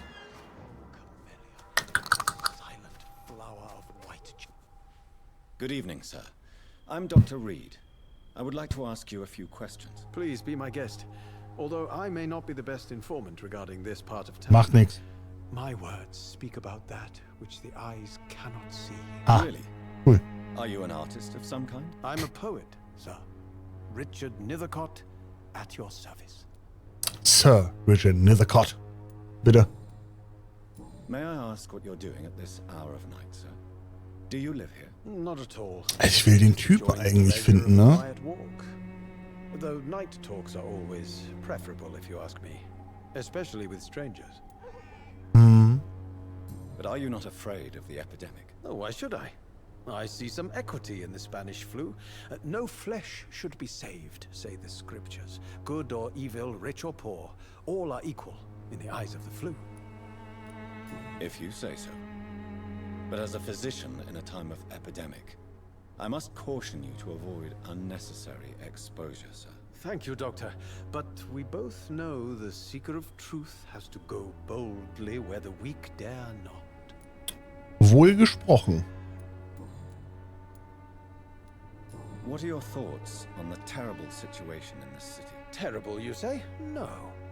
Of course, the death of so many innocents is a tragedy. But the scourge has not been all bad for the city. Oh, no, sir. What are you talking about? Do you remember London before the flu?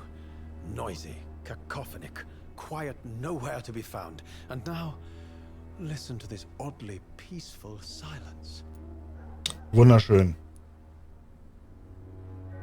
Peaceful? That's quite an unusual way to speak about the epidemic. And very inappropriate, I must say. Most people fail to understand my perspective. I don't blame them. But how could I call myself a poet if I veiled my feelings? Yeah. Are you aware that your life could be in danger in this part of town? But this is where I must be to feel the real beat of the city. I had to come, see it for myself, alone. I understand your need for solitude, but it's not safe around here. I don't care. I don't have many friends, Doctor, and my family despises me. If some misfortune came upon you, who would be here to help you? Well, you for a start, my dear Doctor. Ich? Nee.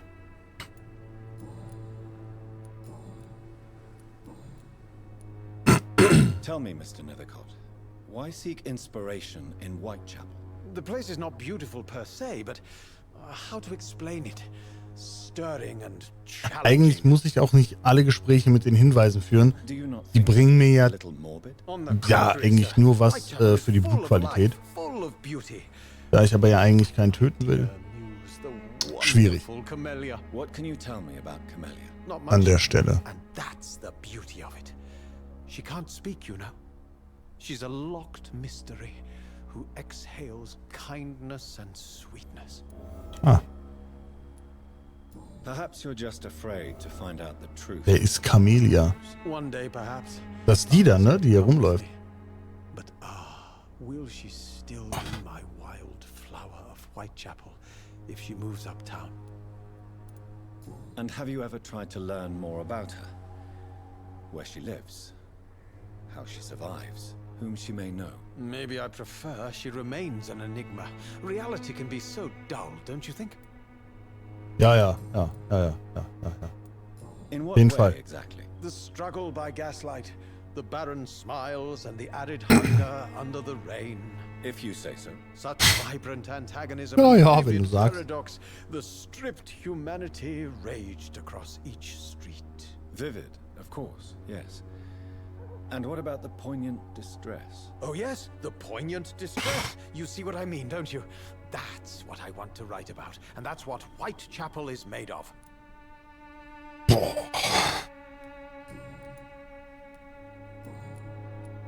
Ist hier noch was? Nein. I'll leave you alone. Ach so, ja, siehst du, der hat eine Erkältung. Diggi, ich kann dir helfen. Good evening, Mr. Nithercott. Weil ich glaube, gegen Erkältung habe ich noch was, ne? It may be wise to let you prescribe me something. I understand your appetite for words and macabre beauty, sir. But you should be more careful. The nutrition of my mind is more important than my physical health. But I appreciate your concern, sir. I'll leave you.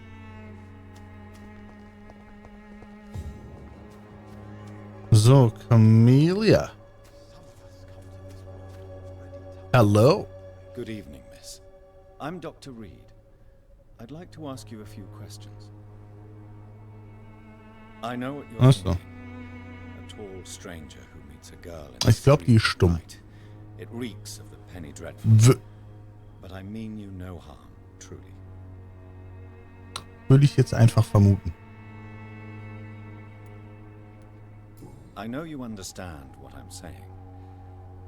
Your silence has nothing to do with you being mute, does it? Gelübde? Wer weiß. Tell me about Richard Nithercott. I understand he is quite fond of you, Camellia.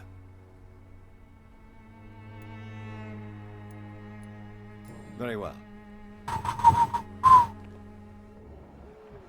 Ja, okay, also. Na gut. Hast du da noch irgendwas so zu sagen? Also ist ja jetzt mal einfach eine Frage, die ich so an dich habe, ne? Ne, oder nicht. I'll leave you alone.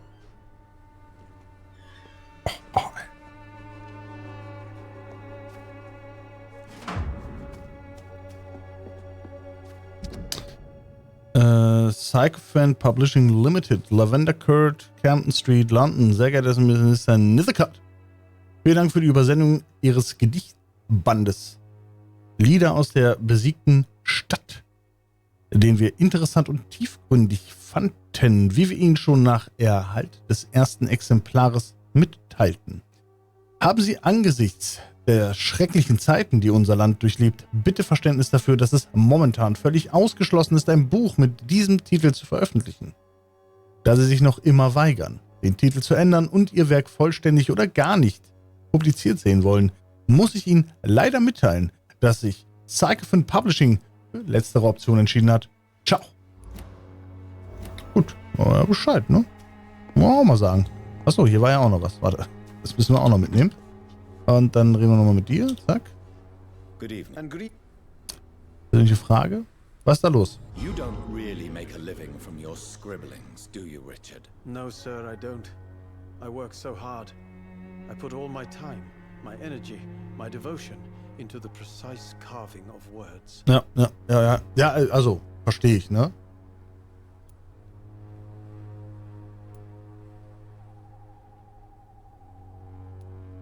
When she was younger, my mother was a painter and a poet. She told me many times how poor her artist friends were and how she helped them. My parents pay for my rent, my food, and my clothes. All I have to give them in return is lies they do. Ja, immerhin, ich meine, ist ja auch gut. Someday I hope to das so. offer my first publication to my parents. Until that day, I'll remain the failure of a son they have to support. Mhm. I'll leave. Oh, also ich habe irgendwie das Gefühl, ich finde nicht die Leute, die ich gerne finden wollen würde. Ja gut, dann machst du halt nichts, ne?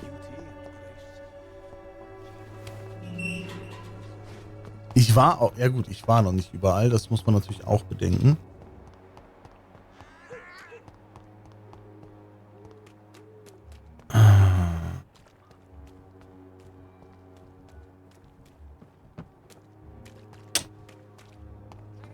Na gut, pass auf, wir gehen mal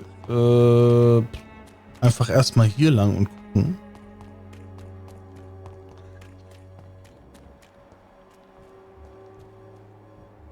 Okay. Dann gehe ich mal wieder zurück. Auf die habe ich jetzt keinen Bock. Beziehungsweise, wenn jetzt hier nichts passiert, dann ja, muss ich gucken, dann gehe ich erstmal zurück. Oder ich muss eine andere Nebenmission mal gucken. Cadogan Base. Da haben wir doch schon mal was. Da haben wir schon. Das ist der, den ich gerettet habe, oder? Good evening, sir. I'm not here for a bounty. I'm a doctor. A doctor? In Whitechapel? Do you require assistance, Mr. Bates? Not me. Oder haben wir gelesen? Skills could help a lot of people around here. That would help my business, because I say a live tenant's a paying tenant. It's unusual to see someone so happy around here, especially considering the current situation. Why should I be sad now? There've always been wars, disease, tragedy. There always will be. That's an unusual way of seeing things in these trying times. I don't see why I should shed a tear for another man's woes. I'm healthy, and I intend to stay so. What is your business exactly? I offer fair lodgings for a modest price to the poor and weary of Whitechapel. I see. And what about those who cannot pay? Well, deals can be done, if you know what I mean. Money's not the only currency. After all, I'm not immune to a pretty face. Also Frauen können auch, ne? In other words, you take advantage of these poor lost souls. Begging your pardon, I thought you was a man who could appreciate the complexity of the modern world. Things ain't just black and white, you know. What help could I possibly be to your business? That's simple. I already get good money from all those fleeing the war. Can you imagine what they'd be willing to pay if I could offer medical assistance too? Mr. Bates, do not make me regret saving your life in this quarantine zone. I understand, Dr. Reed, you're from a good family. Don't want to get your hands dirty. That's fine. I'll be happy to act as your middleman. If I were entering into the world of street medicine, it would be on my terms and with. Boah, das ist halt die Frage, wäre das einer, den man töten kann? Ich weiß halt nicht, was das für Auswirkungen hat. The Reed tonic could have really helped people, you know, save lives. Isn't that what you do? Oh, Alter. People buy that Swamburous shit. Tell me, what's your honest opinion of the increasing violence in London? People are just beginning to discover what we've always known. This city's rotten to the core. Rücken geht gerade, mein Knöchel tut übelst weh, wenn ich den bewege. Ich weiß nicht, ob ich mir irgendwas da eingedrückt habe, als ich draufgerissen habe, aber das fühlt sich permanent so an, als ob da ein Kabel dran ist oder so, an einer bestimmten Stelle. Ich fühle aber nicht, als ob das da was ist. Es fühlt sich ein bisschen so an, als wäre der gebrochen. Ganz komisch. You seem to have recovered well since your attack. Do you ever think about what happened to you? Not much. It was a fucking nightmare. Savages, absolute bloody savages. Their appearance. Jesus. Es kam halt auch übelst so von jetzt auf gleich. Ich hatte keine Probleme. Dann habe ich ja, also ich verschränke immer ein Bein unter das andere, habe ich es runtergemacht und danach hat es angefangen weh zu tun und seitdem tut es halt übelst weh. Also wenn ich das ruhig halte, geht's. Aber fühlt sich ganz komisch an, wenn ich es bewege.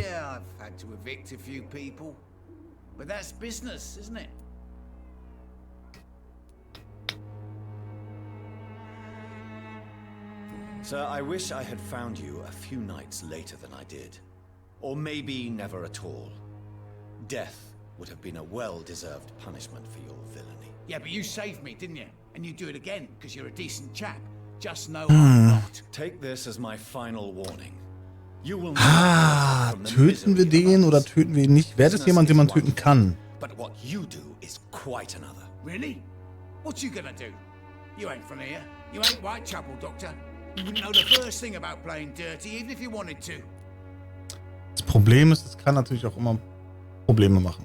I'm looking for Dorothy Crane. She's a nurse. What can you tell me about her? Dorothy Crane, bless her soul. I really should thank her someday. Has she treated you? No. When I need a checkup, I'd go to a bloody doctor, not some back alley clinic full of sick foreigners. Tell me truthfully, why are you so thankful? By keeping my tenants alive, she's making me a rich man. Every month they live, it's more coin in my pocket.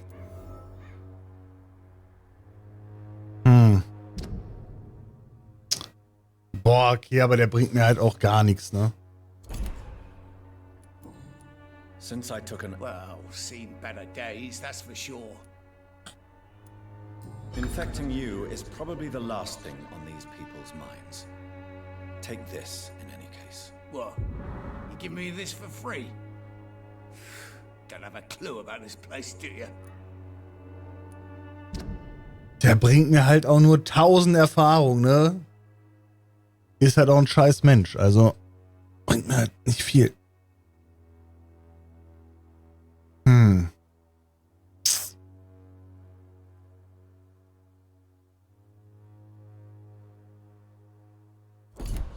Ich weiß halt nicht, ob das kann halt auch negative Auswirkungen haben, sonst kommt jemand anderes, der vielleicht noch schlimmer ist. Das ist immer so das Problem, ne?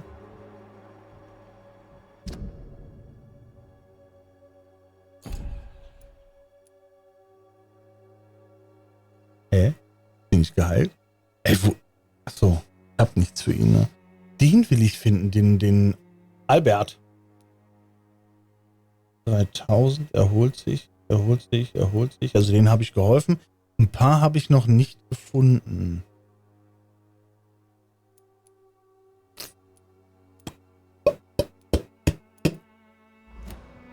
Aber wo sind die? Wo ist hier ein Hier muss da irgendwo noch ein Versteck sein. Ne, da gehe ich wieder zurück. Hab das vor 2 Tagen gehabt, auch auf dem Bein gesessen, dann wieder normal hingesetzt und dann tat mir mein Knöchel übelst weh, konnte Fuß kommen. Ja, ich weiß nicht, woran es liegt. Ich hoffe, das ist morgen wieder weg, weil das ist echt scheiße.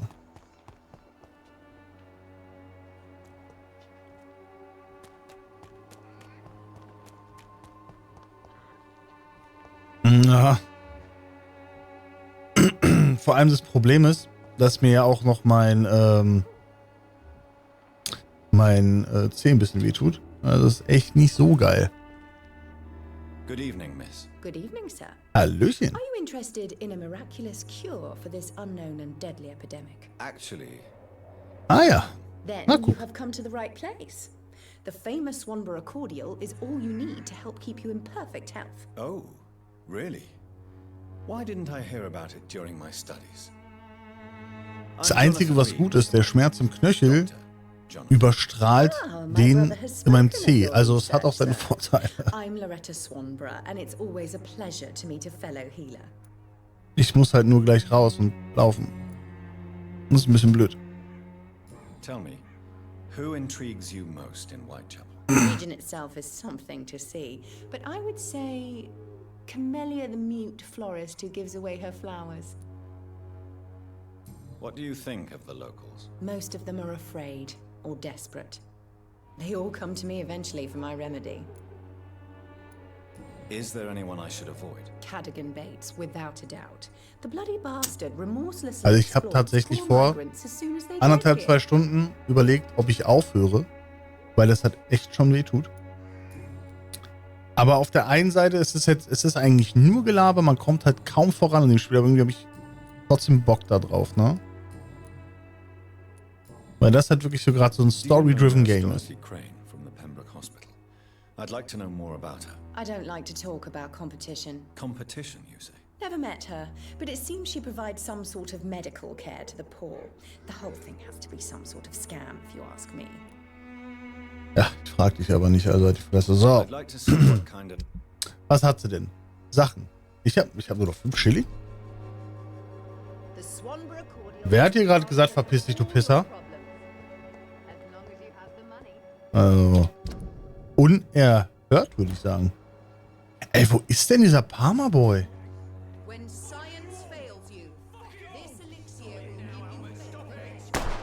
Oh oh.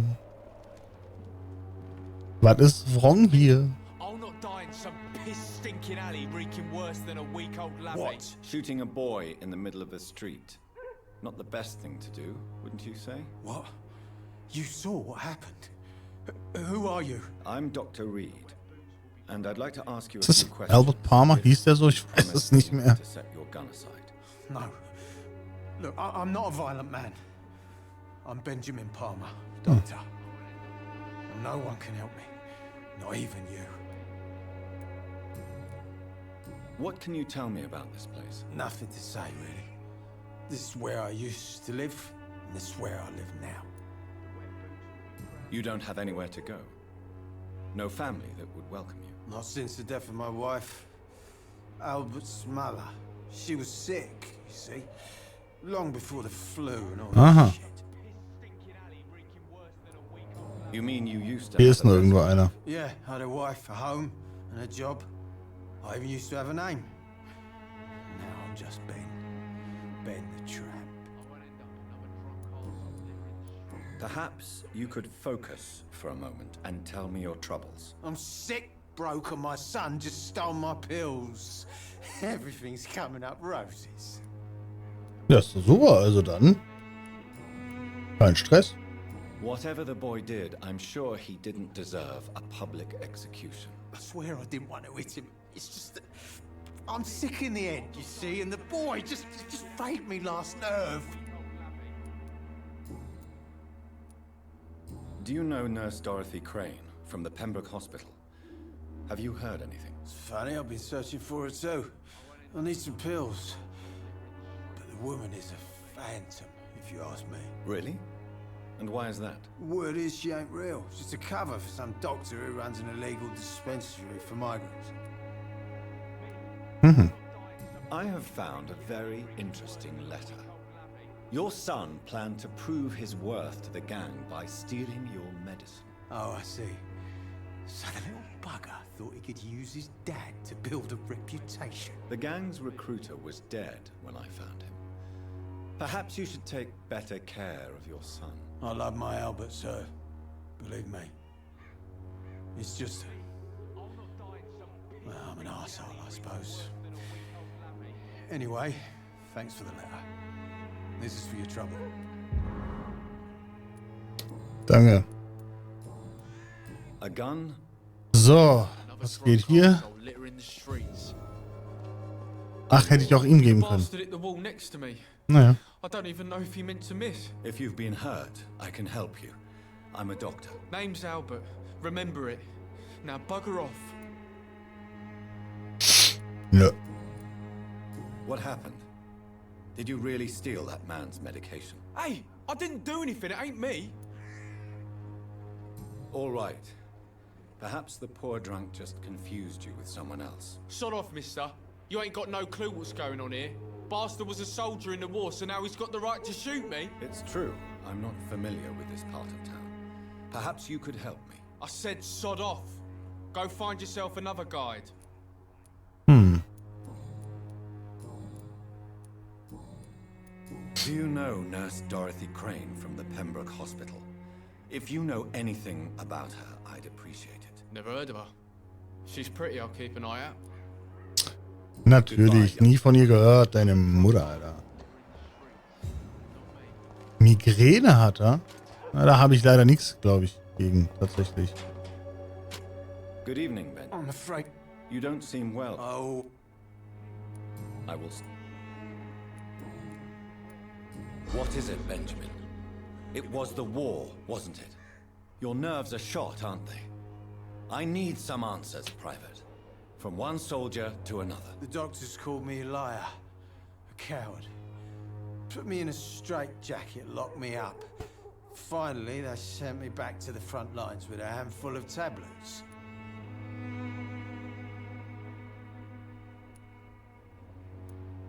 Yes. Sounds like shell shock. I've seen a few cases like yours. This is nothing you should be ashamed of, Benjamin.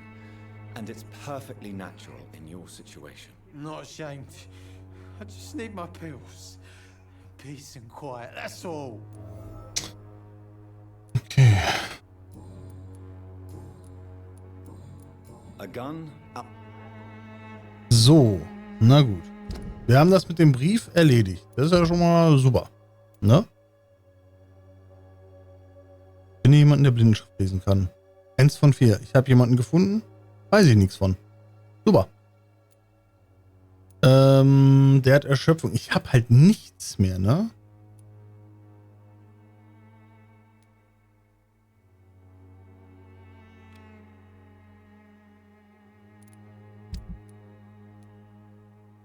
Ui, das ist da ganz oben. Ach du Scheiße.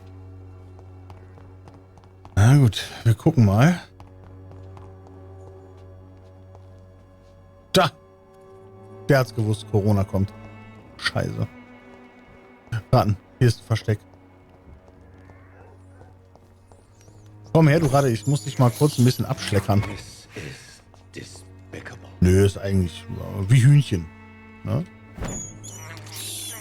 I have this thirst for blood. Komm her. This is despicable. Hä? Okay, warte mal. Irgendwo ist hier ein Versteck. Aber wo? Also hier komme ich nicht rein. Okay, das ist nicht scheiße.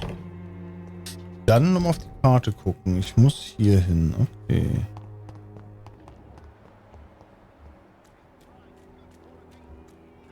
Da ist Joe.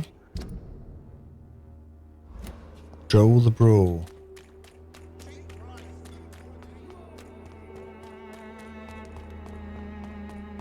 Ich muss halt irgendwie nach oben kommen, ne?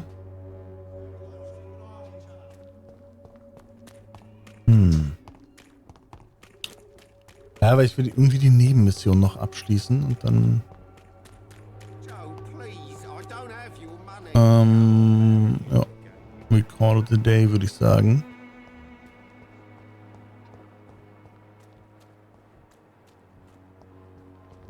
Ich denke tatsächlich, ich werde da wohl nicht drum rumkommen, gegen die zu kämpfen.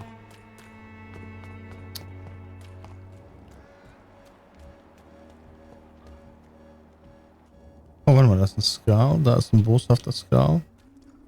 Der ist geblendet. Heißt das, der ist blind oder nicht? Ah, anscheinend nicht.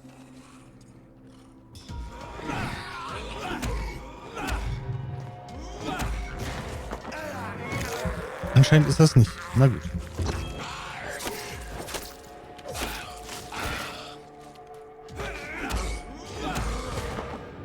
Na gut, die sind easy.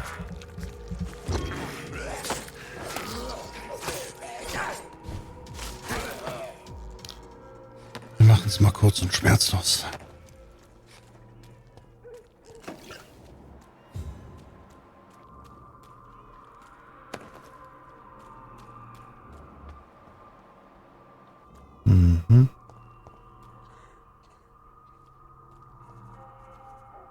Ja, ich mach die trotzdem weg. Also ist ja lächerlich.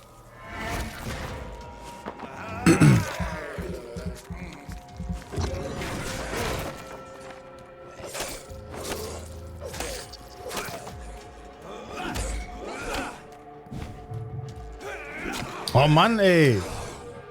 Arsch.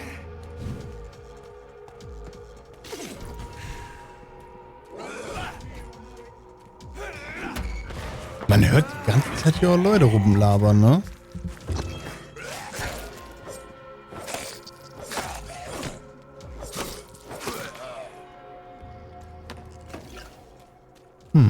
Naja. Dann mal hier hoch.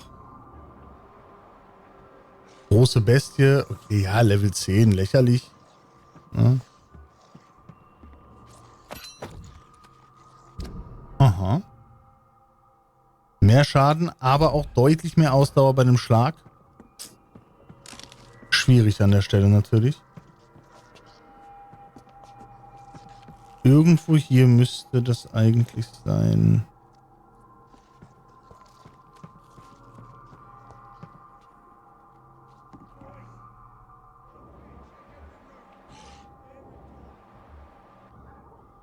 brauchst 2. Ja gut, dann habe ich nichts gesagt.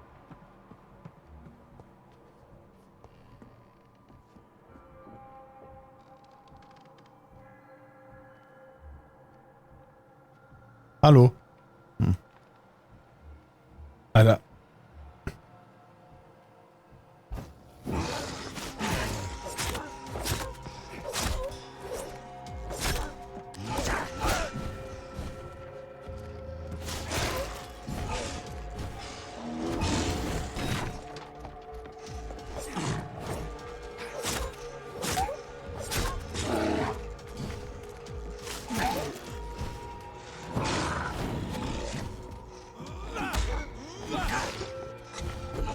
Okay, drauf geschissen, ich mach den mal kaputt.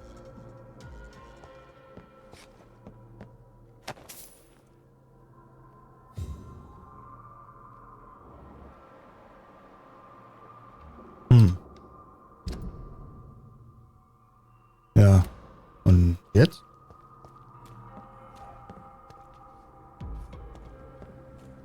Geh mal wieder weg.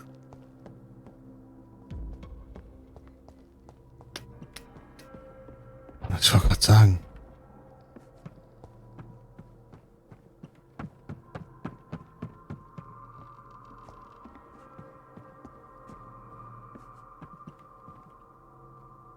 Finde das Paket.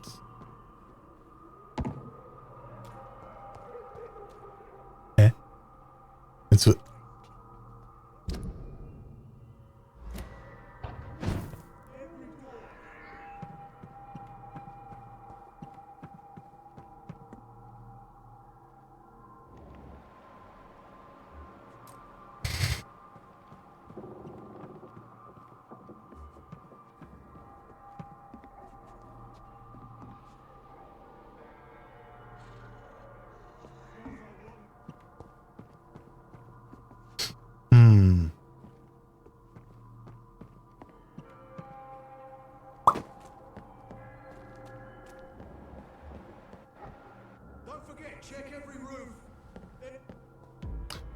Könnte halt auch da draußen irgendwo sein.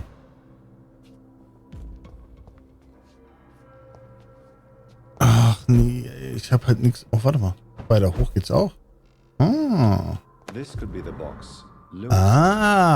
Barrett. Es gibt keine leichte Art, das zu sagen. Darum sage ich es einfach frei heraus. Wir können so nicht weitermachen. Zumindest, ich kann es nicht. Wenn Joe jemals herausfindet, dass wir seine Frau und sein bester Freund, es würde ihn zerstören. Was? Ach so. Und dann würde er dich töten. Wir hatten schöne Zeiten zusammen, doch wir müssen es einsehen. Ich werde niemals deine Jane Lewis werden. Du weißt es und ich weiß es auch. Also beende ich es hier und jetzt. Wenn du meine Entscheidung respektierst, werden wir, Joe, du und ich, sicherlich auch irgendwann wieder glücklich sein. Und der wichtigste Teil unserer Geschichte wird immer ein Geheimnis bleiben. Bis zu diesem Tage hoffe ich, dass du mir vergeben kannst. Lebe wohl, Jane Peterson. Ah, sie hatte was mit ihm. Knickknack und so, ich verstehe. Ja. Gut. Wissen wir Bescheid. Wir gucken. Wir schauen mal, wo ist denn der Friedhof? Der ist da. Ach so. Der ist da am Arsch der Heide. Nee, dann nicht. Also, sorry? Nee. Ey, ich finde, das ist doch wohl lächerlich.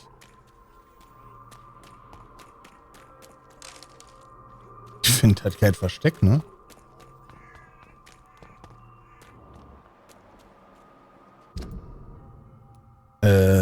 Ach scheiße, ich muss ja wieder ich muss ja wieder außen rumlaufen.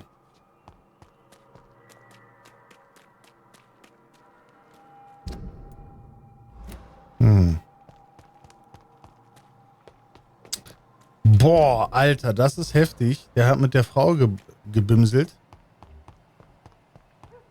Uff, ne?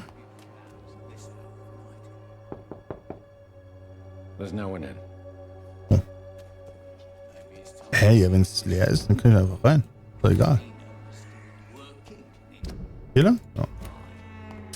Puh, schwierig. Also ich bin ganz ehrlich, ich geb's Joe, ne?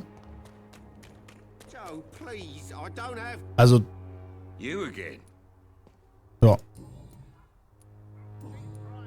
I Ja. think the documents in this box could be of some interest to you. Really? Where'd you get it? I found it in an abandoned building nearby. I thought you might want Es bringt nichts, aber die Wahrheit sollte man schon wissen. Letters about my boy. Thank you, sir.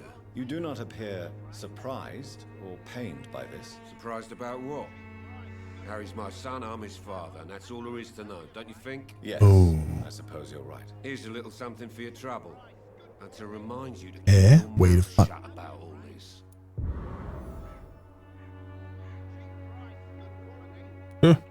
Goodbye. Na dann. Warum nicht? You never... Barrett, you had an affair with Joe's wife, didn't you? Yeah, I did. She's the only woman I loved. My first regret is that she stayed with Joe after Harry was born. The second is I never shed a tear when she died. Did you ever try talking to Joe? Never. But I suspected he knew everything, even without knowing it. And he decided to make me pay in his own way. Do you mean you're Harry's father? No one will ever know for sure. And it's better that way. I believe I'd have been all that bad as a dad. Könnte theoretisch sogar sein, ne? Muss man ja mal so sagen. Bye for now. Okay. Na dann. Mal mit Joe reden, ob der noch irgendwie was zu sagen hat.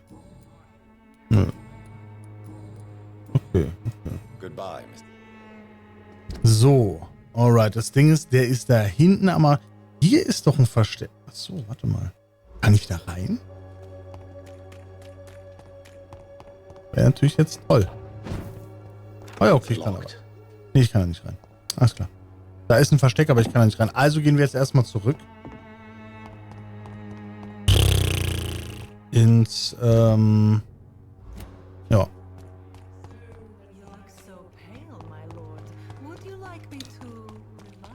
Ja. Ich versuche den direkt... Ich könnte natürlich auf den Friedhof gehen. Aber dann müsste ich hier den Weg nehmen, definitiv, um hier hinzukommen. Ja, schwierig.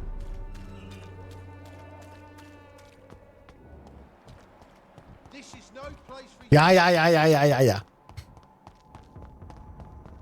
Also eigentlich müsste ich jetzt hier lang gehen. Da sind die ja schon wieder. Ja, dann habe ich jetzt keinen Bock gegen die zu fighten, bin ich ganz ehrlich. Ach du Scheiße, du.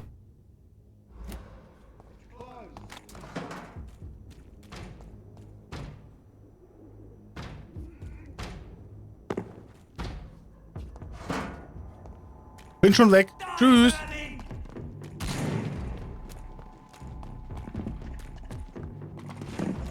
Oh.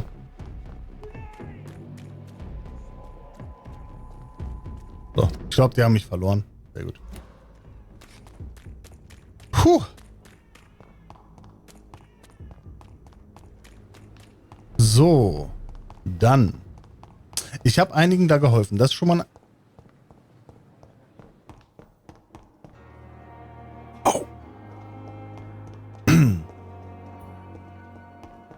Das ist schon mal eine gute Sache. Ich gehe mal ganz kurz in unser Büröchen.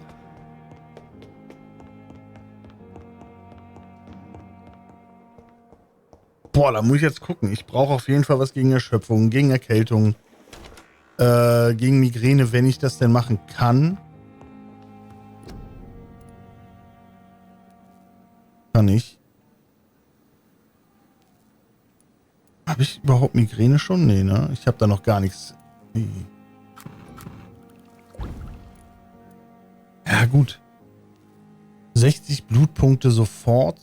Regeneriert 300 Lebenspunkte sofort und anschließend 150 Lebenspunkte innerhalb von 50 Sekunden. Das ist natürlich krass. Erkältung, ja, das kann man natürlich auch nehmen. Ich habe halt echt nichts.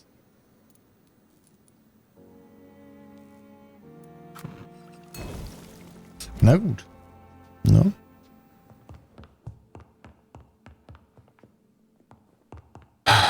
Alles klar. Dann erstmal wieder hinsetzen. 1230 Punkte. Die Frage ist, was möchte ich können? Der Blutspeer wäre natürlich schon geil.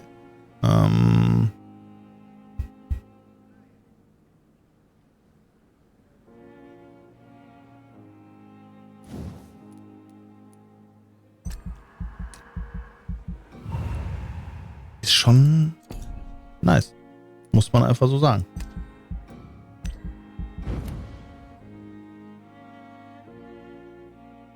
Die folgende Nacht.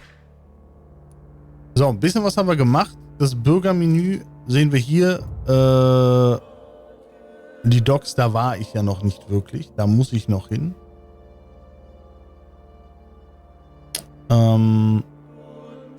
Obwohl ich schon ein paar Leute kenne. Warum auch immer. Okay. 96%. Hier ist alles noch einigermaßen gut. Hier verstehe ich ehrlich gesagt nicht. Ah, es ist auf stabil gegangen. Sehr schön. Sehr, sehr schön. Erschöpfung. Kann ich was tun? Erschöpfung. Kann ich was tun? Hier war ich noch nicht. Ich könnte nochmal zurückgehen, denen helfen. Was natürlich die Stabilität des Bezirks förderlich ist. Quasi. Hier ist Blutarmut. Blutarmut, ja, wait a fucking second, Alter. Stimmt, Clay Cox, ich weiß nicht, wo der Boy ist. Weil den habe ich ja eigentlich gesucht. Aber irgendwie ist der nicht da. Weil gegen Blutarmut habe ich was. Aber wo ist Clay fucking Cox, Alter?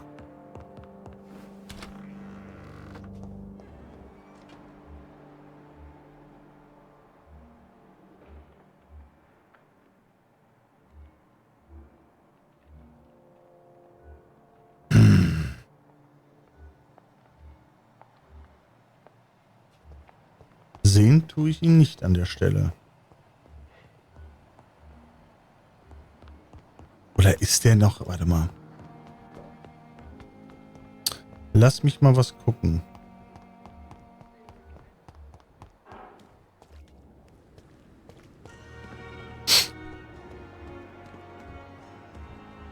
Wer soll ich reden? Da ist ja auch sie. Ich rede mit denen auf jeden Fall noch. Ach, da ist er. Clay fucking Cox, Junge. Und da unten ist noch irgendein Typ. Aha. Mal dann.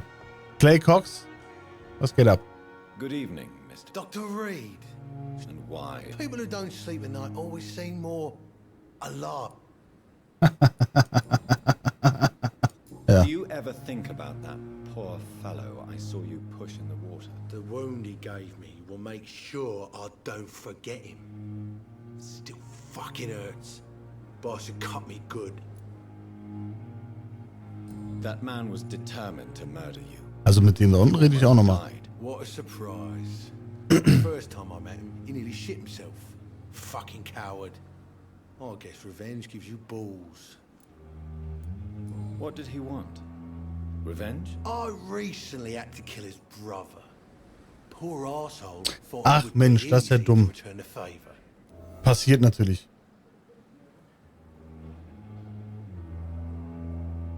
Only the strongest survive, then? Survival at all costs. Is that all you think about? I'm the toughest bastard you'll ever meet, Dr. Reed. And I don't give a fuck what Ach so. Na, ich weiß ja nicht, ob das stimmt. How is your hospitalization going, Mr. Cox? This is a shitty place with shitty staff. But as long as I'm treated all right, I'll be fine. What's wrong with the Pembroke staff? That bastard you sent to bring me here, Milton. I thought he was going to break all my bones before I reached my bed. I see. Any other smart comments? The nurses aren't too ugly. Especially that foxy one, Nurse Crane. Pretty brunette, tough attitude, all like that. Aha. What's wrong with the hospital? Come on, Dr. Reed. Ich dachte Poppy. Nee, wie hieß die? Die hieß nicht Poppy, die hieß irgendwie anders. But you're alive thanks to the efforts and dedication of the staff here, aren't you? What are you Pippa. expecting? A medal? I thought the same Pippa was irgendwas. just part of the job. Must be an unsatisfactory profession at this time, I'm sure.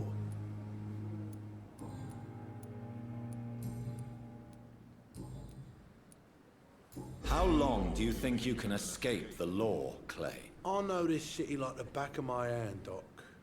I know its streets, who to pay, who to avoid, and who to bully. In, LOL oder was? The police may be slow, but they will find you eventually. Well, how come you didn't turn me in then? Nah, Doc. I figure you have something to hide, so you can't ask the coppers. Wieso hast du gepinkt und alle sind gestorben? Was? Ach so. Have you heard of any underhand dealings? Ja, vielleicht so ein bisschen kurz Connection Error. Style. Too risky. The black market, though. Now that's where the money is. Aha. You're lucky to be alive, Mr. Cox. I hope you're starting to take better care of yourself. This place is full of sickness and decay. How could I get better in such a dump? Consider yourself lucky that I'm treating all Das Ding ist, theoretisch, es gibt hier auf jeden Fall Leute, die könntest du töten. Safe. Ihn zum Beispiel, er ist jetzt nicht der netteste Boy. Oder auch den komischen Vermieter, aber die bringen natürlich nicht viel. Die guten Leute, die den anderen natürlich helfen, die bringen schon recht viel. Er bringt mir jetzt 600 EP, das ist halt lächerlich. Ne?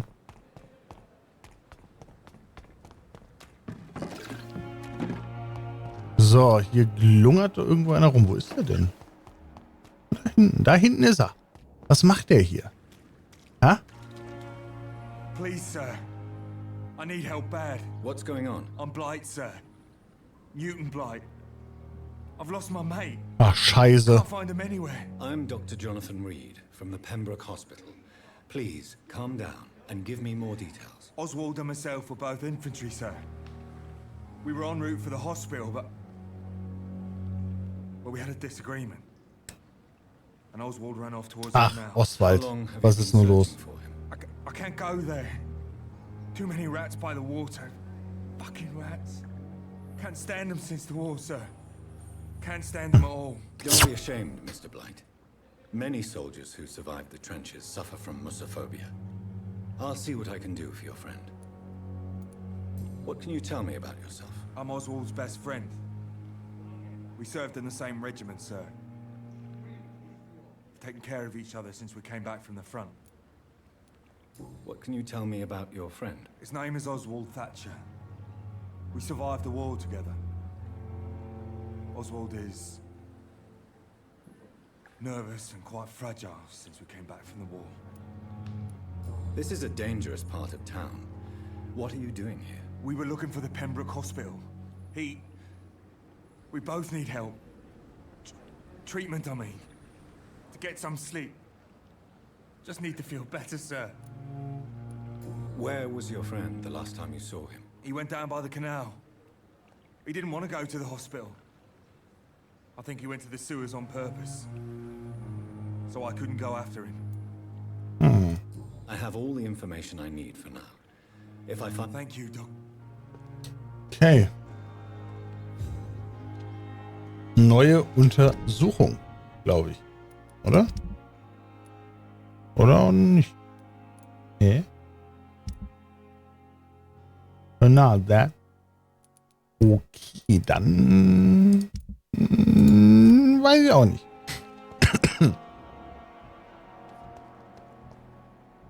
Also ins Wasser kann ich nicht, darüber kann ich, oder wobei. Nee, darüber kann ich auch nicht. Ja gut. Ich sag's mal, wie es ist. Scheiße gelaufen. Ganz ehrlich. Ich kann natürlich auf der anderen Seite mal gucken, ob ich das Tor öffnen kann. Vielleicht. Und dann da mal gucken. Ansonsten gehe ich nach oben, rede mit der Ollen. Komme ich hier rein? Warum ist das verschlossen? Ich war doch schon mal da drin. Verrückt.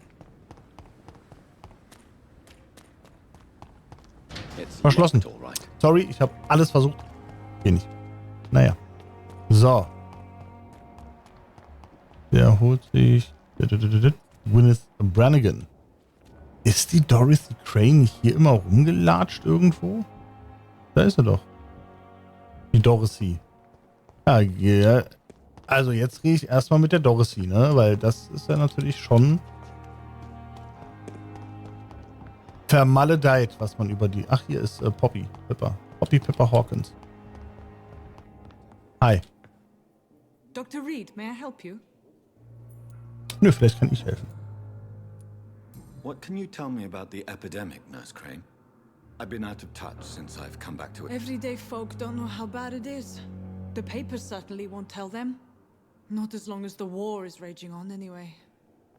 News on the front stated that the Spanish flu was under control, at least in Britain. It seemed to be for a while, but that was only last summer. It returned with a vengeance just over a month ago. What can you tell me about our patients here at Pembroke? This hospital was founded to help the East End poor and needy. But since the war and the quarantine, we've had all manner of folk. Can you be more specific? Well, veterans, the elderly, dock workers. We even have a few mental patients. If there's space, we take them.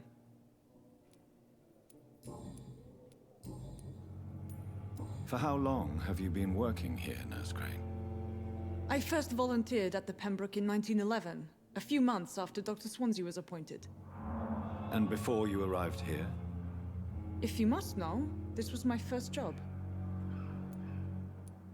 Well, Dr. Swansea certainly has confidence in your abilities.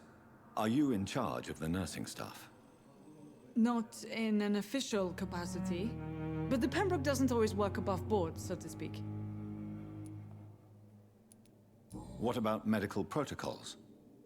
Dr. Reed, we don't have the money and resources here at the Pembroke like they do in the West End. We do what we can. How is the duty roster organized? Everybody works until they can't. If there's time, they'll eat a meal and shed a silent tear.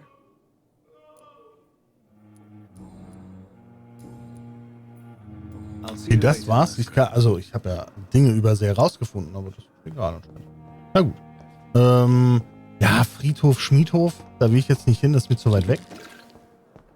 Deswegen rede ich jetzt noch mit der Ollen, gehe wieder hoch. Ich glaube, dann speichert das Spiel. Ja, ich glaube schon. Und dann machen wir beim nächsten Mal weiter. Erstmal hier. Quack. The flu took my dear wife, Emily. I take comfort knowing we'll soon be together again.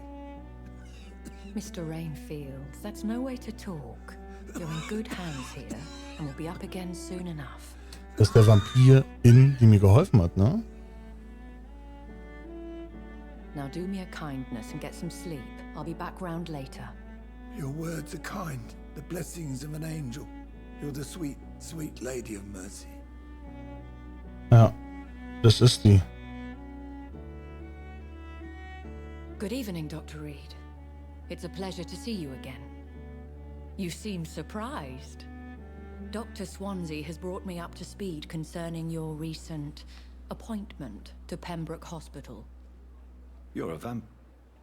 The lady who saved me that night, before vanishing into thin air. I remember you from the pub with Dr. Swansea.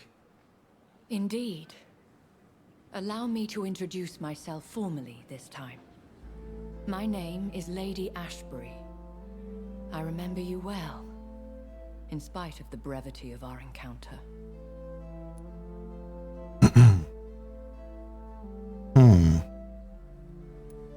Apologies. You've taken me by surprise. I'm very happy to see you. The pleasure is mine, Doctor. I hope you're more disposed to answer my questions now. You must have countless questions, but our rather urgent matter first. Swansea has explained. My cover, if you prefer, has been compromised.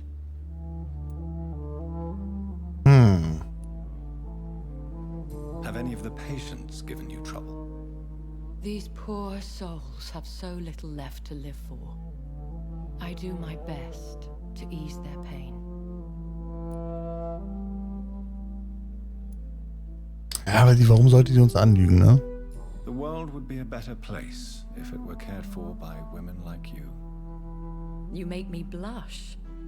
I am simply a necessary evil. Pardon my boldness, your ladyship, but I have questions concerning this condition we share.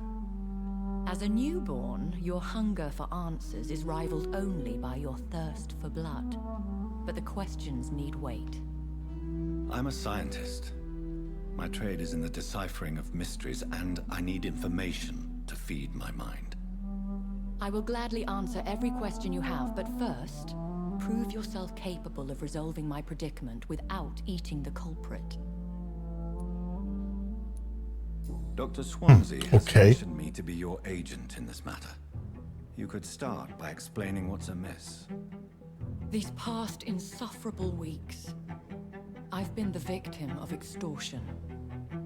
I've made a first payment, but the blackmailer grows greedy. I must refuse his most recent demands. What are your expectations? Please be precise. As the newly appointed surgeon of this hospital, you are in an excellent position to ask innocent questions and deftly learn the identity of my blackmailer. Who would be so foolish as to threaten you? A kindred spirit. Even if it were the case, and I highly doubt it, a vampire would have asked for something more valuable than money. My suspicions lean toward a patient. Family. If we're dealing with an ordinary criminal, surely you've the means to deal with it yourself, if I may. As immortal tradition doth dictate, all fangs and hypnotic eyes ablaze, the blood would run like a river. That's what I hope to avoid. Violence has a tendency to spiral out of control.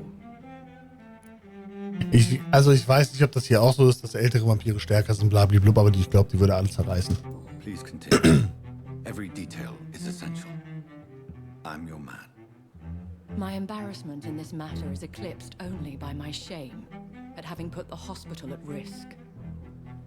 The threat from our anonymous scoundrel is clear. A list of dates.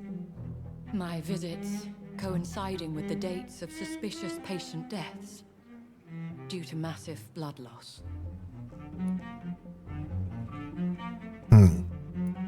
Ich glaube nicht, dass sie das war. I'll take care of it. Do you know where I should start? If that was the case, I'd settle the matter myself. You could talk to our local gossip, Harriet Jones. Not a pin drops here without her hearing about it. I'll meet that woman now. My life, as others know, is in your hands, Dr. Reed. I'm sure of your discretion, but I do fear your powers of persuasion will be put to the test. When this is resolved, I'll be your obligé. I'll answer all questions in regards of your condition.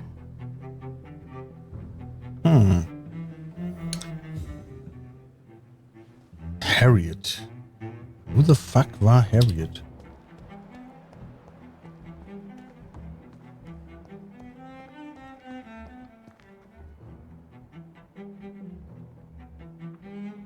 Das Harriet?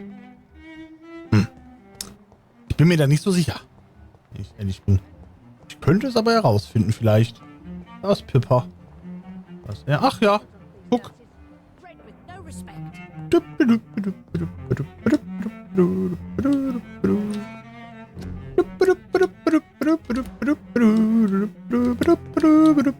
Hallo. What is this? Who are you? Get out of my room. There's no need for alarm, madam. I'm Dr. Reed, the new surgeon. Preposterous. Dr. Reed, you say? I don't want some bumbling intern. Where's Dr. Swansea? Fresse jetzt! Please, calm down, madam. I assure you that I am highly qualified. I'm just back from war duty. How brave. Threatening an old defenseless woman. You know how long I've been a patient here? You've picked the wrong fight. I'm Harriet Jones. Harriet Jones? Indeed. I've been meaning to have a chat with you. You know what goes on here better than any other patient, I gather. Oh, better than any patient, nurse, or doctor. I've seen so many vile, Das dachte ich mir doch. Im Spiegel. Was there a case of blackmail? Blackmail? Wait. You're investigating something. This isn't a social call. One of those incompetent cunts slit a poor sod's vein. If I didn't know better, Miss Jones, I'd be inclined to say you enjoy this type of idle gossip. God's honest truth, Doctor. It's just the way it is here. Most of these bitches would let you freeze to death before getting you a blanket. Aha. You seem to know more about the goings-on here than anyone else. Beware, Miss Jones, in case suspicion should fall on you. That's it. Blame the old and infirm. I see those little bitches' greedy little eyes. Just waiting for me to pop off they are. I assure you, madam, this is not an investigation into a possible medical error. Debauchery, then? Nurses Crane, Hawkins, Brannigans, whores, all of them. They can't keep their legs shut.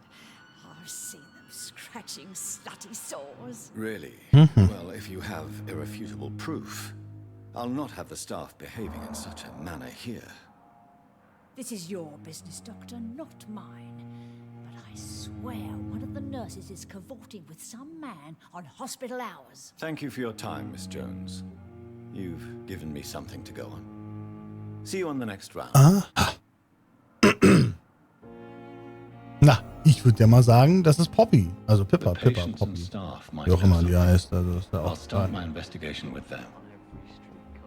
Wo ist er? Da ist er. Poddy, was geht? Good evening, Nurse Hawkins. Good evening, Dr. Reed. Also, ich habe eine Frage. Okay, ich habe doch keine Frage, aber eine andere. What can you tell me about the strange man visiting one of the nurses during her shift? Let me guess. You spoke with that old shrew, Harriet Jones. Do not pay attention to her, Doctor. She's full of fanciful tales. No matter how you feel about her, Miss Jones deserves our help. Who says I don't care for her? Hate is what keeps that old crone alive. Ja, war auch gut. She could have been telling the truth about the mysterious man. That old witch will end up in hell soon enough. Who cares if a nurse finds some happiness where she can?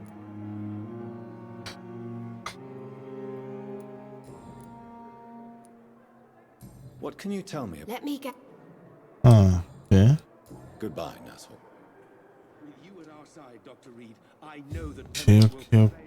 Okay. Dann muss ich die anderen finden. Die sind auch irgendwo unterwegs.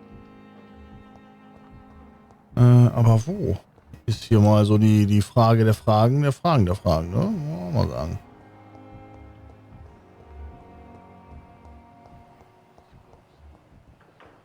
Sind die nicht mehr da? Sind die weg? Kein Bock mehr? Hä? Sean Hampton, da ist sie. Nee, da will ich nicht hin. Hä? Die sind doch immer hier draußen sonst. Wo sind sie hin? Was macht die hier vorne? Stopp! Good evening, Nurse Brannigan. Good evening, Doctor.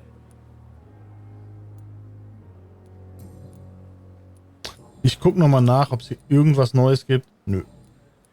Do you know if any of the hospital Das staff neu. have criminal backgrounds? The people who work here all come from very different backgrounds, Doctor. Just like the patients. Ah ja. Have you seen a strange man visiting any of the nurses here? I've never heard of such a thing, Doctor. Ach, so. Goodbye, nurse. Dann habe ich ja nichts gesagt. Call me if you... So, Dorothy, dann bist du dran, weil irgendjemand wird jetzt hier was wissen. Sonst, ne? Ich sag mal so.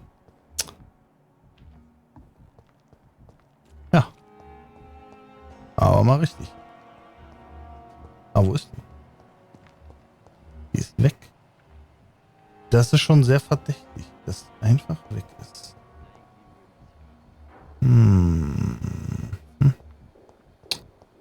Naja.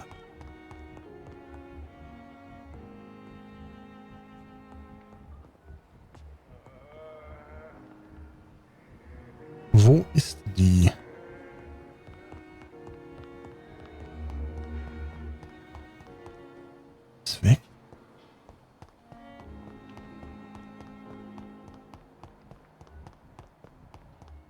Super Hawkins. Gut, ja, ich kann noch mal hochgehen. Also das geht schon. Weil die ist ja hier immer rumgelaufen, ne? I cannot enter.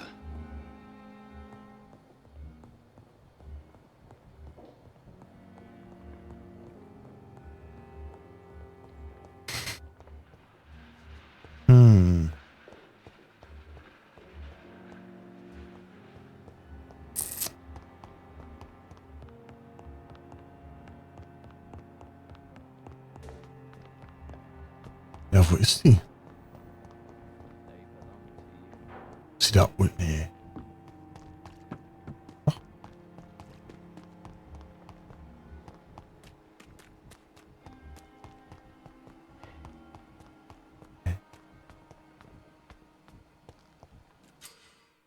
Lauschen. Drücke V, um Vampire zu aktivieren. Wenn sich ein Bürger verdächtig verhält, schlägt sein Herz schneller und leuchtet, indem du ihn anschaust.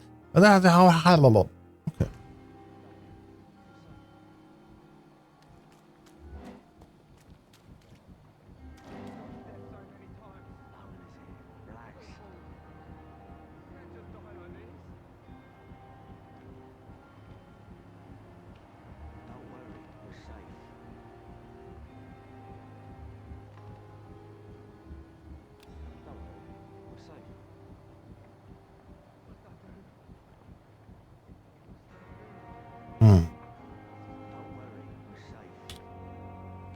You're sure Ach you so. don't come back with me? F drücken. Entschuldigung. Nah, I have to see someone at the hospital. Be careful. You look so bad they may keep you as a patient. Fuck 'em. I don't like hospitals or doctors. Well then, when you go back to Whitechapel, you may find this useful. What is it? A pass for a free medical exam by the best nurse available. Just read it. I don't read well, but thank you, I guess.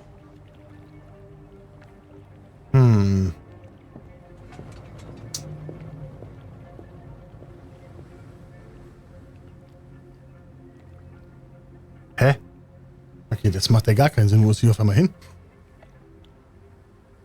Alter, der hat ein Zauberboot. Ja. Aber jetzt komme ich hier rein. Läuft.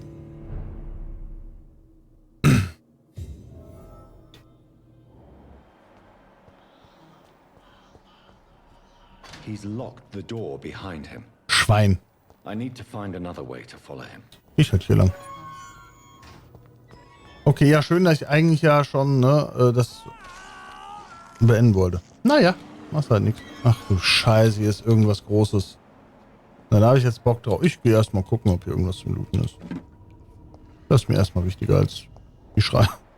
This man has been savagely attacked and dragged to the floor.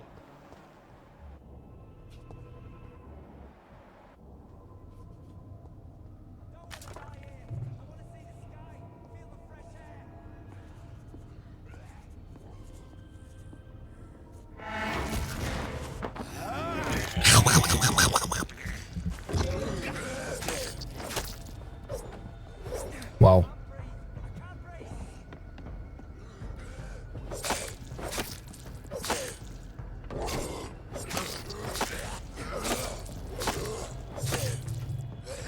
Wow.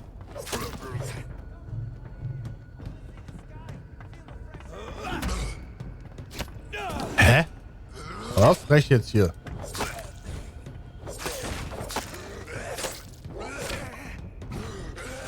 Ach, verpiss. Oh, er lebt noch.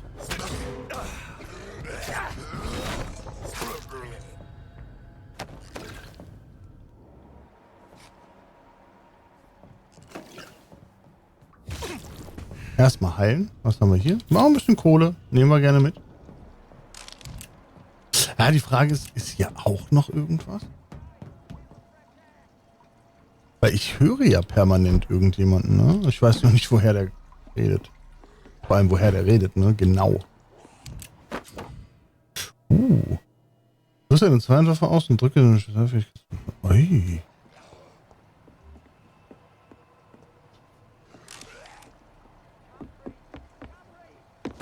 Also hier ist auf jeden Fall einer.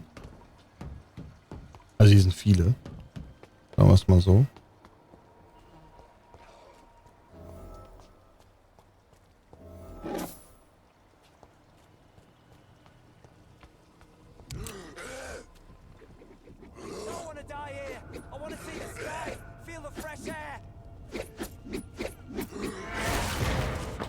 Erstmal beide weggemacht. Jawohl. Erstmal aus beiden schlürfen.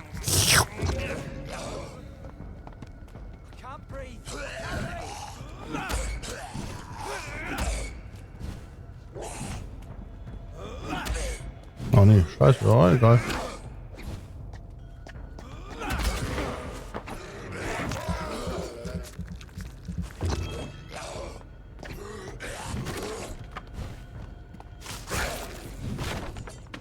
Achso, der ist tot, ja. Wow. Das habe ich jetzt so natürlich nicht erwartet, dass der einfach stirbt. Aber okay. Läuft.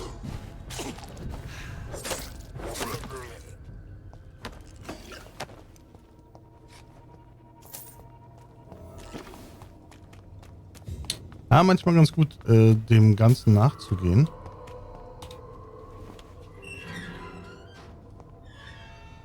Are you injured, sir? Help me get out of here. I need to get out. Ach, das ist safe der Typ, oder? Der Kumpel. Der Homeboy. Please, take a deep breath and tell me your name. Okay. Okay, I'm Oswald, da haben wir I need to get out. Mr. Thatcher, your friend Newton sent me to help you. Do you remember him? Yes. Yes, I do. Good. Hä? Now leave. Können Sie sich denn erinnern? Ja, das kriege ich hin. It's quite invigorating. Sehr gut. I'm sure you'll feel better if you do. Ciao. Hammer. Hammer. Oh, Bruder, geh doch weg. Soll ich nochmal mit dir reden? Okay, tschüss, danke. So, jetzt aber mal hier zum eigentlichen Kern des Problems. Menschen und Skulls. Das ist das große Böse hier. Ne? Das ist quasi das übergeordnete Übel.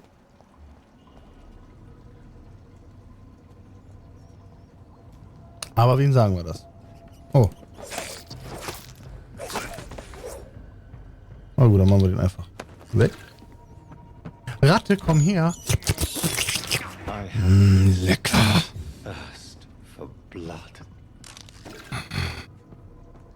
Die nehmen wir auch gleich mit.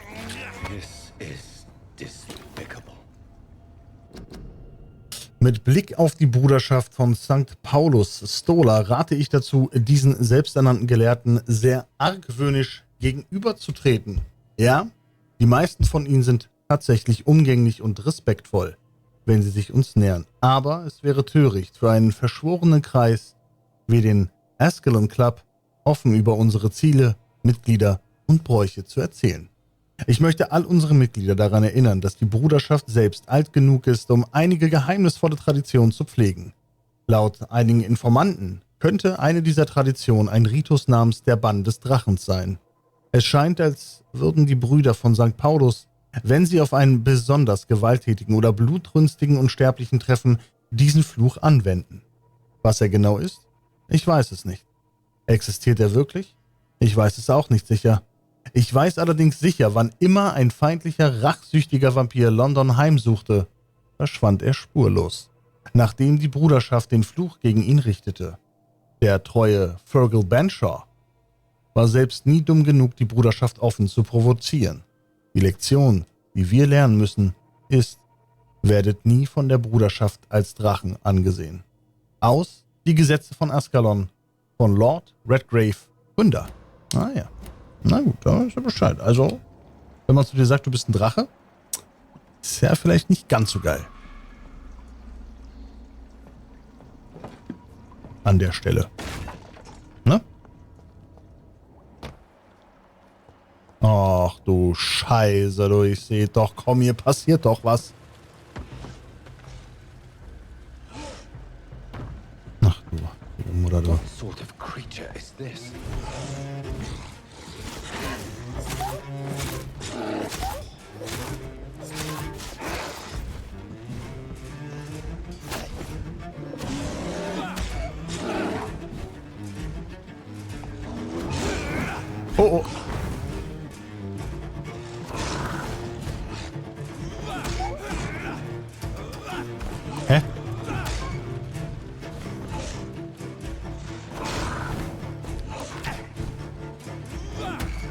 Ja, die ist halt Level scheiße.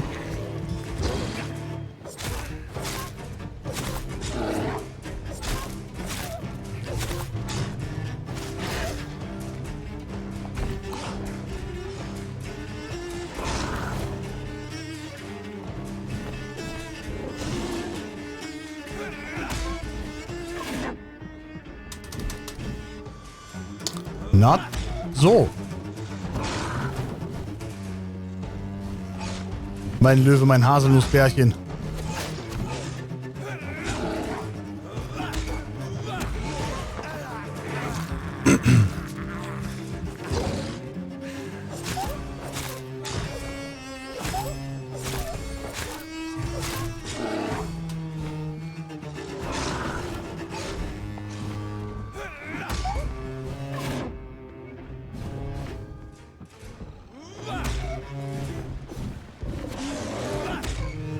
Au, scheiße, du. Oh, wieder, widerstanden. Scheiße. So, immer schön beißen, weil das ist ja lecker. Ja? Das ist wie McDonald's quasi. Nur in anders. Oh nein! Au! Ah! Oh, ah! Aber nicht nett, ne? Ich sag es, wie es ist.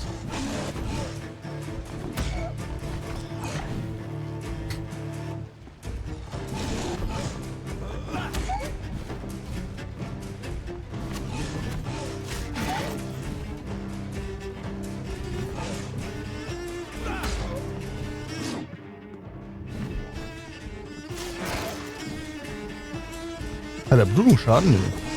Schade. Wäre cool. An der Stelle.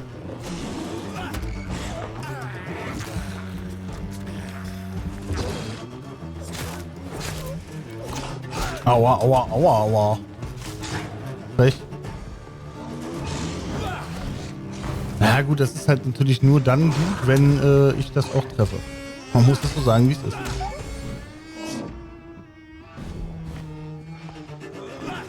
Oh oh.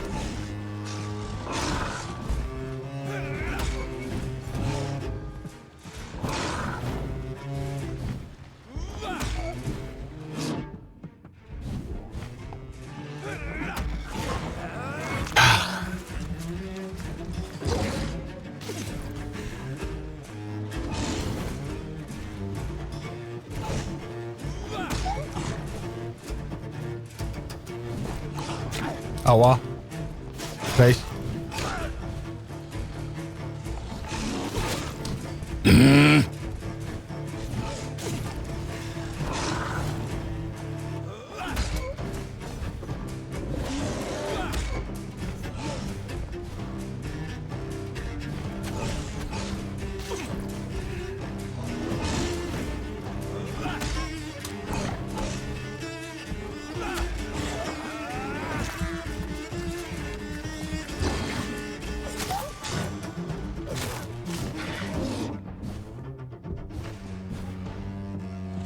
Oh, ich habe gar... Oh, scheiße, ich habe gar nicht genug Blatt.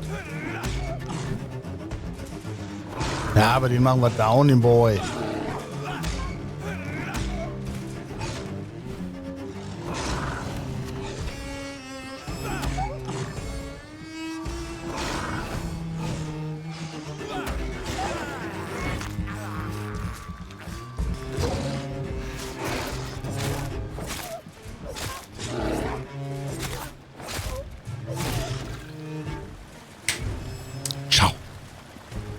Ich finde schade, dass man von denen nichts looten kann. Das ist doch scheiße.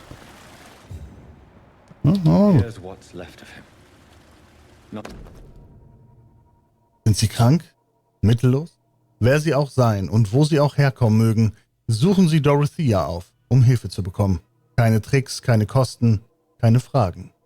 Suchen sie einfach Darius Petrescus Haus auf und zeigen sie diesen Gutschein vor. Dort, okay, das lese ich nicht vor, kann ich eh nicht, aber das ist das gleiche wahrscheinlich auf Rumänisch. So. Okay.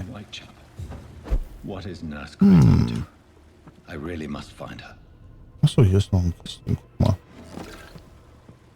Okay, na dann. Jetzt müssen wir hier natürlich irgendwie erstmal auch wieder rauskommen. Aber kriegen wir hin. Glaube ich, denke ich, meine ich. Ja, ich glaube schon. Ist hier noch irgendwas? Nö. Okay. Muss ich jetzt mit ihr nochmal reden oder direkt dahin?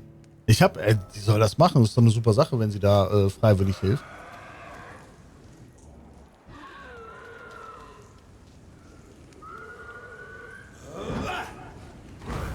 Wow.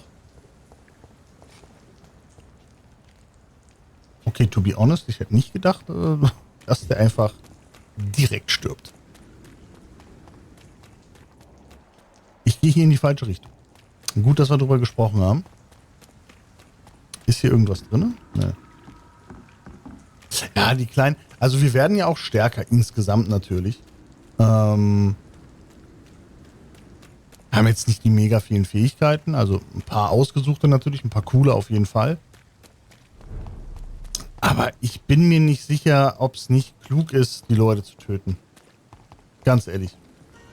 Was geil wäre, und ich weiß nicht, ob das geht, ich glaube nämlich tatsächlich nicht, muss ich sagen, ein achso, das ist ein so Schnellreisesystem. Es ist jetzt nicht riesengroß, aber das Level-System scheint ein wenig unbalanced zu sein, und weil du hast mit Level 5, Level 13 und 16, ja, aber die Kämpfe sind dann schwieriger.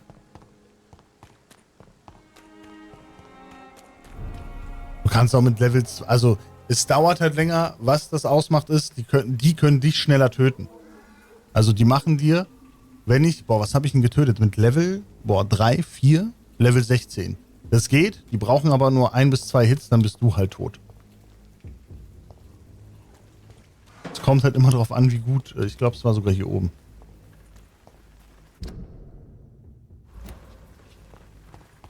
Sind die schon wieder da?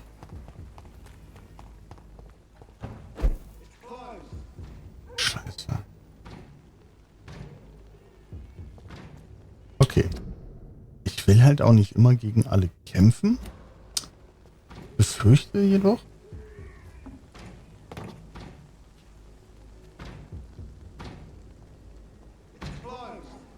Hallo. Das größere Problem ist es, wenn mehrere Gegner am Start sind.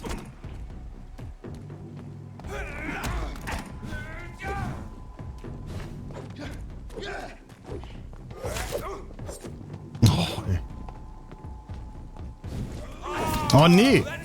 Not this bloody grenades. Okay, weg hier. Weil mehrere Gegner sind halt scheiße.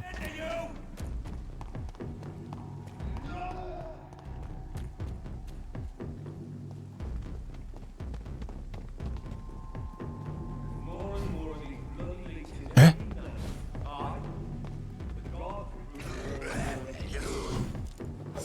Oh ne, come on.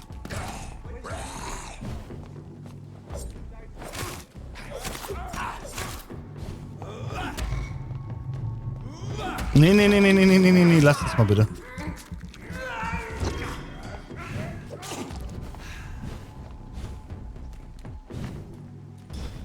Okay, ciao. Oh fuck, ich muss kämpfen. Okay. Nee, oh, ach komm, Bruder.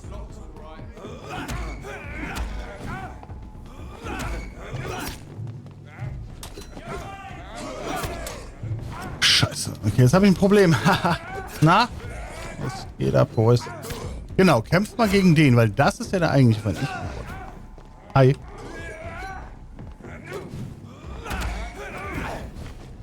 Wenn es mehrere Gegner werden, wird schwierig.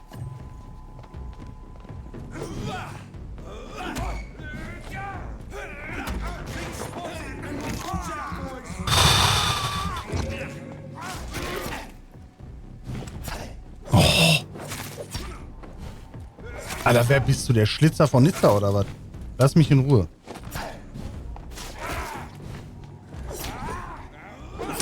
Boah, Alter.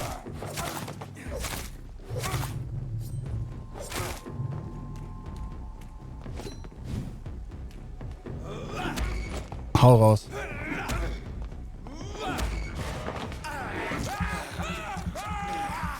So, weil das musst du leveln. Also das kann irgendwann mehr Schaden machen, aber das musst du tatsächlich leveln. Okay, warte mal. Jetzt kann ich aber doch theoretisch hingehen und sagen, du, mein Freund, Kapau. Ne? Und dann gehen wir hier. Oh, nee. Ah, egal. Aua.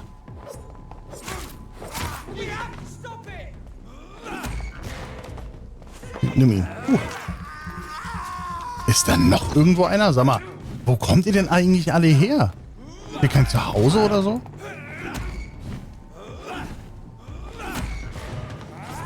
Man muss ja mal fragen dürfen, ne?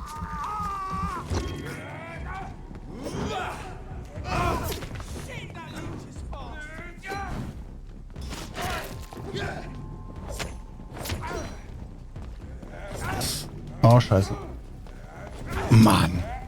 Alter, der macht auch nur immer die gleiche Scheiße, ne? Da flippe ich aus und bei dir macht es halt gar keinen Schaden. Heil ich mich. Alter. Meine Fresse, du, da krieg ich aber auch.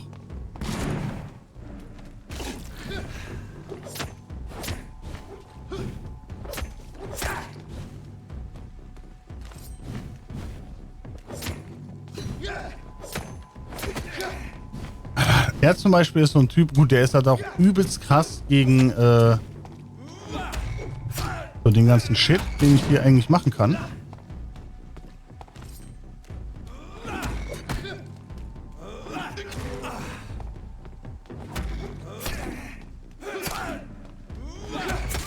Alter. Ach komm! Scheiße.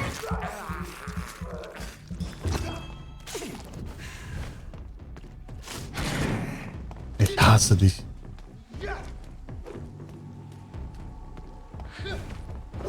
Der ist halt übelst gut gesaved, ey.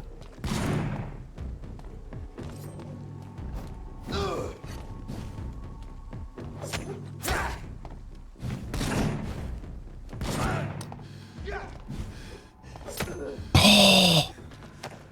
Bruder.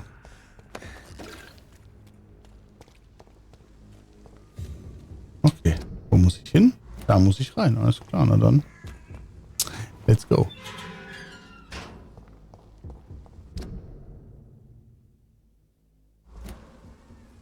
Whitechapel. Da oben. This neighborhood is linked somehow to the kind Lady Ashbury's blackmail.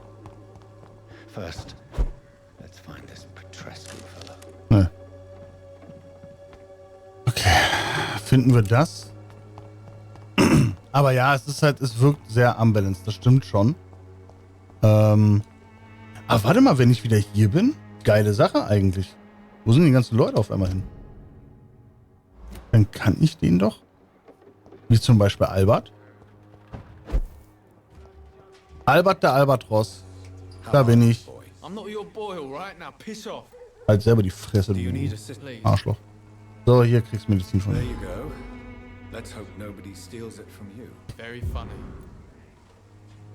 Also das wird immer in Prozent ausgerechnet, was das an Damage macht. Und ich bin jetzt bei 100%, also plus 100%. Und das kann halt noch deutlich mehr machen. Migräne kann ich nicht heilen, da habe ich nichts.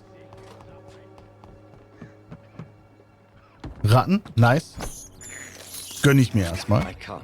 Schön vegetarisch. Man könnte sogar sagen vegan. Ja. Das ist ein veganer Vampir.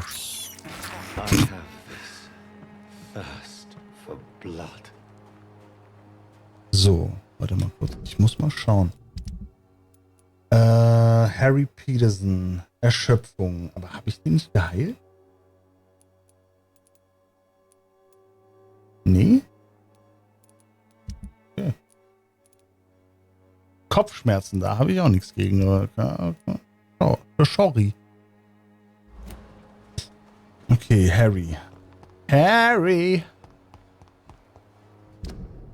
Warte mal. Ach, hier ist sie, okay. Hier ist Migräneboy, aber also für Migräneboy kann ich leider gar nichts machen. Wir müssen erstmal kurz hier hin, weil ich will dem Sohn schnell helfen. Harry, der möchte ja Zauberer werden, deswegen helfen wir immer eben, ne? Ja, klar. Aber habe ich doch schon gemacht. Hm. Good evening, Harry. May I come in? Sure. Harry, ich helfe dir. Ja, weiß er Bescheid. Aber vielleicht hat er auch noch irgendwas zu sagen, was Cooles. So, I'm not bothered. Ja. Das Ding ist, ich kann ganz viele Menschen töten und die geben mir echt viel Erfahrungspunkte. Er weiß ich jetzt nicht, er würde mir eine 490 EP bringen. Es gibt Leute, die bringen mir 3000 oder mehr. Das Ding ist, dass es ist immer so eine Frage, wenn du jemanden tötest, dann bringt das den Bezirk auf jeden Fall mehr in Instabilität und du willst die ja stabil halten, damit die dir wohlgesonnen sind, die Händler dir bessere Angebote geben und so weiter. Und wenn du halt natürlich gut sein möchtest, auch klar. Möchte man ja auch. Lewis was close to your family, to your mother. Not really. I was too young. But I remember it was a happier time. Mr. Lewis was funny. He often had dinner with us. Ist ja auch dein Daddy. Why are you sad then? Because it Nur mal so am Rande. I remember a time when my father used to laugh and smile. It hurts to realize he's as sad as me now. How was he towards you? He was nice, I guess. He never forgot my birthday. He always offered me books.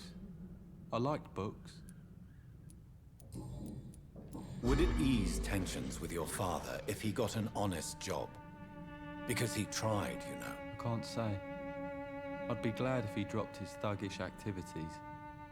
But I'm not sure it would be enough. Why is that? Sometimes I suspect it's me, Dr. Reed. Or it's this life. It's like I can't find my place.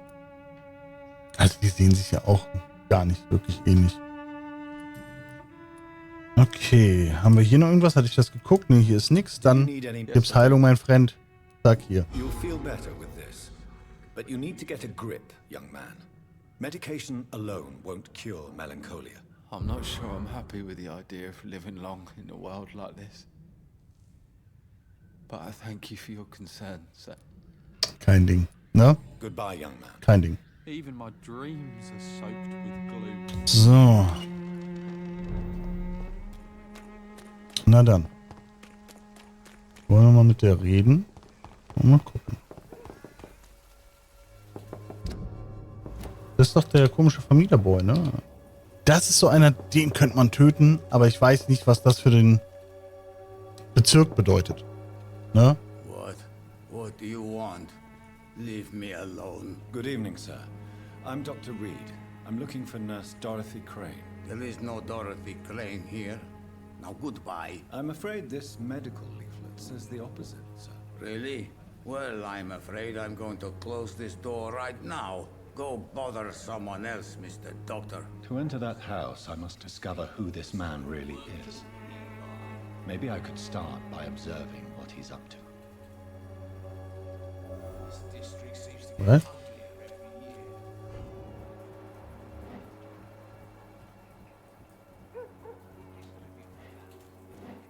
Wie beobachte ich den jetzt am besten? Ne, hier nicht.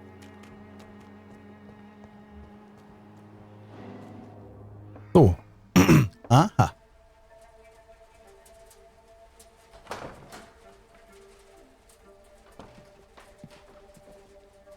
A strange man was at the door with a pass for our medical facility. I refused him entry. Darius, how could you know he didn't need our help? His clothes were too finely tailored to be from Whitechapel. Perhaps just a friend of that stray poet who is always about. Richard Nithercott? No, not of the same cloth, this man. I suspect some machination from that journalist. Clayton Darby. Is he still asking questions? Yes. I saw him drifting around St. Mary's Church. I swear he is tracking me just downwind.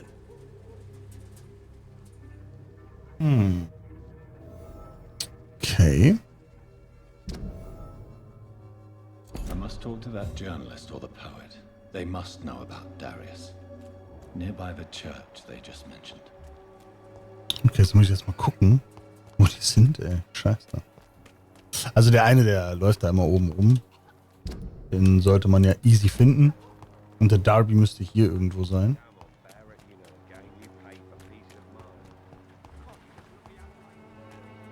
Ah, Mann. Na, guck.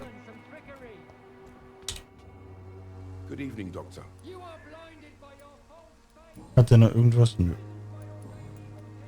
I heard you're investigating an underground medical dispensary in Whitechapel. What do you know about it? Not much, I'm afraid. They are wary of strangers, and I'm not really an acquaintance of theirs. Why do you care?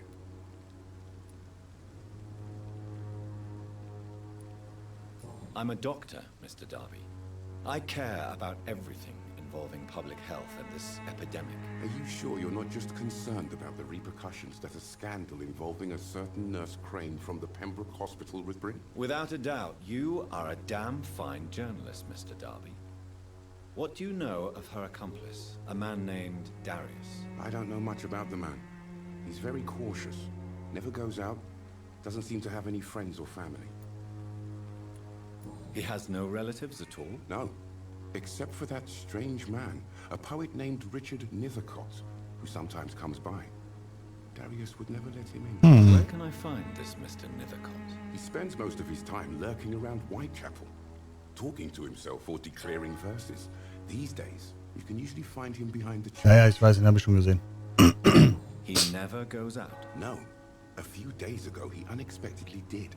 I followed him, but it was just a ruse to keep me away from his house. Really? How do you know? He went to the nearest mailbox, but just before posting his letter, he ripped it up and threw it away. Merkwürdig. Goodbye, Mr. Okay, na dann. Also ich könnte jetzt auch wieder hinten rumlaufen, klar, aber nö. Aber die Tür geöffnet, Shortcut ist bereit. Ne?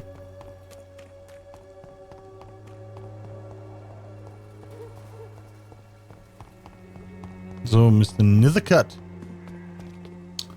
Der ist überhaupt hier? Ah, da ist er doch. Na, guck. Hallo. Good evening, Mr. And good evening. Hat er hier noch irgendwas zu sagen? Nein. May I ask you a few questions about the district? Extraordinary part of town, is it not? I'll be glad to help you, if I can.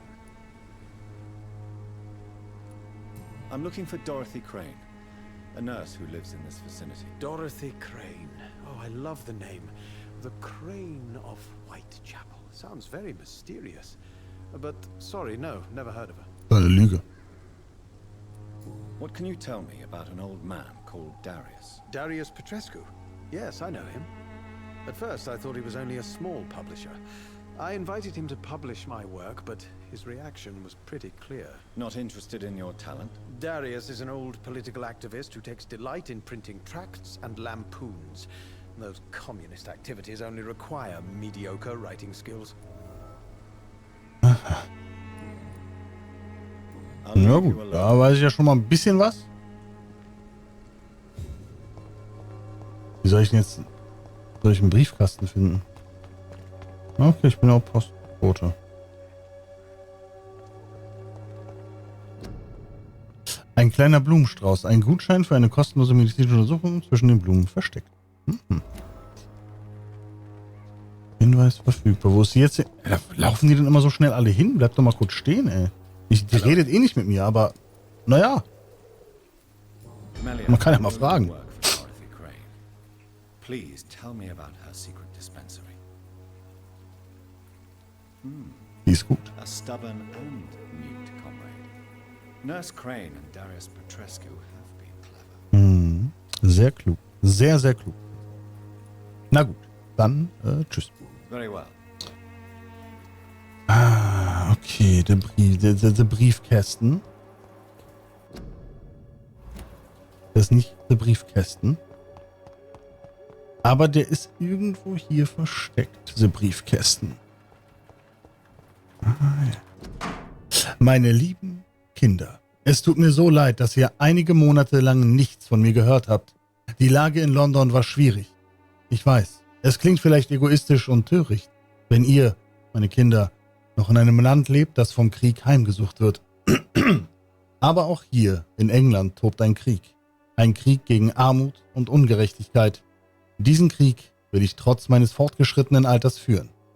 Deshalb schreibe ich Euch heute. Ich werde nicht nach Rumänien zurückkehren. Das bedeutet, ich sehe euch wahrscheinlich nicht wieder, bevor ich sterbe. Seid nicht traurig, meine Lieben. Ihr seid mittlerweile erwachsen und habt selbst Kinder. Ihr wisst, welche Opfer wir manchmal bringen müssen, um diese Welt zu einem besseren Ort zu machen. Und dieses muss ich nun bringen, damit ich mich noch ein letztes Mal nützlich fühlen kann.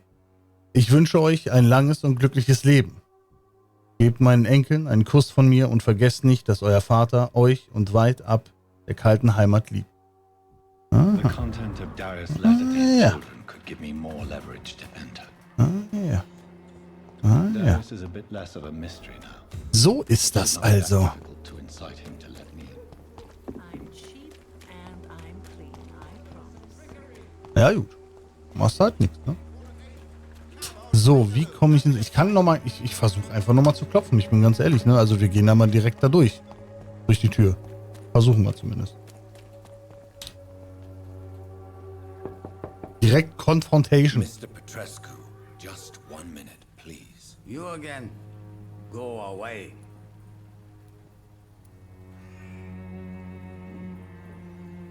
Sir, wait.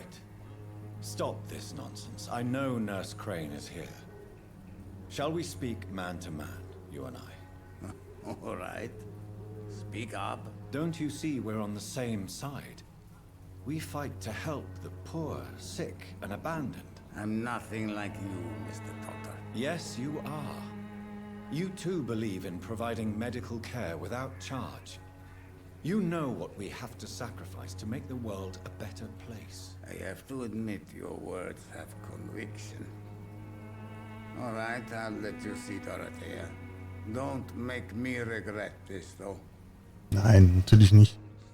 Will dir ja auch nichts Böses. Ich will nur gucken, ob ich hier auch was klauen kann vielleicht. Na, guck mal. 5 Schillinge. Die nehme ich doch gerne mit. Wer bist du? Achso, du bist er. Ja, gut. Oh, noch mehr Geld. Nehme ich auch mit. Hi. Können wir noch mal ein bisschen... Achso, ich dachte, wir können noch mal ein bisschen reden. Weißt du? So, wir beide. So Dorothy's real name is not Crane. Like myself and many people in this area. Dorothea is from occupied Romania. That's all you need to know. She seems important to the community. More than you can imagine. The West End does not want to hear of Whitechapel's misery. Dorothea is one of the few doing something about it. Tell me everything you know about Camellia, the mute florist. I do not believe in the afterlife, Doctor, but I'm almost convinced Camellia is an angel. She volunteered to give out our medical leaflets. Okay, wie komme ich auf Bandstufe 2? Are you not worried for her safety? She is I don't know. as brave as she is tough, and clever too. If only I had met her when I was younger. Are you in love with Camellia, Mr. Petrescu? Don't be stupid. If I had met her when I was younger, we could have won our revolution. Who is she, really? Do you know where she's from? She's not from around here, that's all we know. Camellia is not even her name. It's her favorite flower. You say she has no close family? Well, there's that awful poet who constantly follows her around like a lost puppy. A good man for sure, but a very poor writer. Did you refuse to publish Richard Nithercott's previous works, Darius? Yes, his manuscript is as pompous as he is starched. Now there's a man who loves the sound of his own voice. You could have told him so. As a great writer recently said, politeness is the most acceptable hypocrisy. Okay, hier sind wir aber noch nicht durch mit allem, also da kommt noch was, okay. Do you have any family left, Mr. Petrescu? Children or grandchildren? Who knows? I have abandoned my people for so long, they might as well be dead. As dead as I am for them, I suppose. Don't be embarrassed, sir. If you must know, my own father disappeared many years ago, and I forgave him. It's quite awkward to talk about our families like this, but thank you, Dr. Reed. I appreciate your trust. This war won't last forever. Did you ever think of returning to your country now it's free? No. I have taught strength and determination to my sons and daughters. I'm an old, dying man who only has memories of better times to cherish. How did you meet Nurse Crane, Darius? Why does she trust you? I'm her oldest friend in England. Dorothea and I share many ideas about this country and about the country we left. You mean occupied Romania, don't you? Even if not directly, I fought against your enemies. Really? Then perhaps you have more in common with Dorothea than meets the eye, Dr. Reed. I know you fought for your country when it was occupied, Darius. Tell me more about it. I know my days are numbered, and I know I won't see my homeland again. But I fought for Romania all my life, and I will until my last breath. But Romania escaped the grasp of the Austro-Hungarian Empire. It's a free country again. But it's not the country I fought for. My homeland is not appeased, Doctor.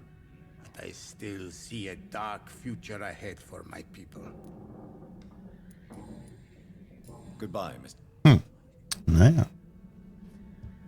Gut. Oh, warte mal. Was haben wir denn hier? Was haben wir denn hier? Na. Der wollte das wohl alles vor mir verstecken. Was habe ich jetzt? Ich möchte gern das Sammelobjekt. Was ist jetzt neu? Weiß ich nicht. Danke. Will ich nicht lesen ist. Oh, Scheiße hier. Ich will doch lesen alles. Naja. Dann lese ich das eben nicht, weil ist so. So, na gut. Dann gehen wir mal rüber, gehen zu ihr. Wir wollen ja, wie gesagt, nichts Böses. Ne?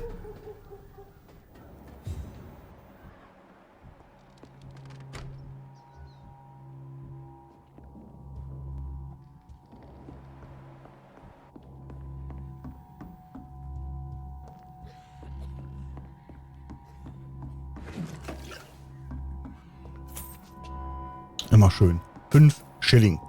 Wichtig. Weiß ich gar nicht. War das nicht damals auch? Die Währung? Pfund? Anscheinend nicht. Kann ich das lesen? Alter, hä? Ich kann das alles nicht mehr lesen. Warum?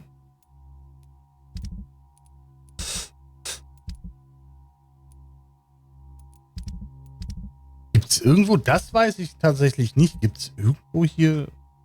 Nee, ne?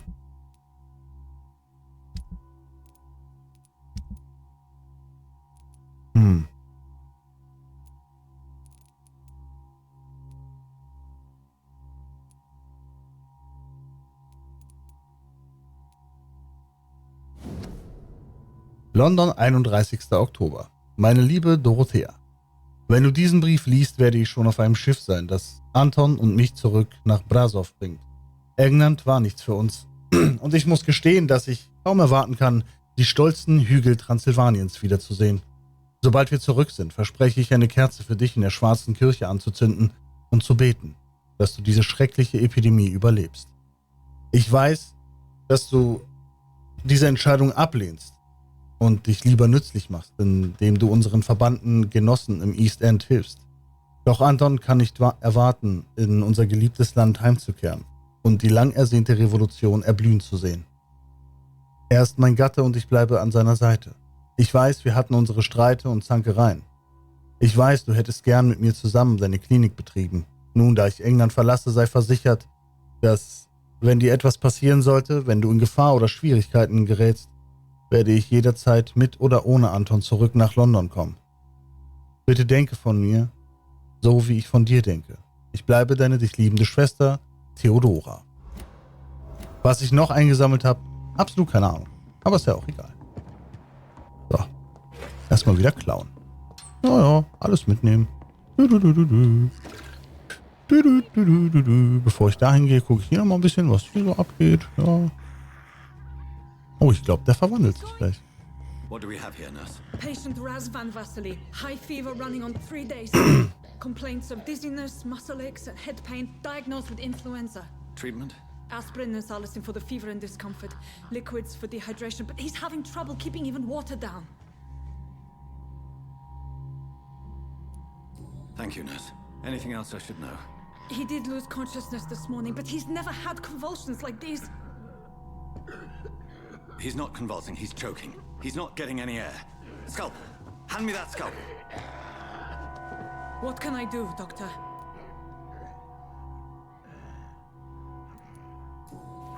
It's too dangerous to operate with these convulsions. Sedative, nurse. Do we have any anesthetics? I'm sorry, Doctor. None at all. Ja, dann. Schlitz. Was muss, ne?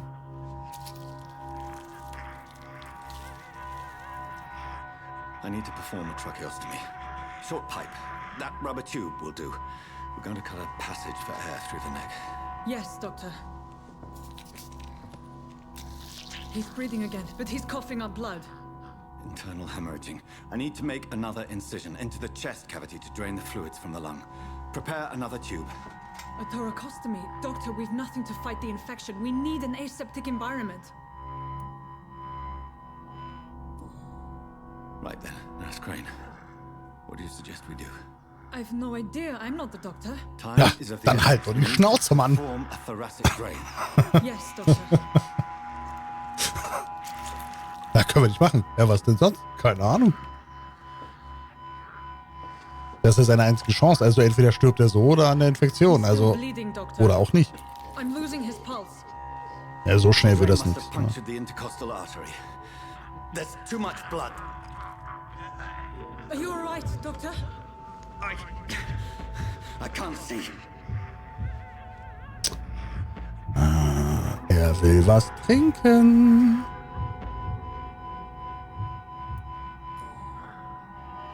I must first suture the artery. Find the wound. Jetzt muss er dem widerstehen, ne? The source of the blood. Needle and thread, Doctor. Good. The stitches are holding. How's he doing? We're losing him. We've lost his pulse. He's dying, Doctor.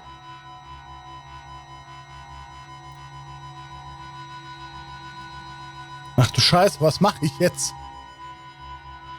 Herzdruckmassage oder Epinephrin? Scheiße. Ich glaube, Epinephrin haben wir nicht. Cardiac massage, now. Cardiac... What? Are you making this up as you go along? Sag mal, die macht gar nichts. Die weiß ja überhaupt nichts. Er ist ja tot.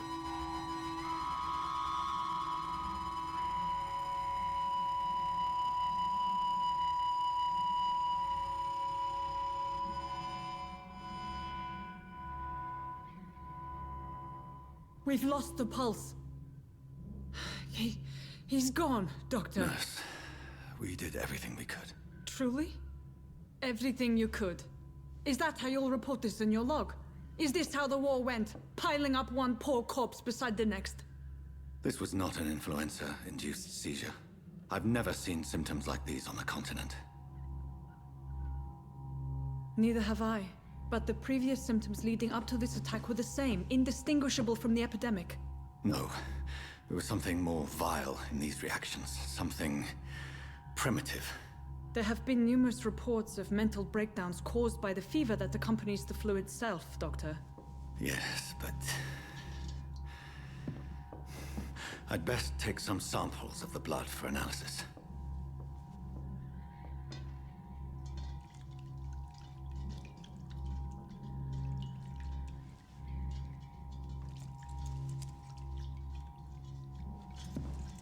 Ich weiß gar nicht, ob man den hätte retten können. I doubt you're here to test my bedside manners. Vielleicht auch nicht, keine Ahnung, bestimmt. I suspect it was more than intuition alone that led you to us. So, how might I be of service, Dr. Reed?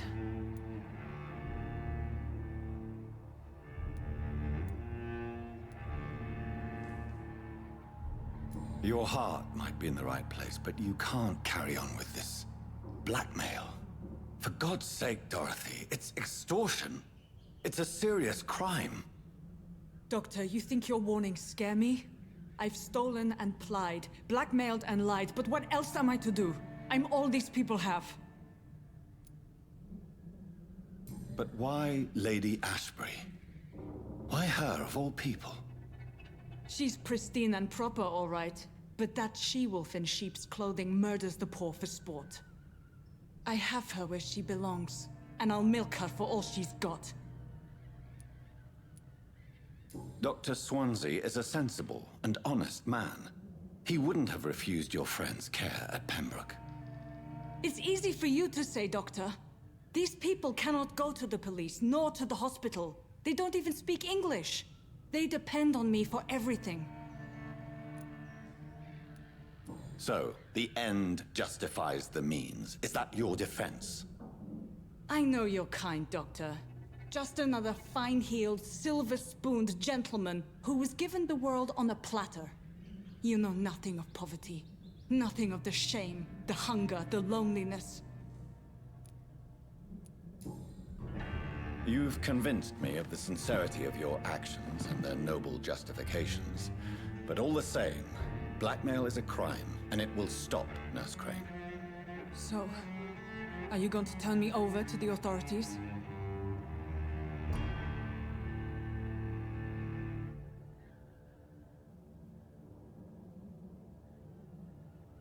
Ach, ich kann sie in den Bann.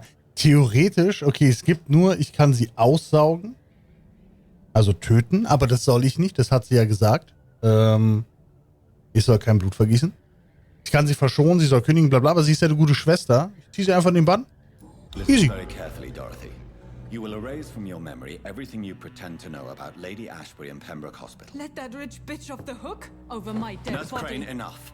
Listen as if your life depended on every word. I know you've a generous heart who gives freely to those in need, but you shall walk away from the shadier streets of your Bei business. töten muss ich sie nicht deswegen. Never abandon. Dorothy, the discussion has come to a close. Your clandestine activities in the Resistance are over. Let it go. I'll let it go. Yes. All gone. Und ich hätte natürlich auch sagen können, ey, kündige einfach. Aber es können neue Bürger getötet werden. Geil. Weil ich das bisher auch so krass oft gemacht habe. Wer weiß, ob die das... Ey. Ich weiß es ehrlich gesagt auch nicht.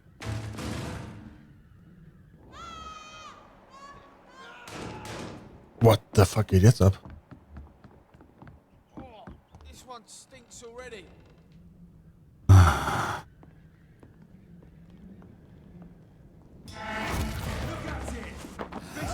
Erstmal.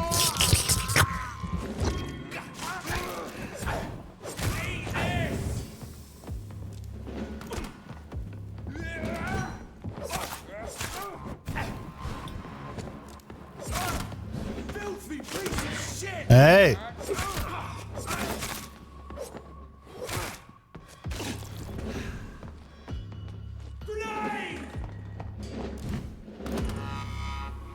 Na, dem Bett hast du es aber gezeigt, mein Freund.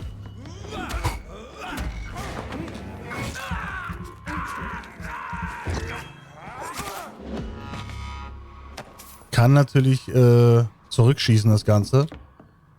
Aber ich habe sie verschont. Klar, ich habe ihren Verstand ein bisschen manipuliert und... ja, okay. Aber...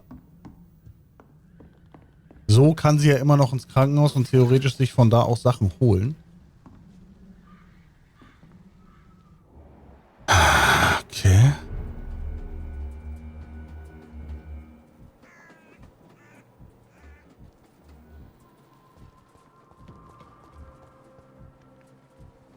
Better go home, sir.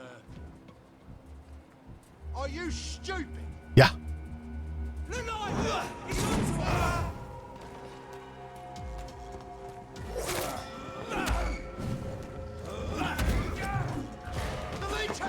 Ganz dumm bin ich. Dumm. Sag mal, jetzt lass mich den doch erstmal töten da. So, dankeschön.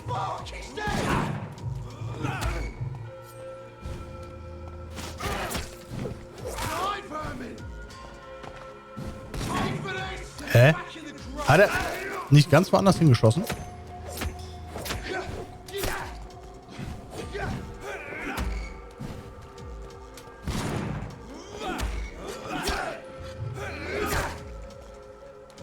Oh, ey, du gehst mir auf den Keks, ne?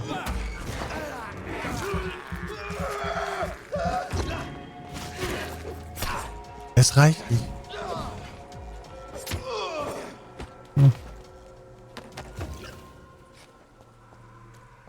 Okay, jetzt ist der halt auch krank, ne? Das ist natürlich scheiße für ihn. Ich glaube, gegen Bronchitis habe ich tatsächlich gar nichts, oder? Hello, Mr. Petrescu. Hello, Dr. Muss mal gucken.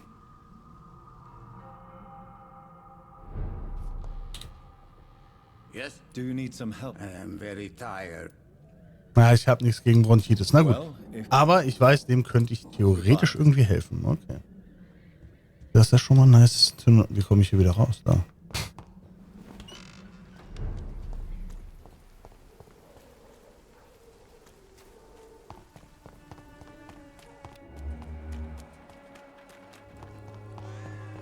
So, gehen wir zurück, sagen ihr Bescheid. And everything is awesome. Wie komme ich denn zurück? Eine gute Frage, ne? Ja, erstmal da lang.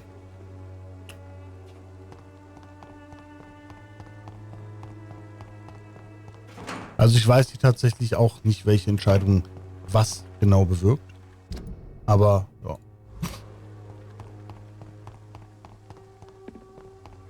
War für mich tatsächlich jetzt so die sinnvollste Entscheidung, die ich hätte treffen können. Ob es das wirklich ist,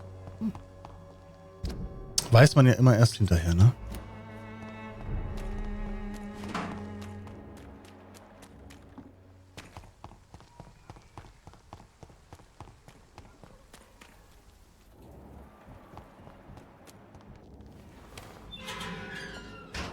Hier ist ein bisschen Blut. Warum? Human blood. Whoever left these marks did so deliberately. Die Frage ist, hier ist ja viel Blut, ne? Also.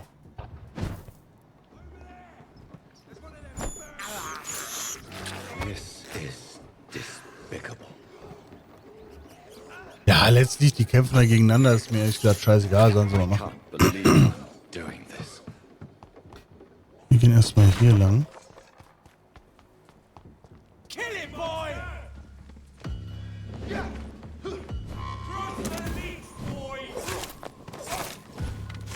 Oh, scheiße. Oh, ist noch einer. Jetzt wird's ja wild. Ach so, da kommt, ja klar.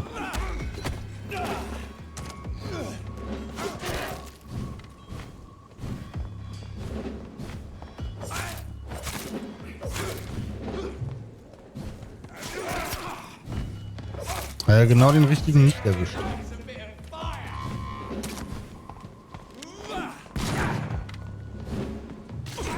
Oh, scheiße. Heil dich doch mal.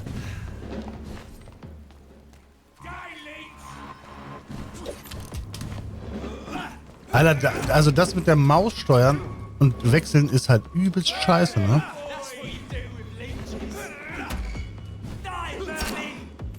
Ich bin gleich tot. Ja.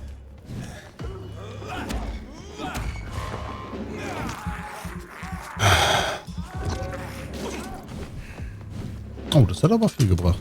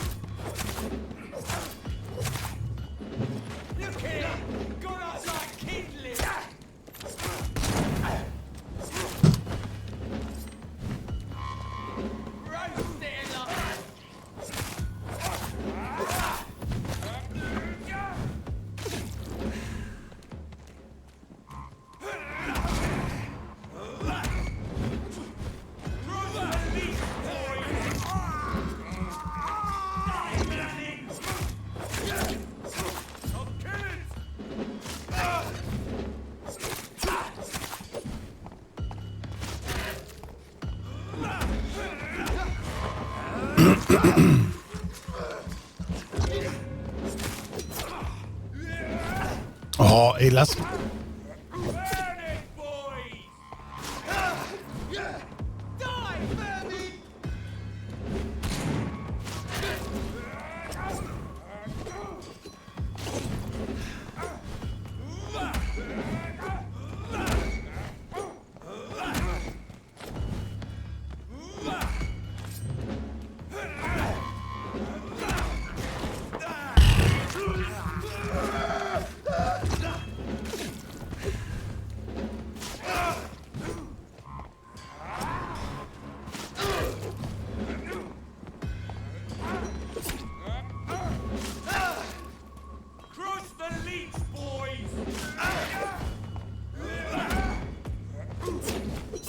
Oh, Alter, das nervt so, dass du dann da nicht rauskommst, ne? Und wie weit die sich porten können teilweise, das ist halt auch dumm. Wo ist er denn? Gib mir sein Blut. Ich muss mich heilen.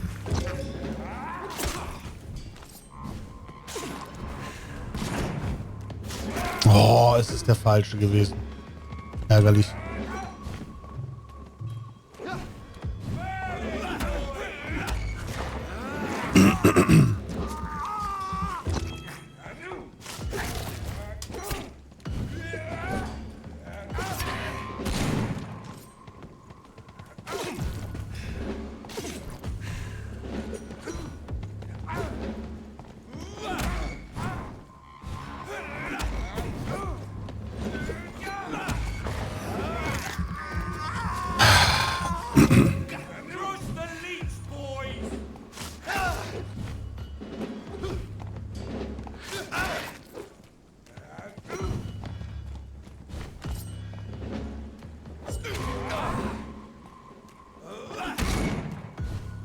Hä?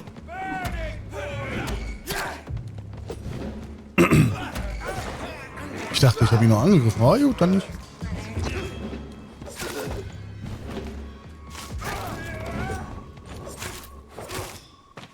So. Angriff überlebt. Schön. Und keiner von denen hat irgendwas, oder wie? Was ist für eine Scheiße hier? Sicherlich. Blöden Umpa-Lumpas. So, hä? Warte mal, nee. Hier. Ist das der right way? Ja. Nice.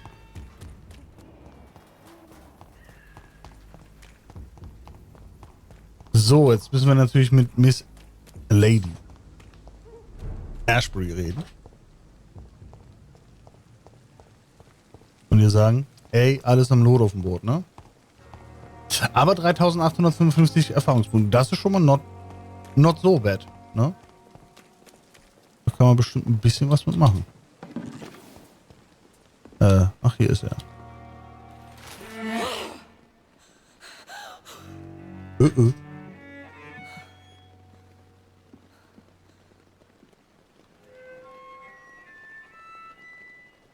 I would ask you to avert your eyes, sir. Or did you not know it was rude to stare? I knew it. Speak up, Dr. Reed. I like a man who speaks his mind.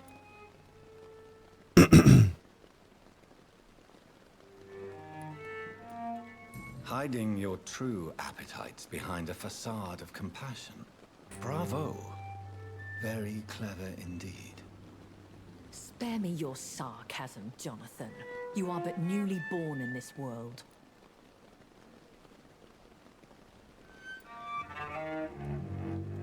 No need to apologize, my lady. I know exactly what you endure. The situation is somewhat awkward nonetheless. I have not been observed sustaining myself for many decades. I have to say I'm a trifle embarrassed. Anyway, I have concluded my inquiries concerning your blackmailer. I see. Please excuse my agitated state.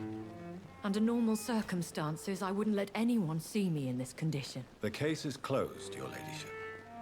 The person who took advantage of you has, shall we say, seen the error of her ways. So who was it? My lady, the blackmailer was dealt with using the utmost discretion. The culprit's identity is of no relevance. Thank you, Jonathan. That is exactly what I needed from you.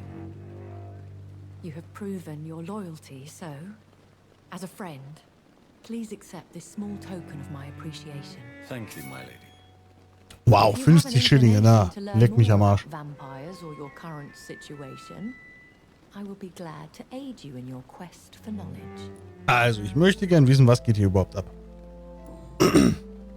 Why does Dr. Swansea allow you to feed on the patients of the hospital? Dr. Swansea is a good and compassionate man. He is trying to find a solution for our hunger. Until that happens, he is clever enough to understand that I only feed upon the dying. What do you know about this Brotherhood of St. Paul's Stole? The Brotherhood is well known amongst London vampire society. As long as our kind is discreet, and as long as they do not interfere, we have come to a mutual understanding. And no one suspected you of the murders? As you well know, suspicion has recently fallen on me of killing for pleasure. But you have my word, Jonathan. I take no pleasure in taking a life. I know this is beyond the pale, but may I inquire your age? Really? And I thought you were gentlemen. If you must know, I'm 27. I've been 27 for a long time now, and 27 I shall remain. Wahrscheinlich ein paar hundert Jahre lang. Very well, but I believe there is more to this than you are saying. A lady has to have some secrets. And who bestowed upon you this eternal youth? My maker. He left this isle a long time ago. Na, die hat mir versprochen, Antworten zu bieten. Naja, macht's ja irgendwie. Why did you save me in the canning factory? I could hardly stand by and watch such a promising young blood as yourself be torn to shreds by some gutter scowl. William Bishop wasn't the vampire that created me then? No, Jonathan. Whatever their strength and demeanor, scowls are the progeny of careless vampires. It cannot be the other way round. What type of vampire is a skull? Not a true vampire. The deformed offspring of lesser vampires. It is a shame these creatures run wild, slaves to their baser instincts. Dann ist natürlich die Frage, wie kann es sein, dass es dann ja anscheinend höhere, niedere Vampire Skulls gibt, ne? Wie kommt das zustande? Das sind hier die Fragen, die man stellen muss. Ja. I've been away from London and England for 3 years. This isn't the city I remember. Things have gone from bad to worse here, Jonathan. I've lived in this city for a long time, and I've never seen it like this. The Spanish flu has hit London that bad. Yes, but it's not just that. I've heard things. Things I've not heard for a very, very long time. There are whispers in the shadows. Something far worse than the Spanish flu is here in the city. What is it you fear? Fear has long since flown this form. But there is something malevolent circling us. I feel fear is merely waiting in the wings. Are there many vampires here in London? Immortals are of a rare breed, and we often tend to hide. But you may occasionally meet some of us at night. Do you know any of them? Have you an idea of the identity of the vampire who attacked me? You mean your maker? No, Jonathan, I have no clue. But I fear he or she is as careless as cruel. To let you discover your new condition by yourself. What do you mean? Every now and then, you may discover an immortal in the deep of the night. But we are a rare and reclusive breed. Our progeny is almost never accidental. Will they all be as affable as you, my lady? I do not see why not. But remember, even the shark smiles before he bites. That sounds like a lesson from experience.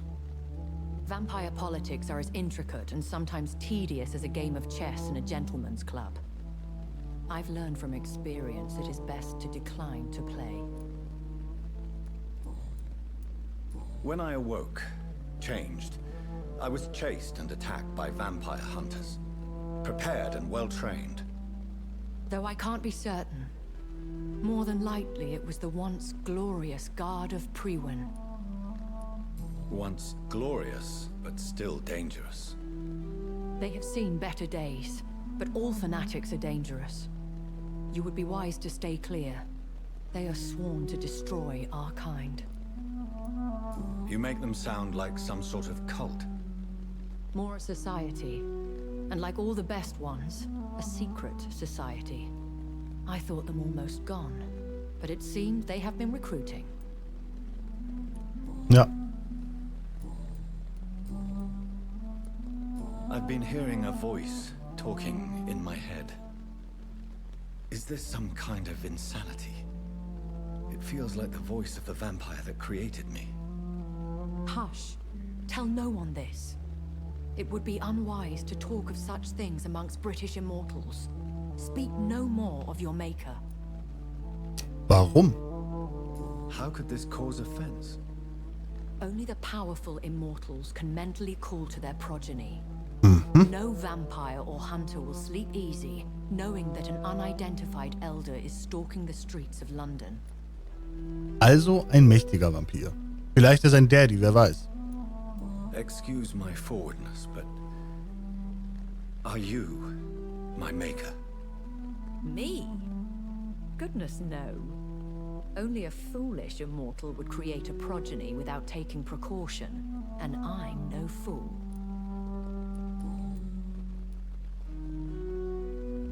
A vampire? Is that what I am? What we are? Such a crude word, defined by penny dreadfuls and drunken hacks. No. You are now an Ekon, and that you shall remain. Are you an Ekon too? Yes, I am. We are the closest thing to what man refers to as vampires. Forget what you think you know about us. So we are Ekons. How can I identify us amongst other vampires? How to put it? All Ekon are vampires. But all vampires are not Ekon. We are but a branch of the immortal tree. Ah. Das ist also so, wie alle Daumen Finger sind, aber nicht alle Finger sind Daumen. Habe ja verstanden. I don't understand. Why was I created and then left for dead? That is a question only the one who made you can answer. It's not normal practice. I doubt even if you find him, he will answer you, considering how cruelly he treated you. So me being a vampire could have been a mistake. I very much doubt it, Jonathan. Contrary to the legends, it is not as simple to make another vampire by just biting someone. I'd like to avoid creating another vampire by mistake anyway. Tell me, how is it done?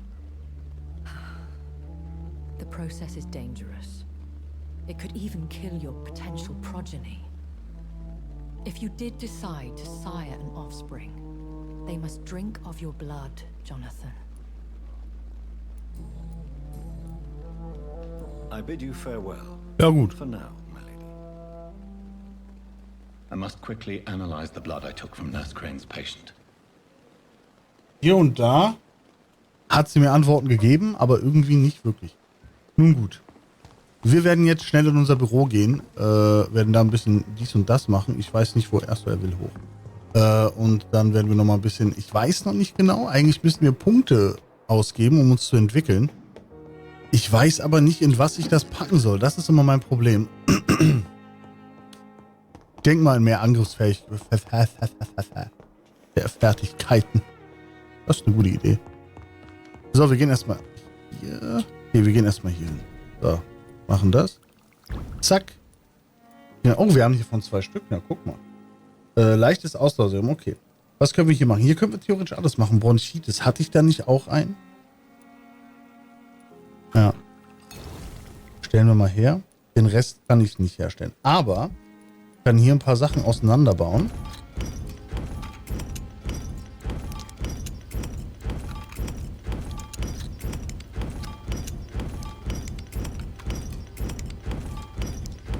So.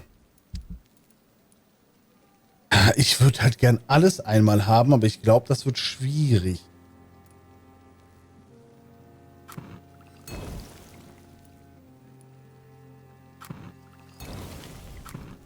Oh ne, so schwierig wird es gar nicht. Na, super.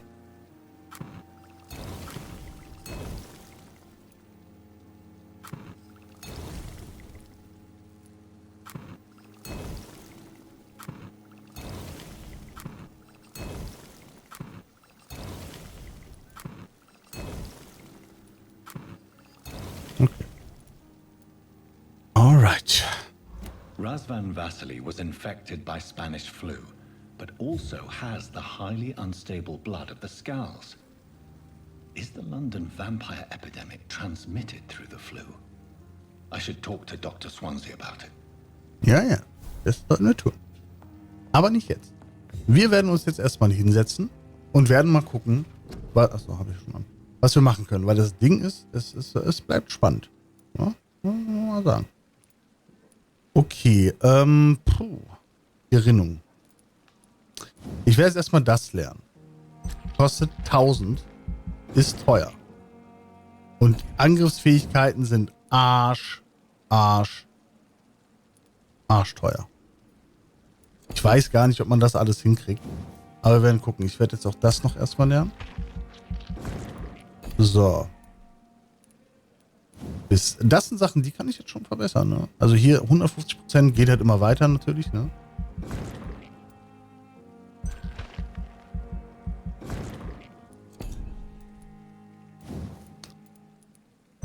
Bestimmt dann, wenn du mehr Leute kriegst. Ja, also es muss aber irgendwie, denke ich zumindest, ja auch einen Weg geben, dass du das so irgendwie hinkriegst. Weiß ich nicht. Kostet 600, kann ich mir beides sogar holen. Geil. Also einmal Gerinnung und den Schild. So.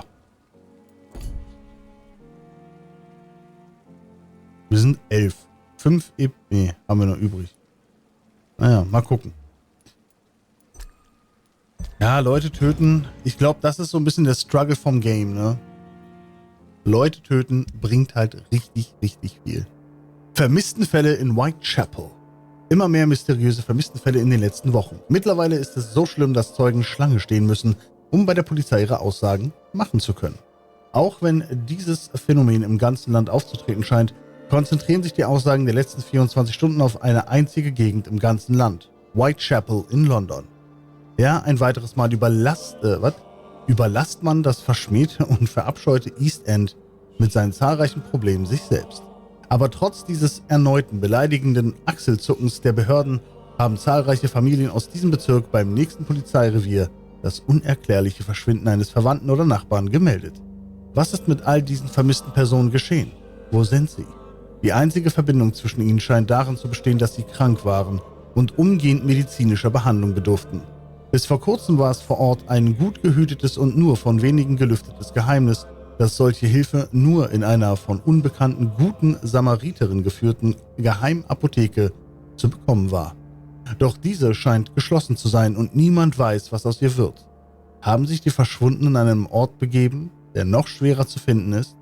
Wurden sie ohne großes Aufsehen in eine offiziellere Institution verlegt? Schon bald wird die Londoner Gesundheitsbehörde zu diesem neuen Mysterium Stellung nehmen müssen. Okay. Was ich nicht ganz verstehe, warum ist das bedenklich? Ich habe ja relativ vielen Leuten geholfen. Also gut, Erdbronchitis kann ich helfen. Migräne habe ich immer noch nichts. Oh. Oh. Ja, und zack. Da backfeiert die Scheiße schon, ne? Mach er aus. Mach Sitz. Da backfeiert das Ganze schon. Die ist jetzt nämlich vermisst. Wahrscheinlich hat er das halt nicht gut genug angestellt und hat einfach alles gelöscht. Mal gucken, ob wir sie wiederfinden können. Wir schauen. Hier ist alles gut. Nee, doch nicht. Alter, what the fuck?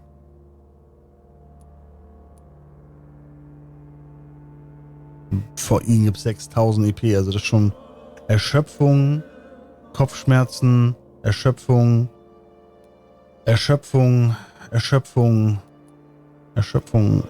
Die haben alle Erschöpfung, die Boys. Puh. Kapitel 3. Familiengeschichte. Okay. Jetzt natürlich das Gespräch mit dem... wobei weiß ich gar nicht, ob das weg ist, ne? Naja. Wir werden sehen. Also ich versuche ja mein Bestes, bin ich ja ganz ehrlich, aber irgendwie bringt das auch nichts, ne? Das ist aber schon wieder genau der gleiche Scheiße. Das ist ja die aber ich habe mit ihm halt nicht geredet. Okay, ich hätte ihr tatsächlich auch helfen können. Schade. Na gut. Es ist wie es ist, ne? Man muss mit seinen Taten leben. Gut. Aber dann sind wir für heute am Ende. Wir sind in Kapitel 3. Ich hoffe, der hat es gespeichert. Das werden wir sehen. Ja. Beim nächsten Mal geht's dann irgendwie weiter. Ne? Wir werden sehen. Ich hätte nochmal mit ihm sprechen sollen, glaube ich. Das wäre vielleicht nochmal nicht schlecht gewesen. Das ist halt das Ding. Wenn du nicht weißt, was wie beeinflusst, dann ist das halt so. Man muss mit den... Also ich versuche mein Bestes, aber es geht nur das, was geht. So ist das halt. So. Mara, hör auf. Leck mich nicht ab. Ich möchte das jetzt nicht. Mach's jetzt. So. Ich bedanke mich jetzt. Ich werde jetzt nochmal schnell mit Mara rausgehen. Mal gucken, wie ich jetzt laufe. Ansonsten macht's, wenn ich versuche zu laufen, knack, dann weiß ich, okay, ist gebraucht. Mal gucken. Keine Ahnung. Tut echt weh. Ich guck mal, wie das funktioniert. Ich bedanke mich. Wünsche eine gute Nacht. Und sag einfach Ciao. Mit Apfelstrudel.